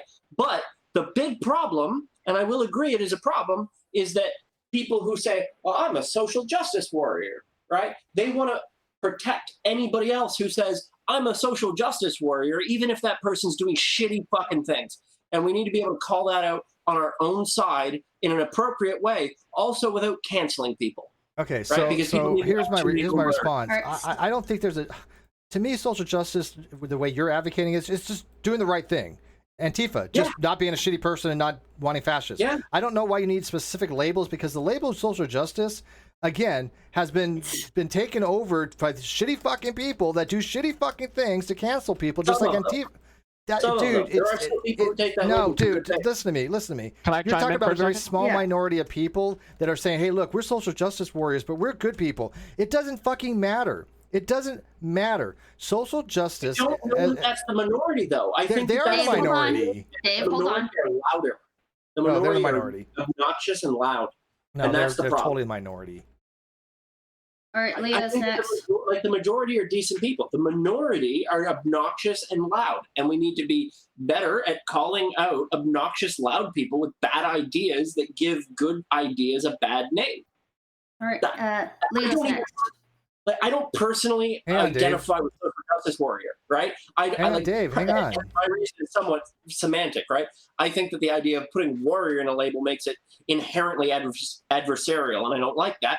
I prefer social justice advocacy. However, that aside, right, that point of nuance aside, I think most people who say I'm a social justice warrior are probably good people. And it's the loud, obnoxious ones that you hear from, and then you assume everybody else is shitty too. And that's a problem. And the bigger problem is the majority that are doing the right thing don't call the fucking shitty minority out, and they need to. Okay, Leo's next. So one of the things that I think kind of alludes to a point that I think Steve might have been making is that, some of these labels, they've sort of been stigmatized. I don't think that's honestly because of the actions of people in the group, because as David said, David, is that the name? Yes. Yeah. Said that's the minority that does that. I think what it's more is the media hyping it up and giving it that stigma because they're trying to attack what that movement generally stands for. In any movement, we can look at extremists, but that doesn't extrapolate to the whole movement. I mean, look at Christianity. There are a lot of extremist Christians out there. I'm sure we all know that, but we wouldn't extrapolate that to everybody that calls himself a Christian. So in the same way, I think that it's wrong to consider somebody who calls himself Antifa I think it's wrong to associate the supposed stigma that's been attached to that term with the person. Same with the SJW or the social justice warrior thing. Because again, I think that's media overhyping the term and applying a stigma to it rather than that being the result of actions that have actually been taken. Okay, so let me ask. Hold on, Dave. I want to ask Leo. I want to ask Leo something real quick. Ansgar's next. Can I ask Leo a question first? I want to ask though, if that's the case, if it's a minority, why is it that, like, I think it was like less than a week ago, like hashtag kill all men was trending, like #1 on Twitter? Was that region specific? Because I did not see that. I'm not saying that it's probably region wrong, but because I know that the timing can. I know it was all over Twitter. I was seeing all about it, and it was definitely trending. I'm following people from all over the place. Yeah, what kind of people do you follow? People supported the sentiment, or was that big trending because the majority of people were saying? No, it was. We're talking like people with 75,000 over several 100,000 likes, and maybe like not even close to being ratioed. Not even close. Wow. Hard to say with the way that hashtags function. Yes, and how Twitter's algorithms work. Yeah. Comment in the chat says, "Don't call Steve Antifa because he's against fascism. Don't call him atheist because he doesn't believe in God." Yeah, it's like I'm not Antifa. I'm against fascism, but I'm certainly not a member of Antifa. Right. But so let me ask you this though. Hang on. If there's these good Antifa people, where the hell are they in these riots? Where the hell are they in these demonstrations? Are they just not riots, Steve? So hang on. Jesus Christ. Can I get a statement out before I'm interrupted? So in Portland, those are riots. Those are not demonstrations. Those are riots. You agree? Well, it depends. No, those are riots. Yeah. Those are straight up riots. Yeah, that's illegal. Those are riots. But for the sake of argument, so where are all these Antifa people in Portland hanging out? Because is the media just not showing them? No, the media. Actually, you're right. The media doesn't show them because the media didn't show. So people don't have cell phone cameras so that they can't take their own photos. Hold on.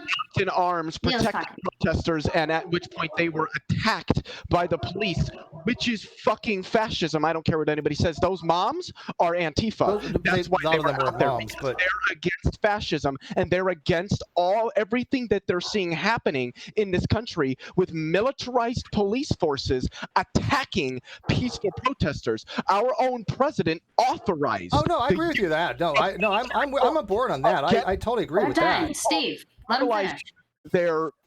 Their First Amendment rights to peaceable protests so we can get a photo op with the church. That is literally what fascism is. No. So I'm not disagreeing with you, though. That we're locked in arms, protecting the protesters. It's literally authoritarian. The police are shooting rubber bullets and tear gas, which, by the way, is banned in fucking war under the Geneva Convention, and our police are using it against their own citizens. Those moms are Antifa, whether you want to call them that or not, because Antifa isn't a fucking organization. It's an ideological movement. And if you're out there protesting peacefully, even if you're violent, that's something different. Those people can call themselves Antifa, but what they're doing doesn't extrapolate to the whole movement. The movement is people who are standing up against what they're seeing happening in this country, which, quite frankly, I don't know if I would call it full-on fascism, but it is definitely leaning in that manner in a very authoritarian sense.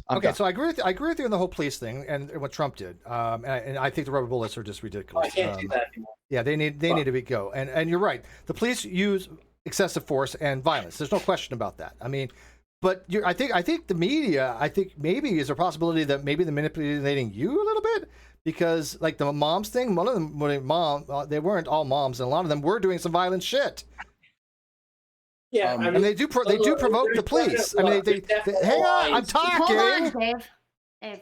They do provoke the police. They actually confront them. They do lay hands on them. They're not just standing there doing nothing. Sometimes now, does it happen? Sometimes they're doing nothing. Yes, but for the most part, they are out there. They're provoking, trying to get a response.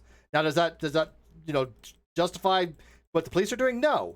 But don't say that they're not doing anything by just standing there out there holding hands. They're not. They are most provoking. of them aren't. Oh, it's a very small amount of them are, yes, but most of them aren't. The police are provoking them. Hold on. That's why it's fascism. That's why it's authoritarian. Prepper's next, and then Ansgar's next after that. Okay. I love these spirited discussions, by the way. I just have something to add on this because you did mention the media.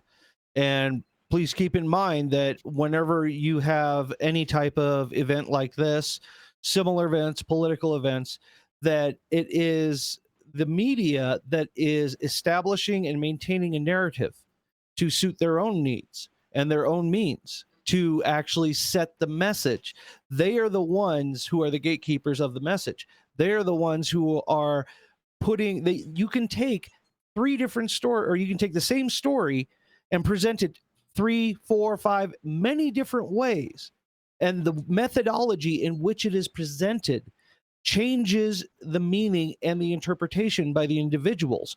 What the media is doing is they are looking to set the narrative, and they are looking to set the presentation in a way that best suits them, the media, and their viewership, in order to manipulate public opinion to get people to keep coming back. And that's why it is heavily skewed. You'll see completely different views on it. And that's one thing that a lot of people need to realize. And they don't see that. What about people with cell phones? That's not controlled by the media. No, that's not. No. I'm talking specifically about the media. That's something different. Okay, that's independent. Yeah, I literally just think that groups like Antifa are a terrorist organization, and I don't know why people think that they're not, and I just because they're not. Is Black Lives Matter a terrorist organization? No. Were the Black Panthers a terrorist organization? They had terror. Would you call the Ku Klux Klan a terrorist organization? I would. Yes. I wouldn't call Antifa a terrorist organization. They're not doing what the Ku Klux Klan did. But are certain people that call themselves Antifa doing it? Yes, that is not. That does not extrapolate to everybody. I think it's more than you think, honestly. Is the people who are within Antifa, who are acting in the way that Steve is describing, are certainly acting terroristically, and maybe not to you, because you understand the situation, right?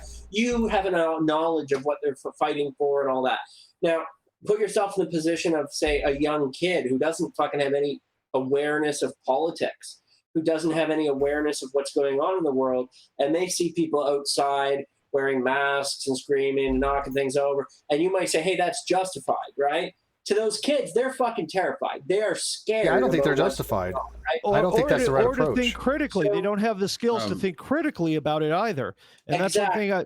And that's also one thing that I would also encourage a lot of people to do is to be very critical of your own positions and your own side. And I think, Theo, you might want to take a minute, try and take I've done that thoroughly, very, very thoroughly. That's why I have the positions that I do. And people can disagree, that's fine, because nobody's ever going to agree with everybody fully. But examine I live in Trump country. I am subject to completely differing opinions. I'm sure. Almost 24/7. So I do very critically examine my own positions. That's why I hold the hang on. I have a question. Bias, though. So Leo, sounds like so Leo, you do agree though. Still waiting to talk. You do agree though. Yeah, you're willing to talk. This is great. I mean, yeah. One sec. I just want to ask a little quick. So Leo, you do agree though.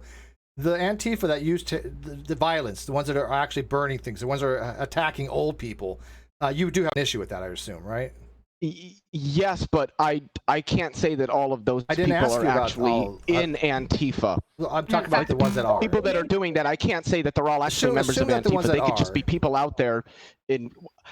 How do we distinguish between who's in Antifa and who isn't? Is the big question. If there was Antifa doing that, would you denounce that? Well, Antifa. Yes, if we could.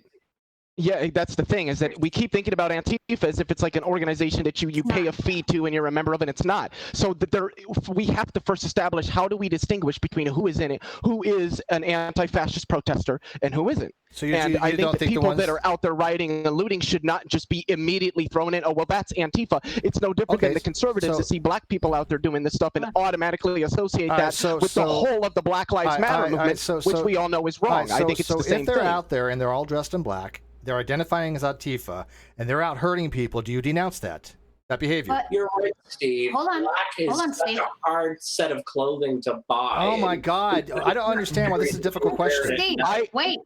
Fucking not want to get caught. Like it's hold weird So go ahead.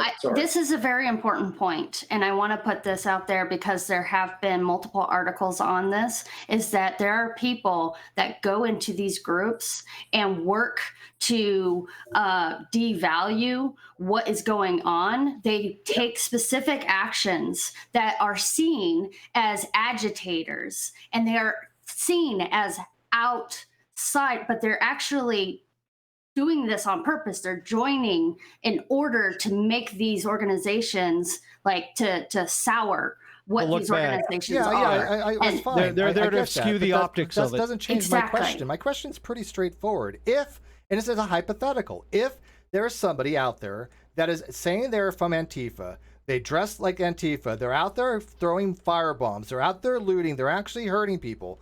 It's a very simple question. Do you denounce that? Well, they should be denounced by the who are doing Antifa properly. I mean, there's no qualifier that needs to be said. It's just, do you denounce it? I'm having trouble hearing. I understand both what David and Coral are saying, and I agree with them. But the thing that I think we're missing is that, like Steve said, he's presenting a hypothetical. Obviously, it is quite contrived, but in that particular scenario that he presented, yes, I would denounce that. And having said that, I don't think that you don't think that people who are out there engaging in violence, even if they call themselves, "Oh yeah, I'm Antifa," that we should just take them at the word and say, "Oh well, the whole of Antifa is bad. They're all a bunch of violent people." So you don't think that's the norm? It's hard to distinguish between who's actually an anti-fascist protester and who's not. And I think it's, like I said, it's sort of an analogy. It's no different than people, those evangelical conservatives in the South who see a black person break in a window and say the whole of the Black Lives Matter movement is this, oh, it's an evil fascist communist movement because one black person did one bad thing. I think the analogy is flawed. Okay, so I waited. I had my hand up. I waited my turn. Yeah, Ansgar is next. Ansgar. Yeah. Okay, so I want to get back to something that was said a long time ago. I think, Leo, you're the one that said it, that basically said, these people are Antifa if they're doing this thing. I think the first thing I wanted to say was that it's really unhelpful to say to somebody that if you believe this thing, you know what I mean? If this is your belief, then you are automatically, part of this label that I'm going to put on you. These kinds of labels like Antifa are self-adopted labels, right? They're not something that you can just put on somebody else. Now, the second thing I'm going to say is I think that in general, Antifa has earned their negative stigma in a pretty significant way. And it's not that I'm going to say that the vast majority of Antifa is bad or good, or I don't know what the metrics are. And something tells me it would, significantly vary from place to place. But what I will say is when you see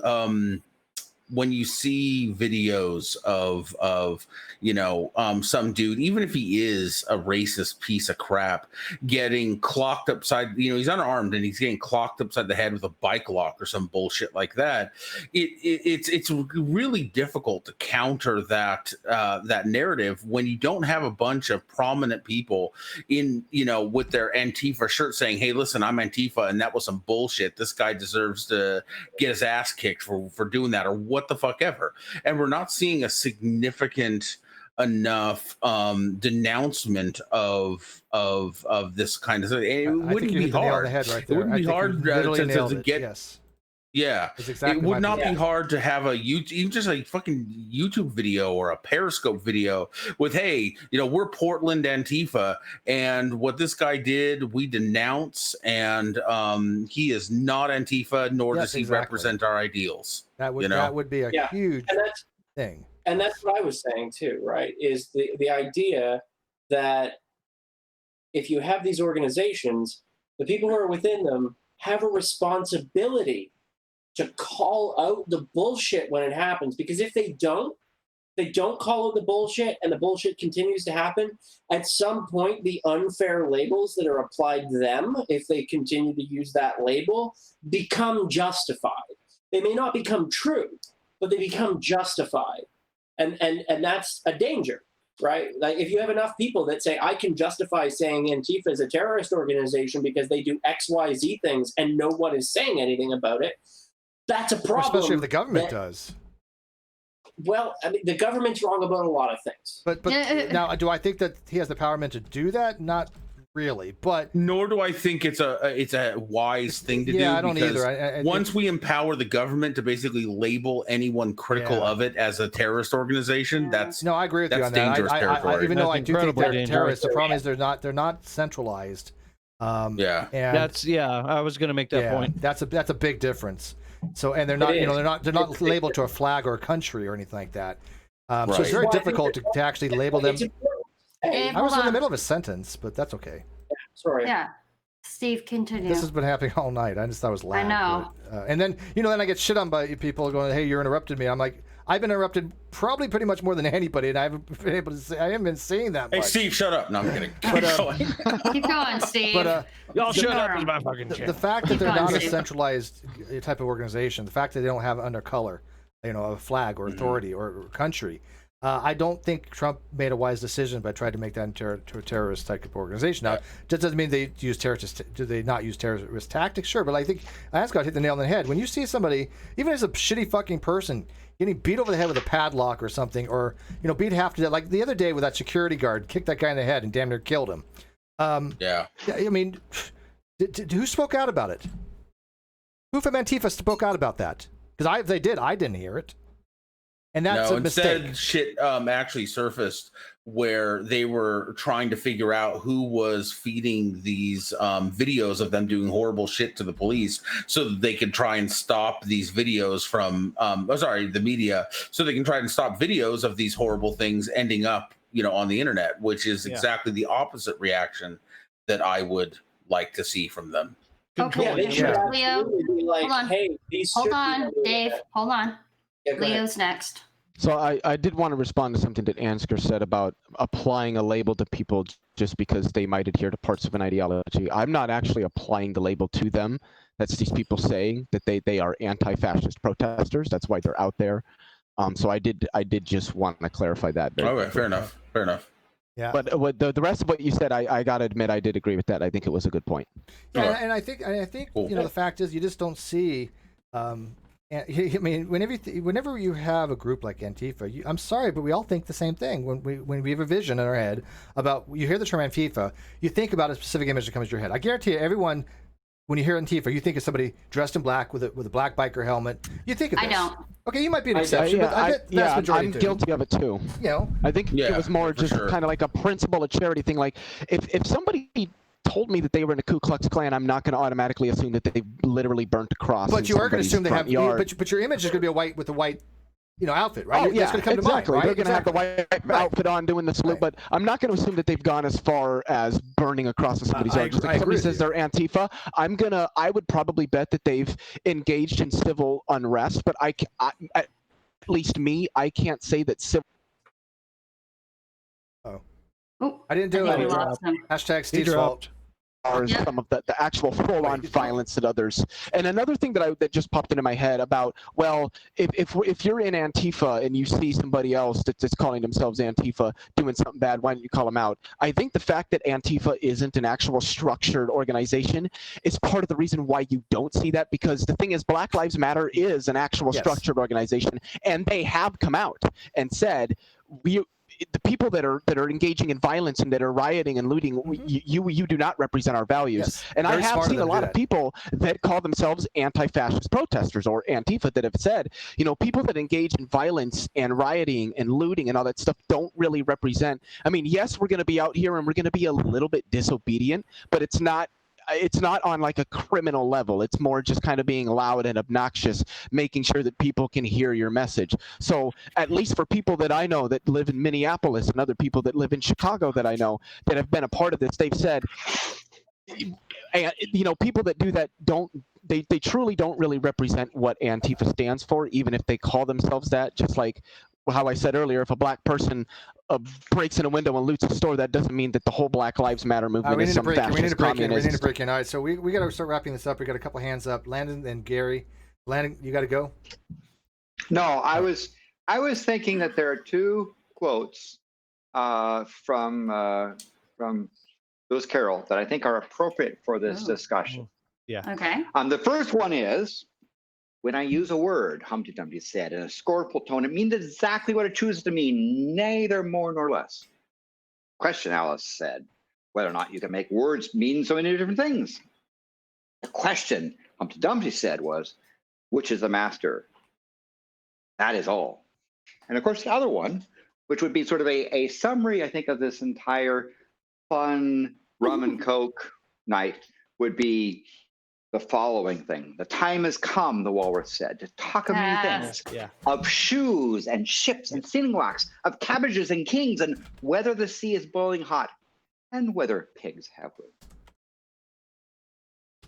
That's my comment for the I like that one. Yeah, that's one of my favorites. All right, Gary, you were hand your hand up next, and then we got to wrap it up. Okay, well, I was just going to say that, regardless whether it is a centralized organization like Black Lives Matter or a disorganized, decentralized organization like Antifa, regardless, you are going to have the bad actors in any group. You are going to have those who do go to the extremes in the furtherance of their ideology. And regardless, you are going to have people. The thing is learning how to separate those and how to call them out. And you are also going to have the agent provocateurs. You are going to have those from an opposite side that are going to come in to, do this malfeasance in order to change the narrative or to give them a bad name. So that's part of examining positions and realizing that not all of what you see and hear and read in the media as well, because that's what the media tends to concentrate on, because it garners the most viewership for the most media dollars. What they want is they want sensationalism, they want hyperbole, they want to get people to look at the most extreme, because that's what gathers people, whether it be the bad actors within that group or the agent provocateurs. I mean, even the cops have been known to be agent provocateurs. Yeah, no, I completely believe that. I think we're on the same page, and that's how we're going to end it. Cops do some shitty stuff, but they also do some great stuff. Can I add one little point Yes. at the end here? Yes. I think in a large capacity too, social media has completely incentivized the wrong form of activism. Oh yes, that's a good point, dude. Yeah, YouTube, if you people doing shitty stuff for YouTube videos, huh? Yes. Right. If you do something, if you're just there peacefully protesting, you're going to get a couple likes, you're going to get a couple retweets. You smash some dude's skull in and burn a cop car, and suddenly people are actually paying attention to your protests. No, you're exactly right. Matter of fact, do you remember those two lawyers that just got arrested for burning a cop car? They threw a firebomb in a cop car. Lawyers. Yeah. I mean, this is what, New York? Well, I it's don't know no what state it different. was. Look at the two people that got out and aimed guns at protesters walking through their neighborhood are now speakers at the not the DNC, the RNC. Yeah, and that was weird on that particular case because. Oh man, because they were clearly in the wrong. I think. Well, right? I don't know. There's an argument to be had. Do I think they did the right thing? No, but they came out with bad gun safety. But the fence was broken. Yeah. I mean, there was a gated community. I can't hear. Yeah. But you can't point guns at people. It's just no. It wasn't like that. There was a gated community. It wasn't like their private property. That was a public It sidewalk. doesn't matter. Those people weren't on their property directly. They were walking down the street, right? Like, but if they would have stood there with the guns not pointed at them, I'm perfectly fine with that.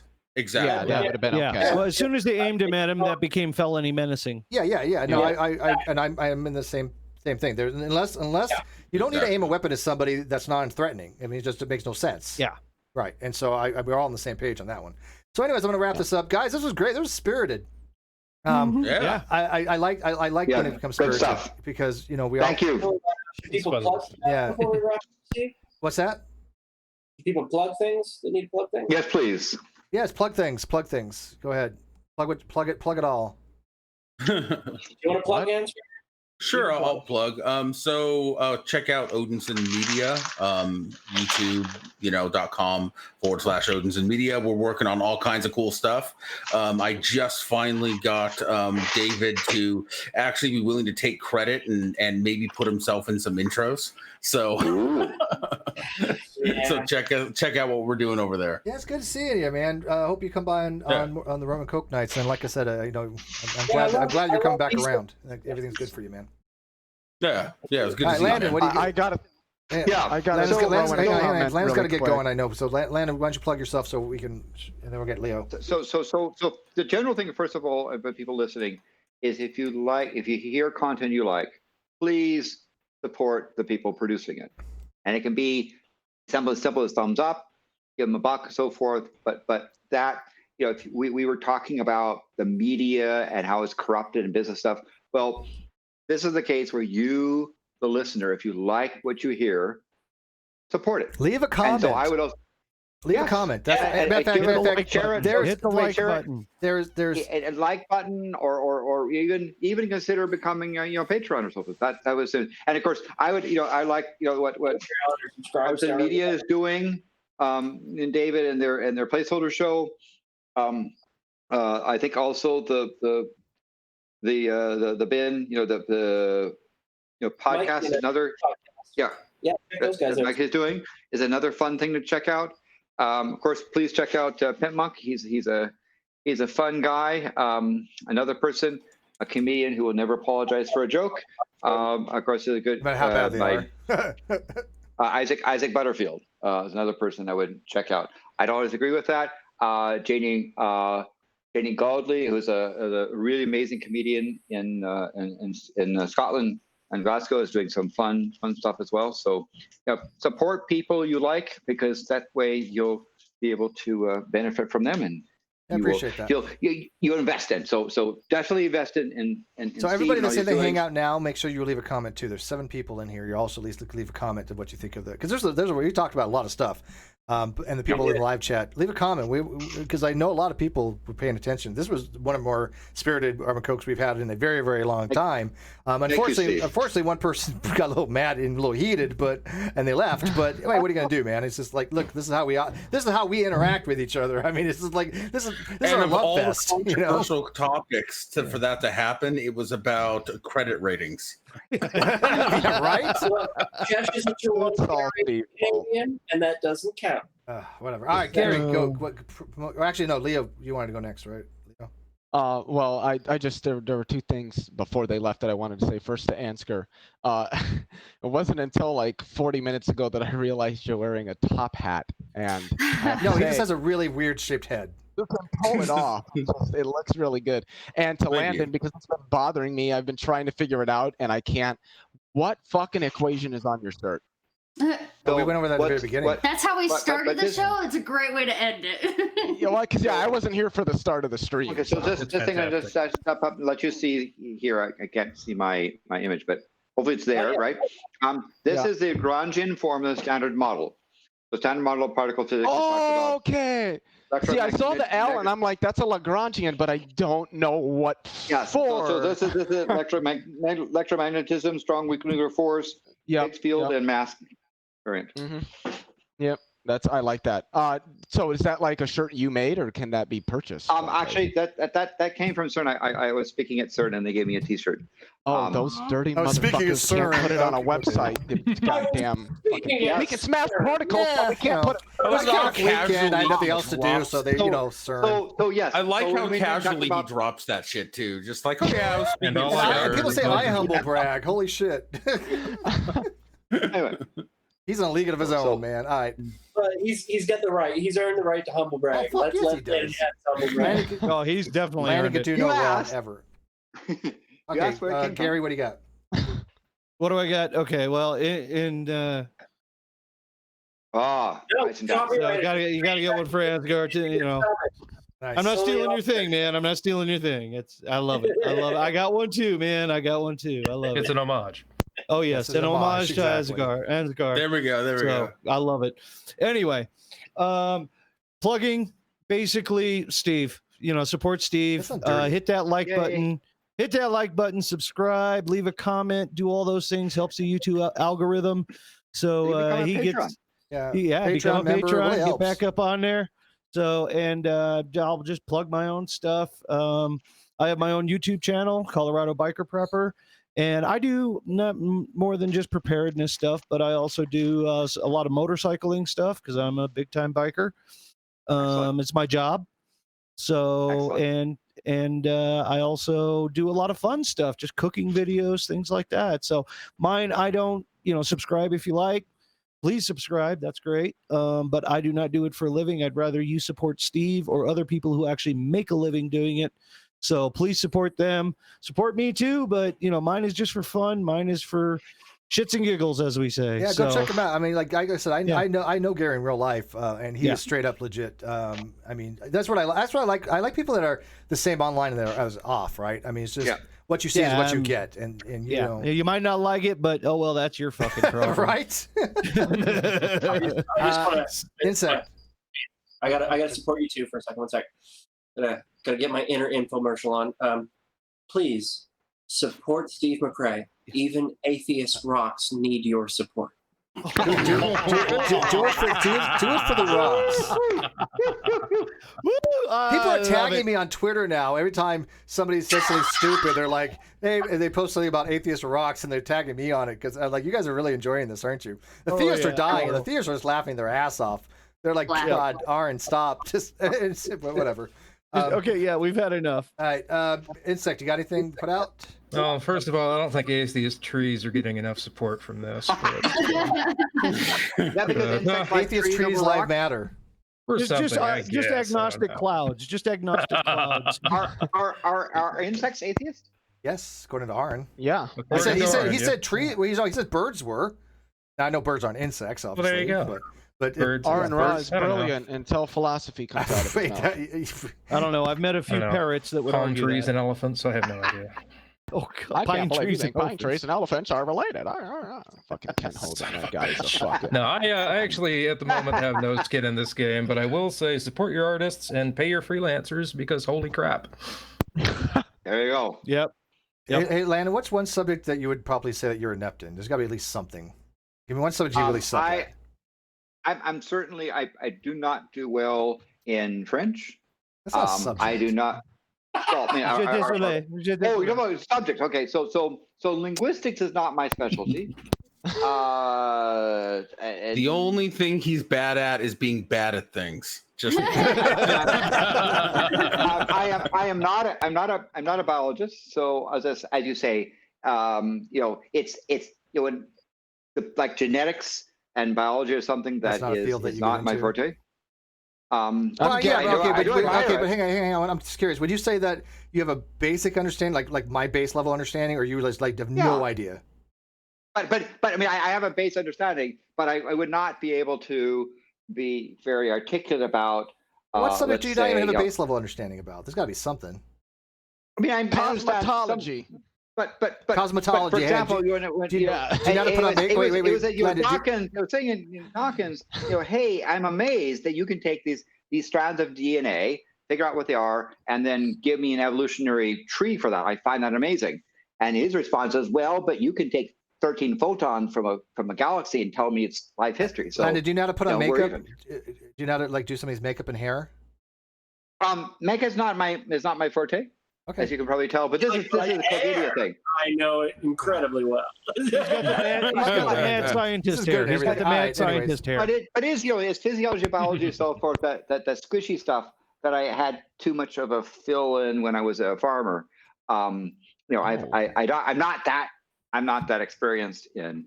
But I probably should have spent more time understanding biology because I suspect genetics would have been a fascinating thing. Can I ask you a quick question, Landon? It's a very important question because I believe you are also a computer scientist, if I'm not mistaken. Yes. Oh yeah. Okay, so based on what you know about computer science and what you know about biology and genetics, would you say that DNA, that the actual molecule itself is a code in the ontological sense, or would you say that's more of an analogical description? Wow. Can I answer when he's done? I actually did a debate on this question with clearly. Yeah. John Perry. I actually legit did a full-on formal debate on this particular question. Yeah. Did you watch it, Leo? But there's a difference between encoding and a code. And I think maybe your question might have. I don't know if your question is well formed to be able to answer that. Hey, let me answer it for you. Ready for this? The deoxyribonucleic acid is not a code. It is a molecule. A code is required to have like something like along the lines of a code book for cryptography, where you have a substitution where words mean something else. That's why you have a code breaker. And it has a linguistic concept. Or has a linguistic concept, or there's a structure to it. But it's just an analogy. Yes. But that's the thing. Is basically that this is why you say encoding is basically a translation of something. It's not, and so I would say that DNA is an encoding, but it's not mean it's code. Okay. Now that doesn't mean you couldn't sit there and say, I want to do some biological stuff and do Boolean operations. Yeah, you can do that. But you can do that with chemicals. It's more of a cipher. It's actually more of a one-to-one cipher. But anyways, we gotta go. I'm tired. It's hot, and I'm hungry, and I'm sitting here with my AC off for the last 4 fucking hours, and it's like 90 degrees in here. Vegan, you're the last. Oh, jeez. Saving you for last because you're in the middle here. Center square. So I guess my end note would be, I think everybody has the potential to be better humans. So I would encourage everyone to do better, to be better, to ask for more accountability within it. And if you do need some extra help, I do recommend modestneeds.org. They're fantastic organizations, nonprofit, and you can go there. And if you need help, or if you wanted to help donate, you could help real people, everyday people, get $200, $300, be able to pay for their food and things like that. So that would be awesome. what I would. Thank you. I will drink. By the way, I'll leave you on this. There are some people that are just shitty people that could never change. So that doesn't apply to everybody. I'm sorry. I do believe very sincerely there are certain people in the world that are born without consciousness. I believe they're born without sympathy. I believe they're born without empathy. They're born without the ability to give a shit about anybody else other than themselves. They cannot change. At least without severe professional help. And so it's unfortunate. Thank you for the specification. But I think a lot of which we deal with, a lot of which the problems that we've talked about today, the people that are in charge, the people that are in politics, the people that are out there, a lot of them have these types of personalities. A lot of them do things about themselves. They're in it for their political gain. They're not in it for their constituents. And until we start changing that and voting people in that actually do the job to represent the people, people are going to have these discussions in perpetuity. Good night. Don't say that.